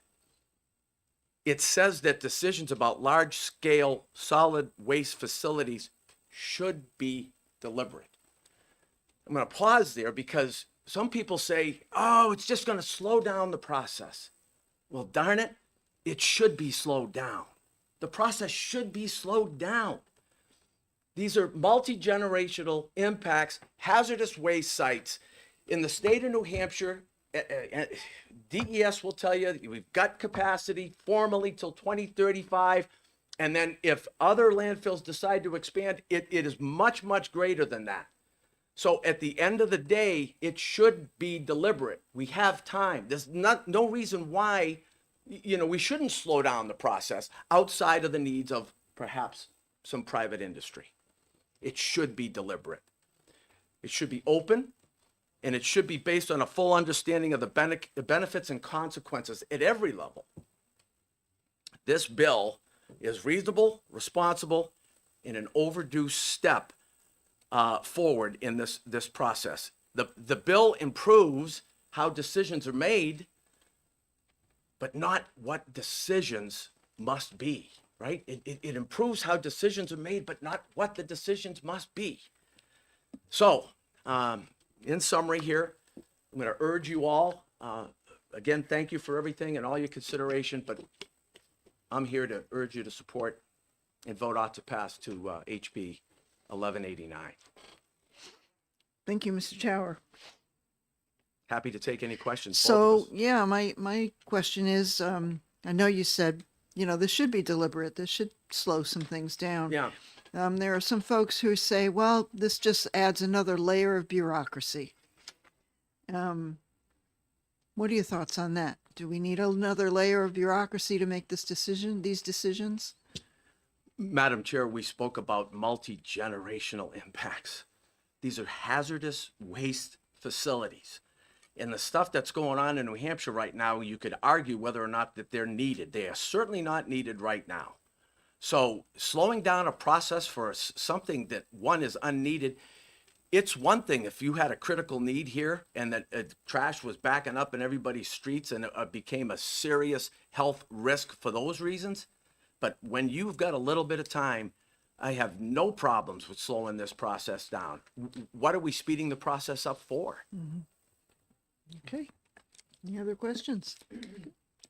Yeah, Representative Wheeler. Thank you, Madam Chair.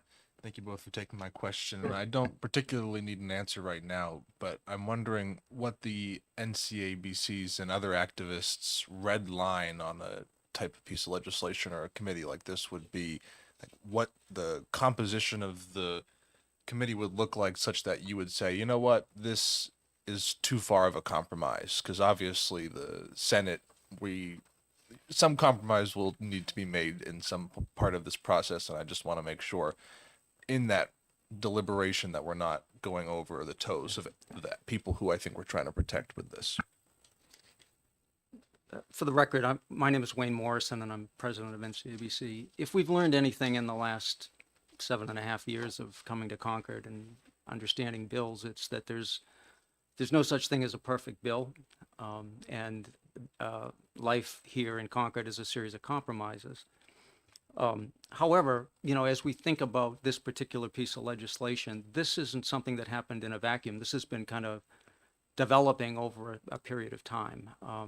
I think the governor, to her credit, in the middle of a lot of controversy over this issue, came forward with, we have this mechanism that exists in the energy side of the business. Chair Aaron, and to your question, we're not looking for bureaucracy. We're looking for a lens into a very complex development project that has regional impact. And there's a series of things that today, despite all of the technical criteria that Director Wimsatt and his team look at, there are critical things that don't make that list. And therefore, a process to give voice to impacted communities, to us is not only is it a logical step, bureaucracy should be avoided at all costs. We should have a very effective site evaluation committee. We don't do a lot of these. in the last 50 years plus, since the Department of Environmental Service has been formed, we've been providing capacity to the state of New Hampshire through expansions forever. We know how to do that. Companies know what to expect, and we find ourselves continuously staying ahead of the needs of the state. What we haven't done very well at is recognizing that all these peripheral things that affect communities, that affect things like property values, don't exist in a host community. They exist in a broader sphere of towns and cities across the state. So, you know, I think what we need in terms of the question around compromise, this bill is not coming out in a vacuum, right? There's competing bills.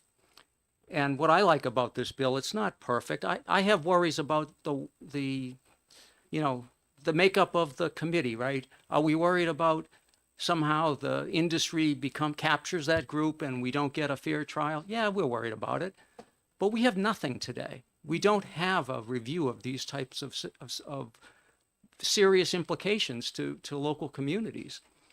This is a recognition that we need to do something. We need to take some action. We need to put New Hampshire in a better place.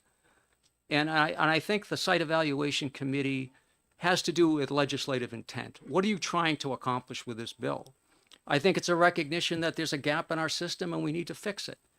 And I think what we do is we put this Site Evaluation Committee in place, and we try and get smart people to be part of it, and we iterate on it, and we try and make it better. We don't need any more bureaucracy. What we need is effective, caring, smart people to look at this stuff and say, wait a minute, this truck traffic through little towns is a big deal. How are we going to put people at risk in these communities? What are we going to do about it? We need to figure that into the weight of, this is not just about capacity and cost. This is about the quality of life for people in New Hampshire. I had brought a handout for you today. Maybe I'll give it to you later. But the environment that we're living in is very polarized. And we have a company that is desperate for capacity, and they want to expand in New Hampshire. And if this was a restaurant, or if this was a typical business, open the business, the public will decide, you'll either make it or you won't. But solid waste is a regulated industry, and it's regulated for a reason. There's only a handful of companies. Once they get in, they're in for decades. They control a lot of things around price, and and we know how dangerous these things are. And we don't want to be, as northern New Hampshire, we do not want to be the repository for trash from all over New England. We just don't want that to happen. We don't think that's a smart move for New Hampshire. And therefore, our interests conflict directly with the interests of a private company. And I think the SEC is one lever we have to say somebody needs to look at those conflicting priorities and make a decision on what's the best interest for the citizens of New Hampshire. Up until now, that's not a technical discussion. That's not how many layers we have, or aligners we have. It's not how fast the leachate is going to migrate. This is a business decision. This is a quality of life decision for the people in New Hampshire. We should be able to say, we either need capacity or we don't. And to me, as private citizen, I would say, not only do we have to decide when we need that capacity, but who we're going to award that capacity to. We just had the largest fine in the history of the state with a company that wants to expand that same landfill. They want to expand again. And we've got people in the Senate enabling them to try and circumvent a contractual legal obligation they have with the town of Bethlehem. And I'm like, I don't get it. They haven't earned the right for that. Mm-hmm. We should honor our contracts. There's just so many things. The SEC to me is a process that we need to put in place because how dangerous this is and how important it is to communities wherever one of these gets located. So I think you guys have done tremendous work. It's complicated, but at the end of the day, I think it's a lot simpler than we make it. These projects are highly impactful. We don't look at some critical criteria that we need to look at, and it's time to step back, put in place a process so that I think the answer for New Hampshire is not less local control, it's more local control. I think people on the ground understand what's best for their communities. And, you know, we're not talking about hundreds of these things. We're talking about one or two in the next 30 years that we're going to have to decide on. And don't we want a regimented, strong process to make sure we're making good decisions? And I think that's what we need to do. Representative Potenza, and then Howard. Thank you, Madam Chair. Thank you for taking my question. Do you believe that the SCC will actually, let's just say, if there's no applications, that they, you know, there's a potential that they might not even meet? Like, this might be established, but in a sense, they stay in a holding pattern until a project comes up. That's my first question. Yeah, I mean, the process has, like it's always been, has been reactive, right? We don't do anything until somebody shows up with a permit application. We don't proactively go find sites. I mean, there's things the state could decide to do differently, but to me, yeah, I mean, this group is going to be like the Maytag repairman waiting for something to break, right? I mean, there's not a lot to do. Let's hope he's pretty have lonesome. 6 landfills. Let's hope he's pretty lonesome. I mean, it isn't like they're going to be, oh my gosh, we've got 5 of these applications, we need more people. It doesn't work that way. Follow up? Sure. Yeah, so that's just to the chair's concerns, not her concerns, but concerns that we're hearing, because if she's hearing them, I'm hearing them. So is that level of extra bureaucracy, right? But in a sense, it's only going to be enacted when something's coming. So do you believe that this is the best way that people's voices, the community's voices, could be heard? Do you think that they will be heard for this, and that this is a way that pros and cons could be like listed out, that this is really because there really hasn't been that voice, that anything up until this idea? Do you believe that this is really kind of the only way to get that out? Well, it's certainly a good way, Rep. Potenza. In the past, if, you know, we've had public hearings and questions may have come up in relation to some of the things that we outlined earlier, like truck traffic and noise, property values, business impacts. And the response by DES, rightfully so, is that that's not our domain right now by law, by rule. We're not supposed to look at it. But this would put a mechanism in place that would force that to be looked at. So it works in concert, Rep. Potenza. Representative Howard. Thank you, Madam Chair. I'm gonna push back a little bit, or not push back, but bear down on that a little bit, because I wonder about the empowerment that's built into this. Is it enough? Is it enforceable? Are the decisions that come out of this group, do you feel, I see so much hope in what you guys, in your response to this bill. Does it take it to the next level of enforcement or empowerment? You can add commentary as well. Rep. Howard, we have nothing today in relation to these other issues. We have nothing. And Wayne had spoken earlier about this being somewhat of an iterative process. And ideally, and I'm being told just through our limited experience with legislation, that if you can get a law in place, that it's easier to iterate than it is to create the law itself. You can go back later on, tweak and adjust if you find holes in it. So rather than look to get everything all at once, which is ideal, we've learned that it's very unlikely that that's going to happen. So you need to kind of take a step, a good step in the right direction, and that it's better than what we have today. And if we find that there are holes and the committee isn't quite right, then we can ideally make those changes, because we'll have the impetus and the knowledge to drive those changes in the future. I would just comment that, you know, as somebody from the public who knew nothing about this 6 or 7 years ago, the sense from being a citizen is the needle is tilted way over towards industry. They have access, they have lobbyists, they have the money, they have the control. If we can move the needle where people feel like they have a voice, you know, I know somebody says nobody wants a landfill. Well, there's truth to that. But somehow or other, we have met the needs of the state of New Hampshire for forever. And there are landfills. And I just think what's missing is we need to have a voice. Our interests, our quality of life, our drinking water, we should be able to go to the microphone and say why we're concerned. And those concerns should either be met, and they should be reasonable, and they should be proved otherwise. But today, we don't have a voice. If you don't live in the host community, you're like invisible. You can show up and shout all you want, but you don't have a vote. And I want people that are in those impacted towns to have a voice and to have a vote and to show up.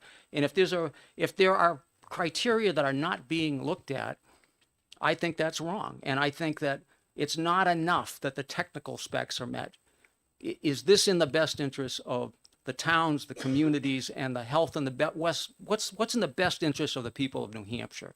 The waste industry has already got their own strategy. They're working for their own best interests. They are taking care of their shareholders. But I want the legislature to worry about citizens and our best interests. And without this, we're just spitting into the wind. Can we get through the rest? Last question. Okay, okay. Thank you, Madam Chair. I just was wondering, just because you said that in regards with shareholders, I think it's very important. Are you familiar with the certain company that you had mentioned that came out with their statement to their shareholders and what they said about what they're doing in New Hampshire? Yes. Okay. I would really appreciate if you could send that to the entire committee, because that speaks volumes. It basically says that we're pretty much held hostage, I would say, that they've got it under control, that they're going to get their way, correct? Thank you. Okay, I'd like to call Heidi Trimarco. Thank you, Madam Chair. Thank you. Appreciate it. Appreciate it.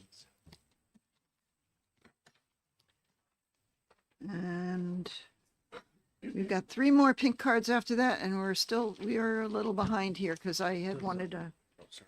This is Heidi. Does Morrison have a card? No, Mr. Morrison needs to fill out a card then. Thank you. Yep.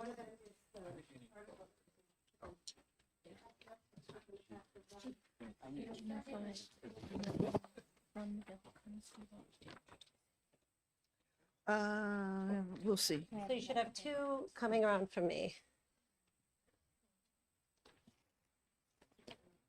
Maybe. You let me know. Well, I'll let you know. Hi, good afternoon. Hi. Oh, okay. Thanks. Thank you, Madam Chair and members of the committee. My name is Heidi Trimarco. I'm an attorney with the Conservation Law Foundation. I practice environmental law, and I've been doing landfill and waste work in New Hampshire for many years now. We support Bill HB 1189 with a proposed amendment that I'm sending around to the committee. And the amendment today gets to the makeup of the proposed site evaluation committee. And so I think this might address some of the concerns that have been raised. And so hopefully you'll all have a copy of it at this point. I like it. Okay, great. So if you, I'll get right into the amendment. I'm not going to speak to the whole bill. I just want to talk to this one issue, which is our concern. Our concern is the undue influence that the waste industry has on this process. And so the amendment here is an attempt to limit and control that.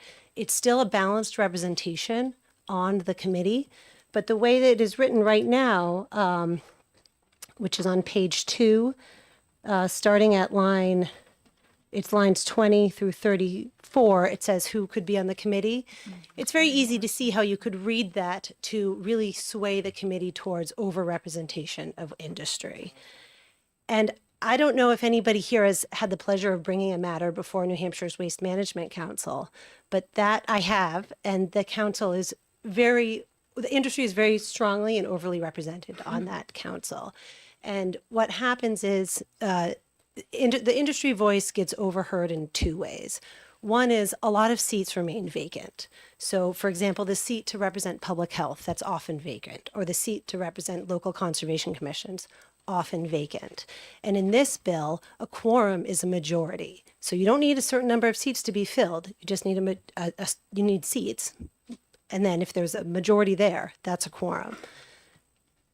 So vacancies are a problem. And another problem is that a lot of the seats, you can double dip as industry. So maybe you have experience in the private waste industry and recycling, so you can get in that recycling seat. Maybe you're the chair of the Waste Management Council, so that's a voice for industry. And then there's another spot down here for another voice from industry. So there's a lot of ways that the industry voice takes up several seats on the committee. And I, you know, this is not an academic exercise. We've seen this happen at the Waste Management Council. And we also know that there's a very intentional effort by the waste management industry to influence policy and to occupy these seats. And so the article I sent around is an article that was discussed earlier, but it is on the earnings call that Casella had last week, where the CEO said that is their intent to influence the legislative process, to remove local control from these decisions, and to increase the industry voice and to streamline the process to have more industry power in landfill siting. So that it's not, they're saying the quiet part out loud. It is an intentional plan. Okay, so what this amendment seeks to do is limit, I would add 2 provisions on page 2, line, I would say new line 35. And I've given you the language, but it would just limit that at any time there's no more than 2 seats from the solid waste industry. And then F also says that no employees of a major solid waste facility can be on the committee. And that's sort of to avoid a clear conflict of interest. I'll also just note that there is a provision in the bill that's similar to this on page 3 that says that no employees can be on the committee, but that only applies to the 4 seats that are appointed by the governor, so it doesn't apply to all of the seats, for example, the chair of the Waste Management Council. So my amendment just provides some internal consistency. I really appreciated Representative Potenza's comments on this earlier and in the bill earlier today about the fox guarding the hen house. This is an attempt to address that problem. All right. And I think that's everything I wanted to say today, but if you have any questions, I'm happy to take them. Thank you for bringing those, this language to us. I think it's going to be very helpful. Representative Haskins. Thank you, Madam Chair. Could you spell your name just for the record? Oh, yes. TRIMARCO. And it's Thank you. Heidi, Heidi. Thank you. Thank you so much. Any other questions? Seeing none, thank you. That was like the easiest question. So any more softballs about my name would be great. Thank you. Thank you. Thank you very much. I call Matt Leahy. Leahy?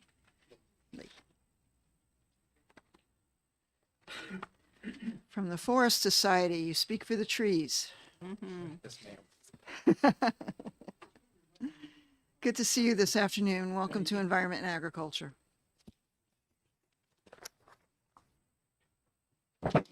Please introduce yourself. Thank you. For the record, I'm Matt Leahy. I'm the Public Policy Director for the Society for the Protection of New Hampshire Forests, and we support this bill.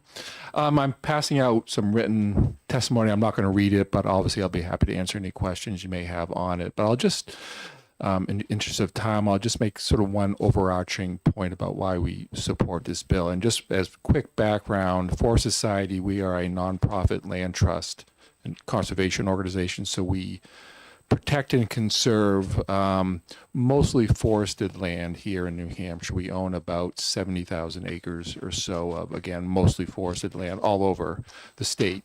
And so that's really our interest here is the land, and not just the land itself, but all the water resources, wildlife habitat, forest resources that are part of the land. And that's why we conserve land.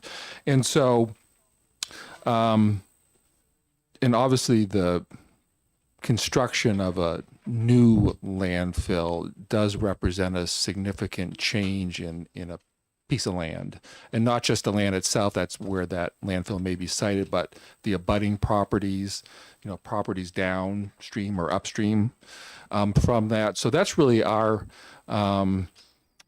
issue why we support this bill, because if we are going to make, being the state, are going to make such major changes in the landscape, let's make sure a proposed landfill is the right thing, that it's not going to have negative impacts that may not be being captured right now under the current system. So, and that's again why we think of, you know, a site evaluation committee like this is good public policy and hopefully will lead to sound decisions on whether or not a landfill is appropriate for a particular property.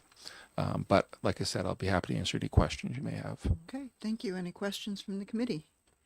Seeing none, thank you very much. Great, And thank now you. I call Director Wimsatt and Leah McKenna, again from DES.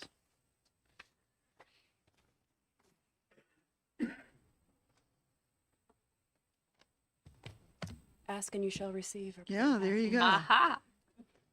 Good afternoon. For the record, Leah McKenna. I'm the administrator of the Solid Waste Management Bureau at DES. First, I just want to say the department does support this bill.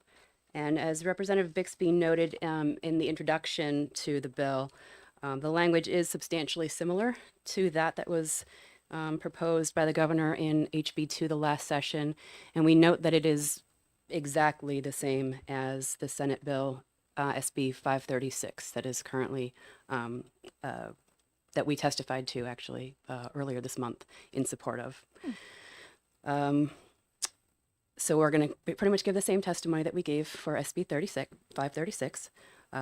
So we are aware that the siting, construction, and operation of a major solid waste facility does have impacts on local and regional communities, and that those impacts do go beyond the regional, the traditional factors that we take into consideration when we're reviewing and processing applications. This bill would establish a site evaluation committee that would be directed to consider these other potential impacts and that are outside of our permitting process. So some of those areas of consideration would include impacts on land use, visual impacts, property values, human health, tourism, outdoor recreation and wildlife, traffic, noise and odor, and economic impacts and benefits. As it's been noted many times, we know and everyone knows these are all important factors for consideration, but they're generally outside of our areas of expertise and notably outside of our regulatory authority. So we believe that this will provide an important platform for full public participation and will allow for a more comprehensive evaluation of impact and benefits. I do want to make one note.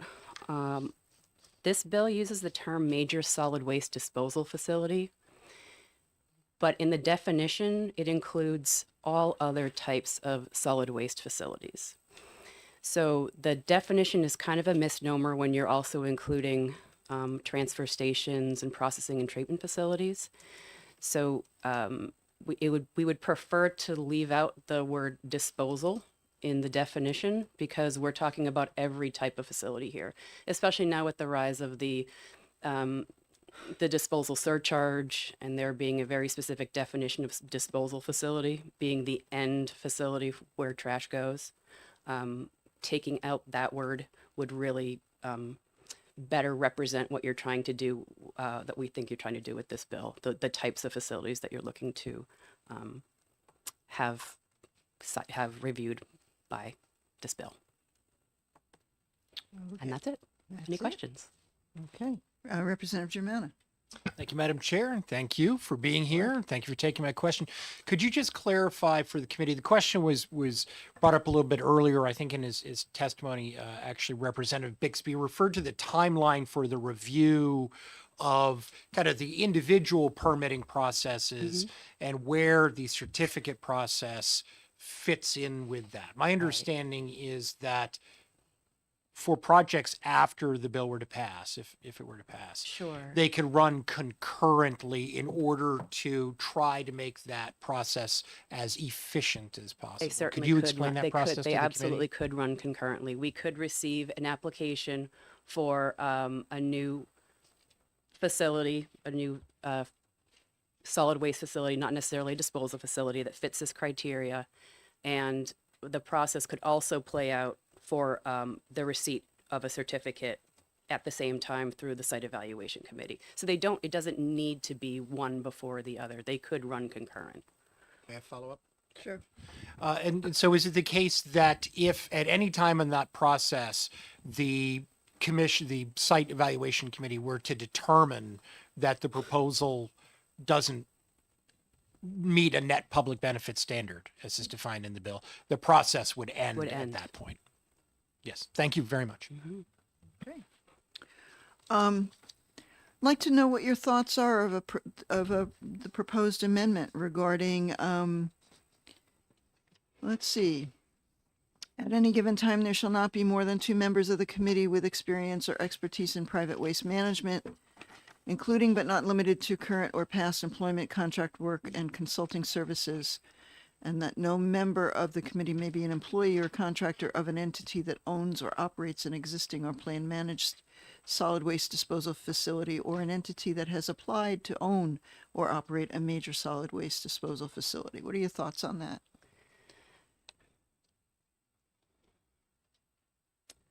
In terms of the composition of this committee? Well, I always, tough to say. I like to just delve right into the details. And so when I see a word like experience, does that mean I've touched upon it once or twice?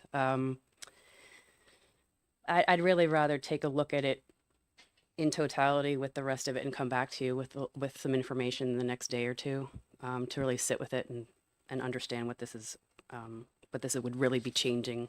I have no objections to it looking at it right now, but I'd really want to look at it in totality and let Okay. you know our thoughts. Thank you. Any other questions, Representative Haskins? Thank you, Madam Chair, and thank you for the opportunity to direct Bureau Chief McKenna. Just one quick thing. The Senate bill. You need your mic. Sorry, the Senate Bill 593 had a time of travel criterion, but it was discretionary unless the developer basically wanted to suggest whatever they want. So this bill is a little more specific. Oh, than that. I'm referring to SB 536. Okay, Not SB 536. 593, right? My apologies. That's I no can't seem problem. to get this No, right. no not a matter what. problem. Thank you. There are literally 2 words that are different, and I think they actually may be typos. Otherwise, they are the same. They're the Great. same- Thank same you. bill, yeah. Okay. Any other questions from the committee? Thank you very much, Thank Ms. you. McKenna. Thank you. And I just want to let the committee know that I have just sent an email to Christy Osfresser, our researcher, to provide us with a side-by-side for this bill, HB 1189, and the Senate bill, SB 536. To Well, make she just sure- said, right, only 2 words? Yeah. Oh, yeah, I She don't has- know. Yeah. Yeah, she just Yeah. said those only 2 Well, words. I want to see you Oh, know, what okay. they come up with too. It'll be an easy to read. Okay, so we have no more pink cards, and so I'd like the blue sheet, please. And I know from the online portal, in terms of testimony for HB 1189, we had 112 people in support, 1 in opposition. And it's interesting, the person who opposed it didn't provide any testimony. No one signed the blue sheet. No one signed the blue sheet. And with that, I'm going to close the hearing on HB 1189. And we'll take a breath. And so now I want to take up the hearing that we were supposed to do this morning for HB 1305. And I wanted to know whether there is someone here. This is Representative Litchfield's bill, but she's out of the country at the moment. And I wonder if there's anybody who would, Representative Barber, would you like to introduce this bill? Okay, so this is a bill, HB 1305, enabling the use of telehealth to deliver veterinary care. And since we don't have any of the sponsors here to introduce the bill, I'll just let Representative Barber introduce the bill, and I guess we can. I don't have any pink cards for it right now, do we? One. Okay. Oh, yeah, okay.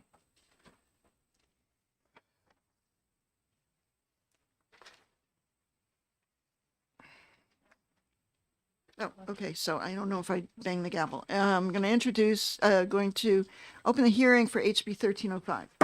There we go. Make it official. Get the pink sheet. Okay. So Representative Barber.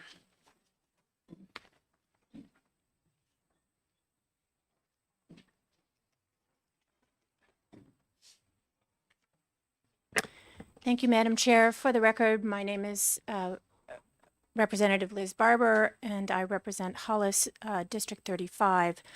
I'm not fully prepared because I had no idea that I would be introducing this bill, but it is a bill that I've done a little bit of research on it, and I think it has merit. So I'd like to just give you some brief information from what I was able to quickly look up into the bill. House Bill 1305 introduce I'm sorry, is take a breath. So Sponsored by Representative Melissa Litchfield and co-sponsored by multiple representatives. It's an act enabling the use of telehealth to deliver veterinary care. This bill proposes to add a new section to New Hampshire's Veterinary Practice Act to explicitly authorize and regulate veterinary telehealth or telemedicine. It defines veterinary telehealth as using communications technologies to provide remote veterinary medical care. My thoughts on the key provisions: allows licensed veterinarians to practice telehealth, establishes requirements for forming a veterinary client-patient relationship or VCPR remotely rather than mandating an initial in-person exam, permits remote consultations, assessments, diagnoses, treatments, and prescriptions in many cases with veterinary judgment and appropriateness, prohibits certain uses such as prescribing controlled substances without an in-person exam, and excludes things like interstate international health certificates, and requires veterinarians to obtain informed consent from clients, maintain records, and adhere to the standards of care. On what research I was able to do, personally, I think that this is a bill that expands consumer choice and allows for cost reductions, fewer unnecessary in-person visits. I personally think that when someone has an established relationship with their vet, this offers last-minute triage. If your pet has an issue, maybe you can have a quick telehealth, and then you can be, moved on to emergency care if required. But I also think that this opens up and supports holistic veterinary care that may be not available in your area.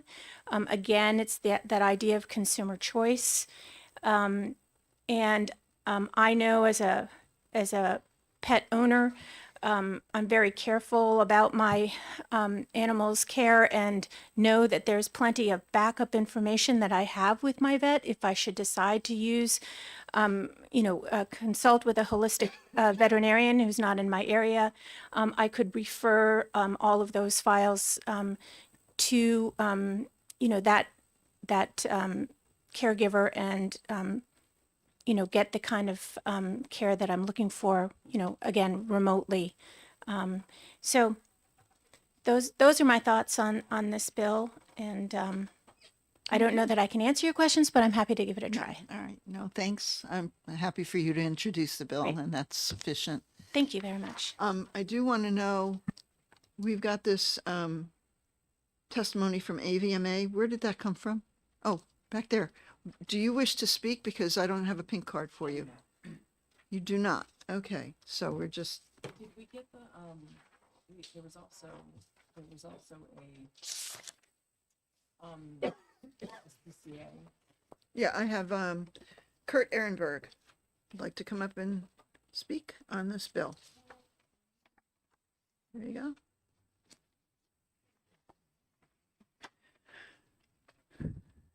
Good afternoon. You made it through all the trash hearings. Long day today, so I will be brief. We do support this legislation. We think it's common sense to allow people to avail themselves of modern technology. And we are mostly concerned with the availability of care, and this would be very helpful in allowing more care for more pets and animals in the state. Okay. Any questions? Representative Germana.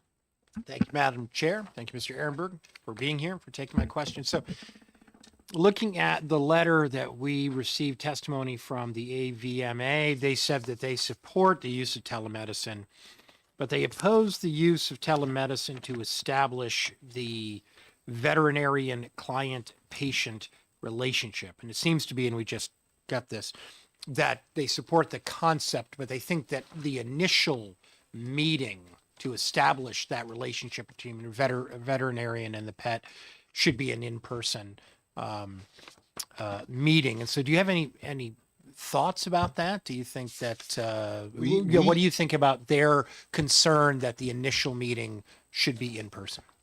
We support the bill as written.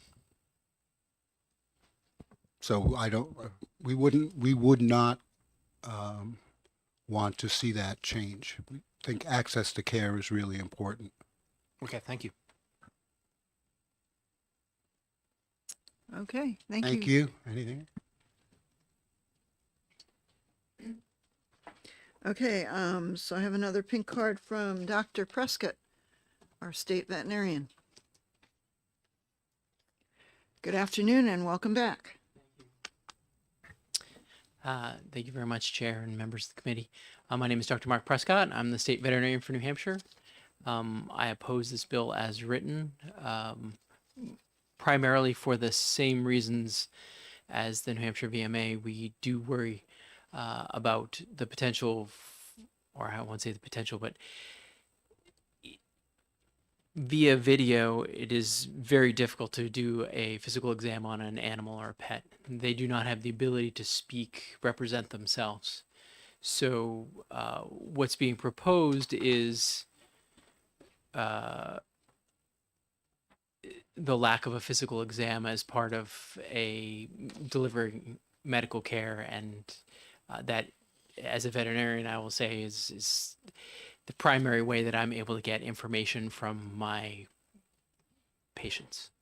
So while right now we do allow teletriage and those type things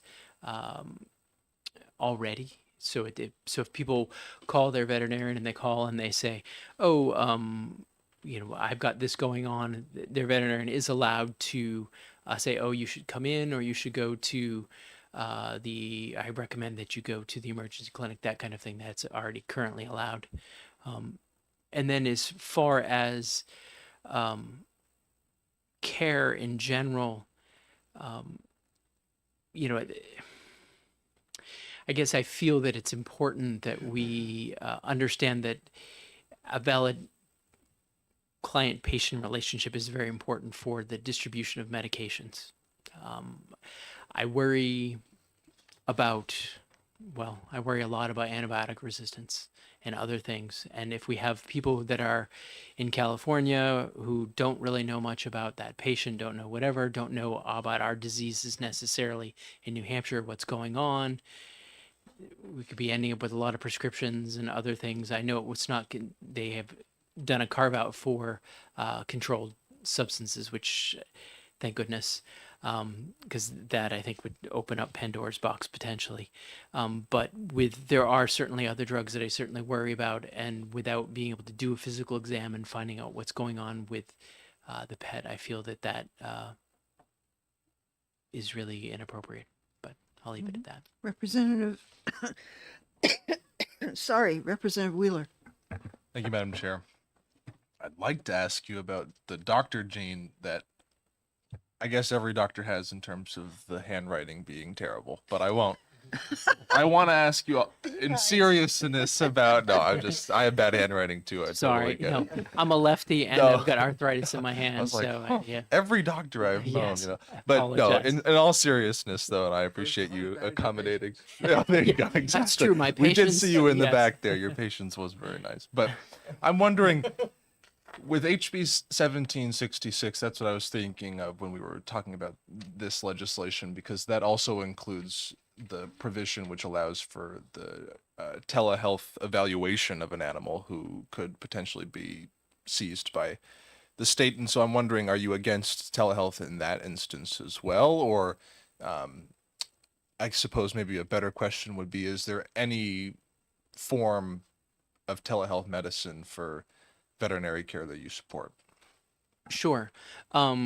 I view the two as very separate things. In House Bill 1766, it is the determination of whether or not there's cruelty going on to the animal, and my role as advisory and secondary to the primary person who's there evaluating. So my job is not to evaluate and determine, it's to give support to the officer that is investigating or the investigators that are there. So I am not of primary concern. I'm the secondary, giving them advice on whether what they're seeing is consistent, as I understand it. And perhaps Representative Bixby has... Representative Bixby. So I have a slightly different, not quite on the same track question, but there during the pandemic there were occasions where I, instead of actually going to the doctor's office, I took advantage of the telehealth option that my provider had. And what's the difference between a human patient having a telehealth appointment with their doctor and a animal having a telehealth appointment with their vet? Sure.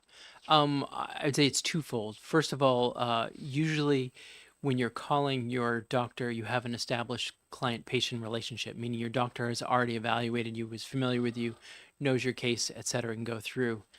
The second thing is you can advocate for yourself. You can say, oh, I'm having pain here. This is what's going on. It's been going on for X amount of time, et cetera. When a veterinarian does a physical examination, they can do things like listen to the heart, they can palpate, they can feel, you can feel the internal organs, all those kinds of things, which you cannot do via telemedicine. Thank you. Representative Haskins. Thank you, and thank you, Dr. Prescott, for taking my question. This statement, which you haven't had a chance to see, I assume, from the Veterinary Medical Association is really quite damning. It talks about pill mills and drug pushing. Do you have concerns about medications that might be provided by the telehealth visit without sufficient information about the patient? I do have concerns.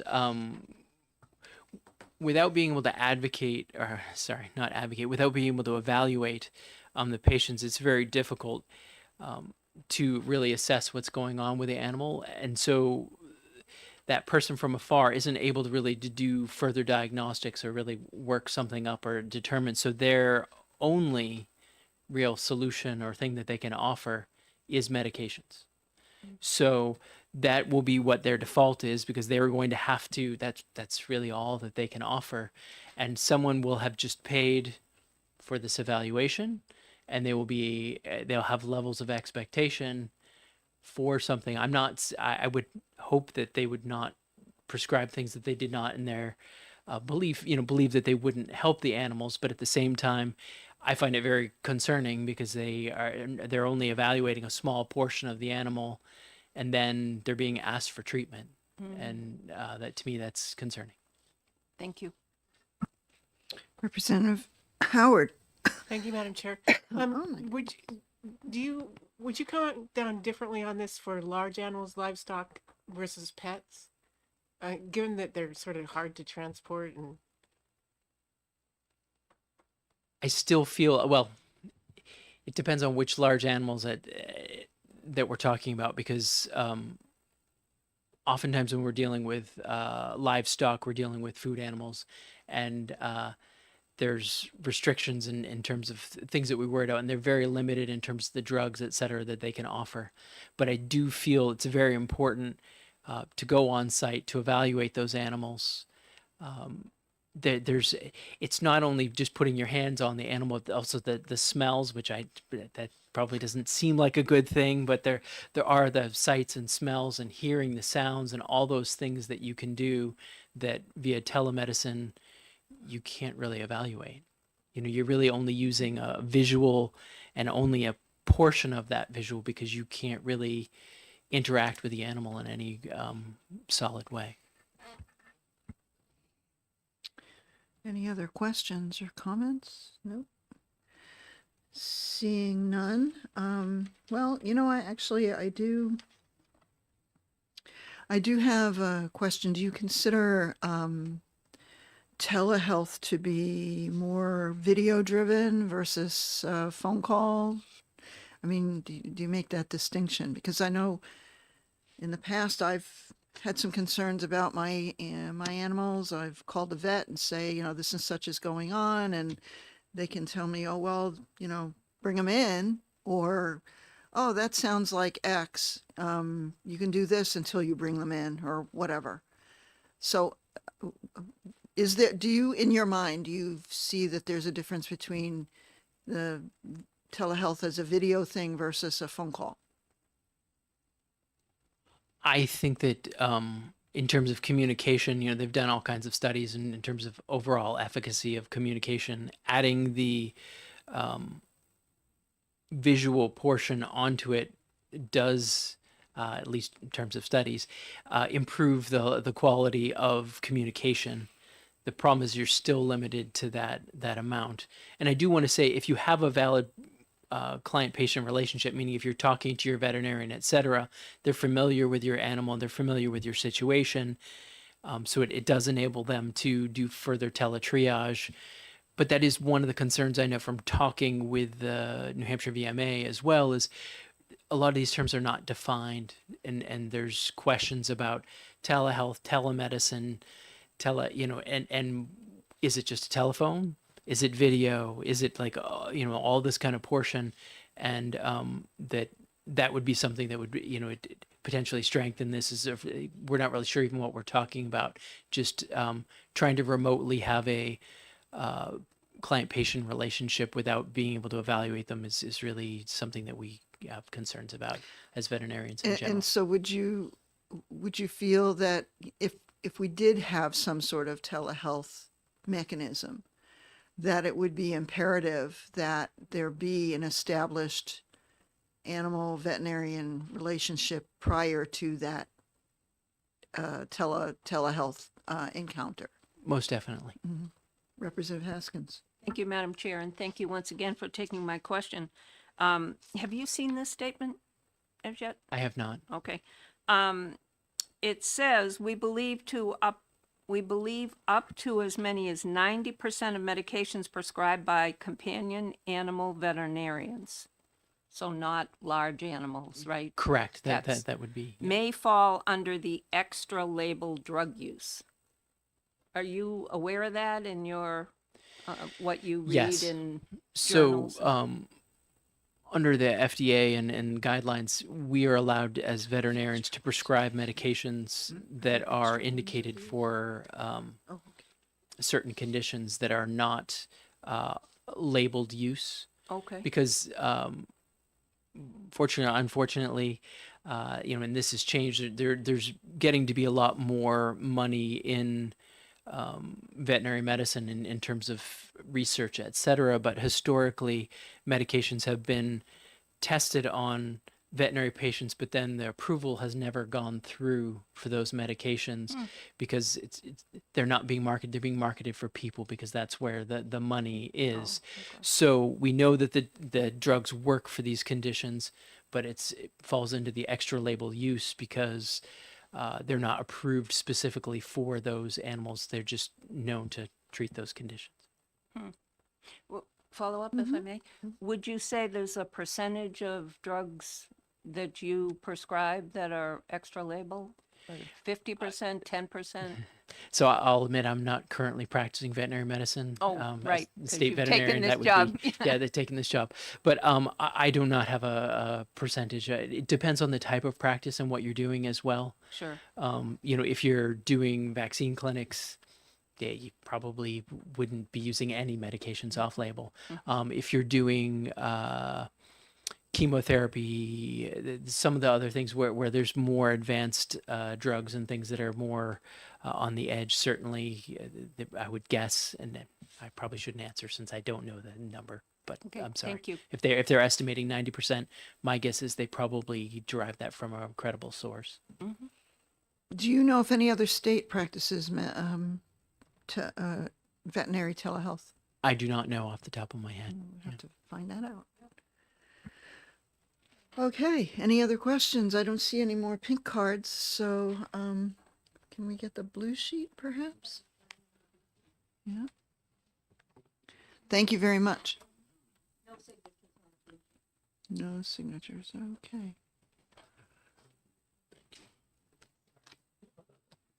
Okay. So on the online portal, we had 12 people in support and 1 in opposition, and there was nobody on the blue sheet? No. And with that, I'm going to close out the hearing for HB 1305. And I want to thank Representative Barber again for introducing the bill in absence of the sponsors. Okay. Again, our last meeting, Representative Haskins. Representative Haskins. Representative Haskins. If you'd like to have a conversation, please go outside. Okay. So we are concluding our work for today. I guess there may be some amendments forthcoming for some of the bills that we both heard today and that we discussed earlier this morning. And my hope is that if there are any amendments, that they be distributed to the committee via email, and we can all take a look at them. And I will schedule some work session for next Tuesday morning, March 3rd. And then after that, we have to exec all of our 10 bills out. So please bear that in mind. And I guess I'll see you next Tuesday. You want to start earlier than? Well, I don't know. I think Representative Comtois might be having a subcommittee meeting before. We are. We're meeting at 9:30. Yeah. Yeah. So I guess I'm going to start our committee meeting at 10:30. I don't know how long is the subcommittee supposed to be going, just from 9:30 to 10? 9:45. Oh. We basically. Just going to review the amendment? We have close to agreement with what's supposed to happen on it, so. Okay. So we're just going to review it and approve it.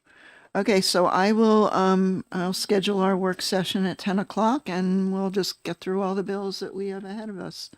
All right. Thank you very much, everybody. I appreciate your time and your work.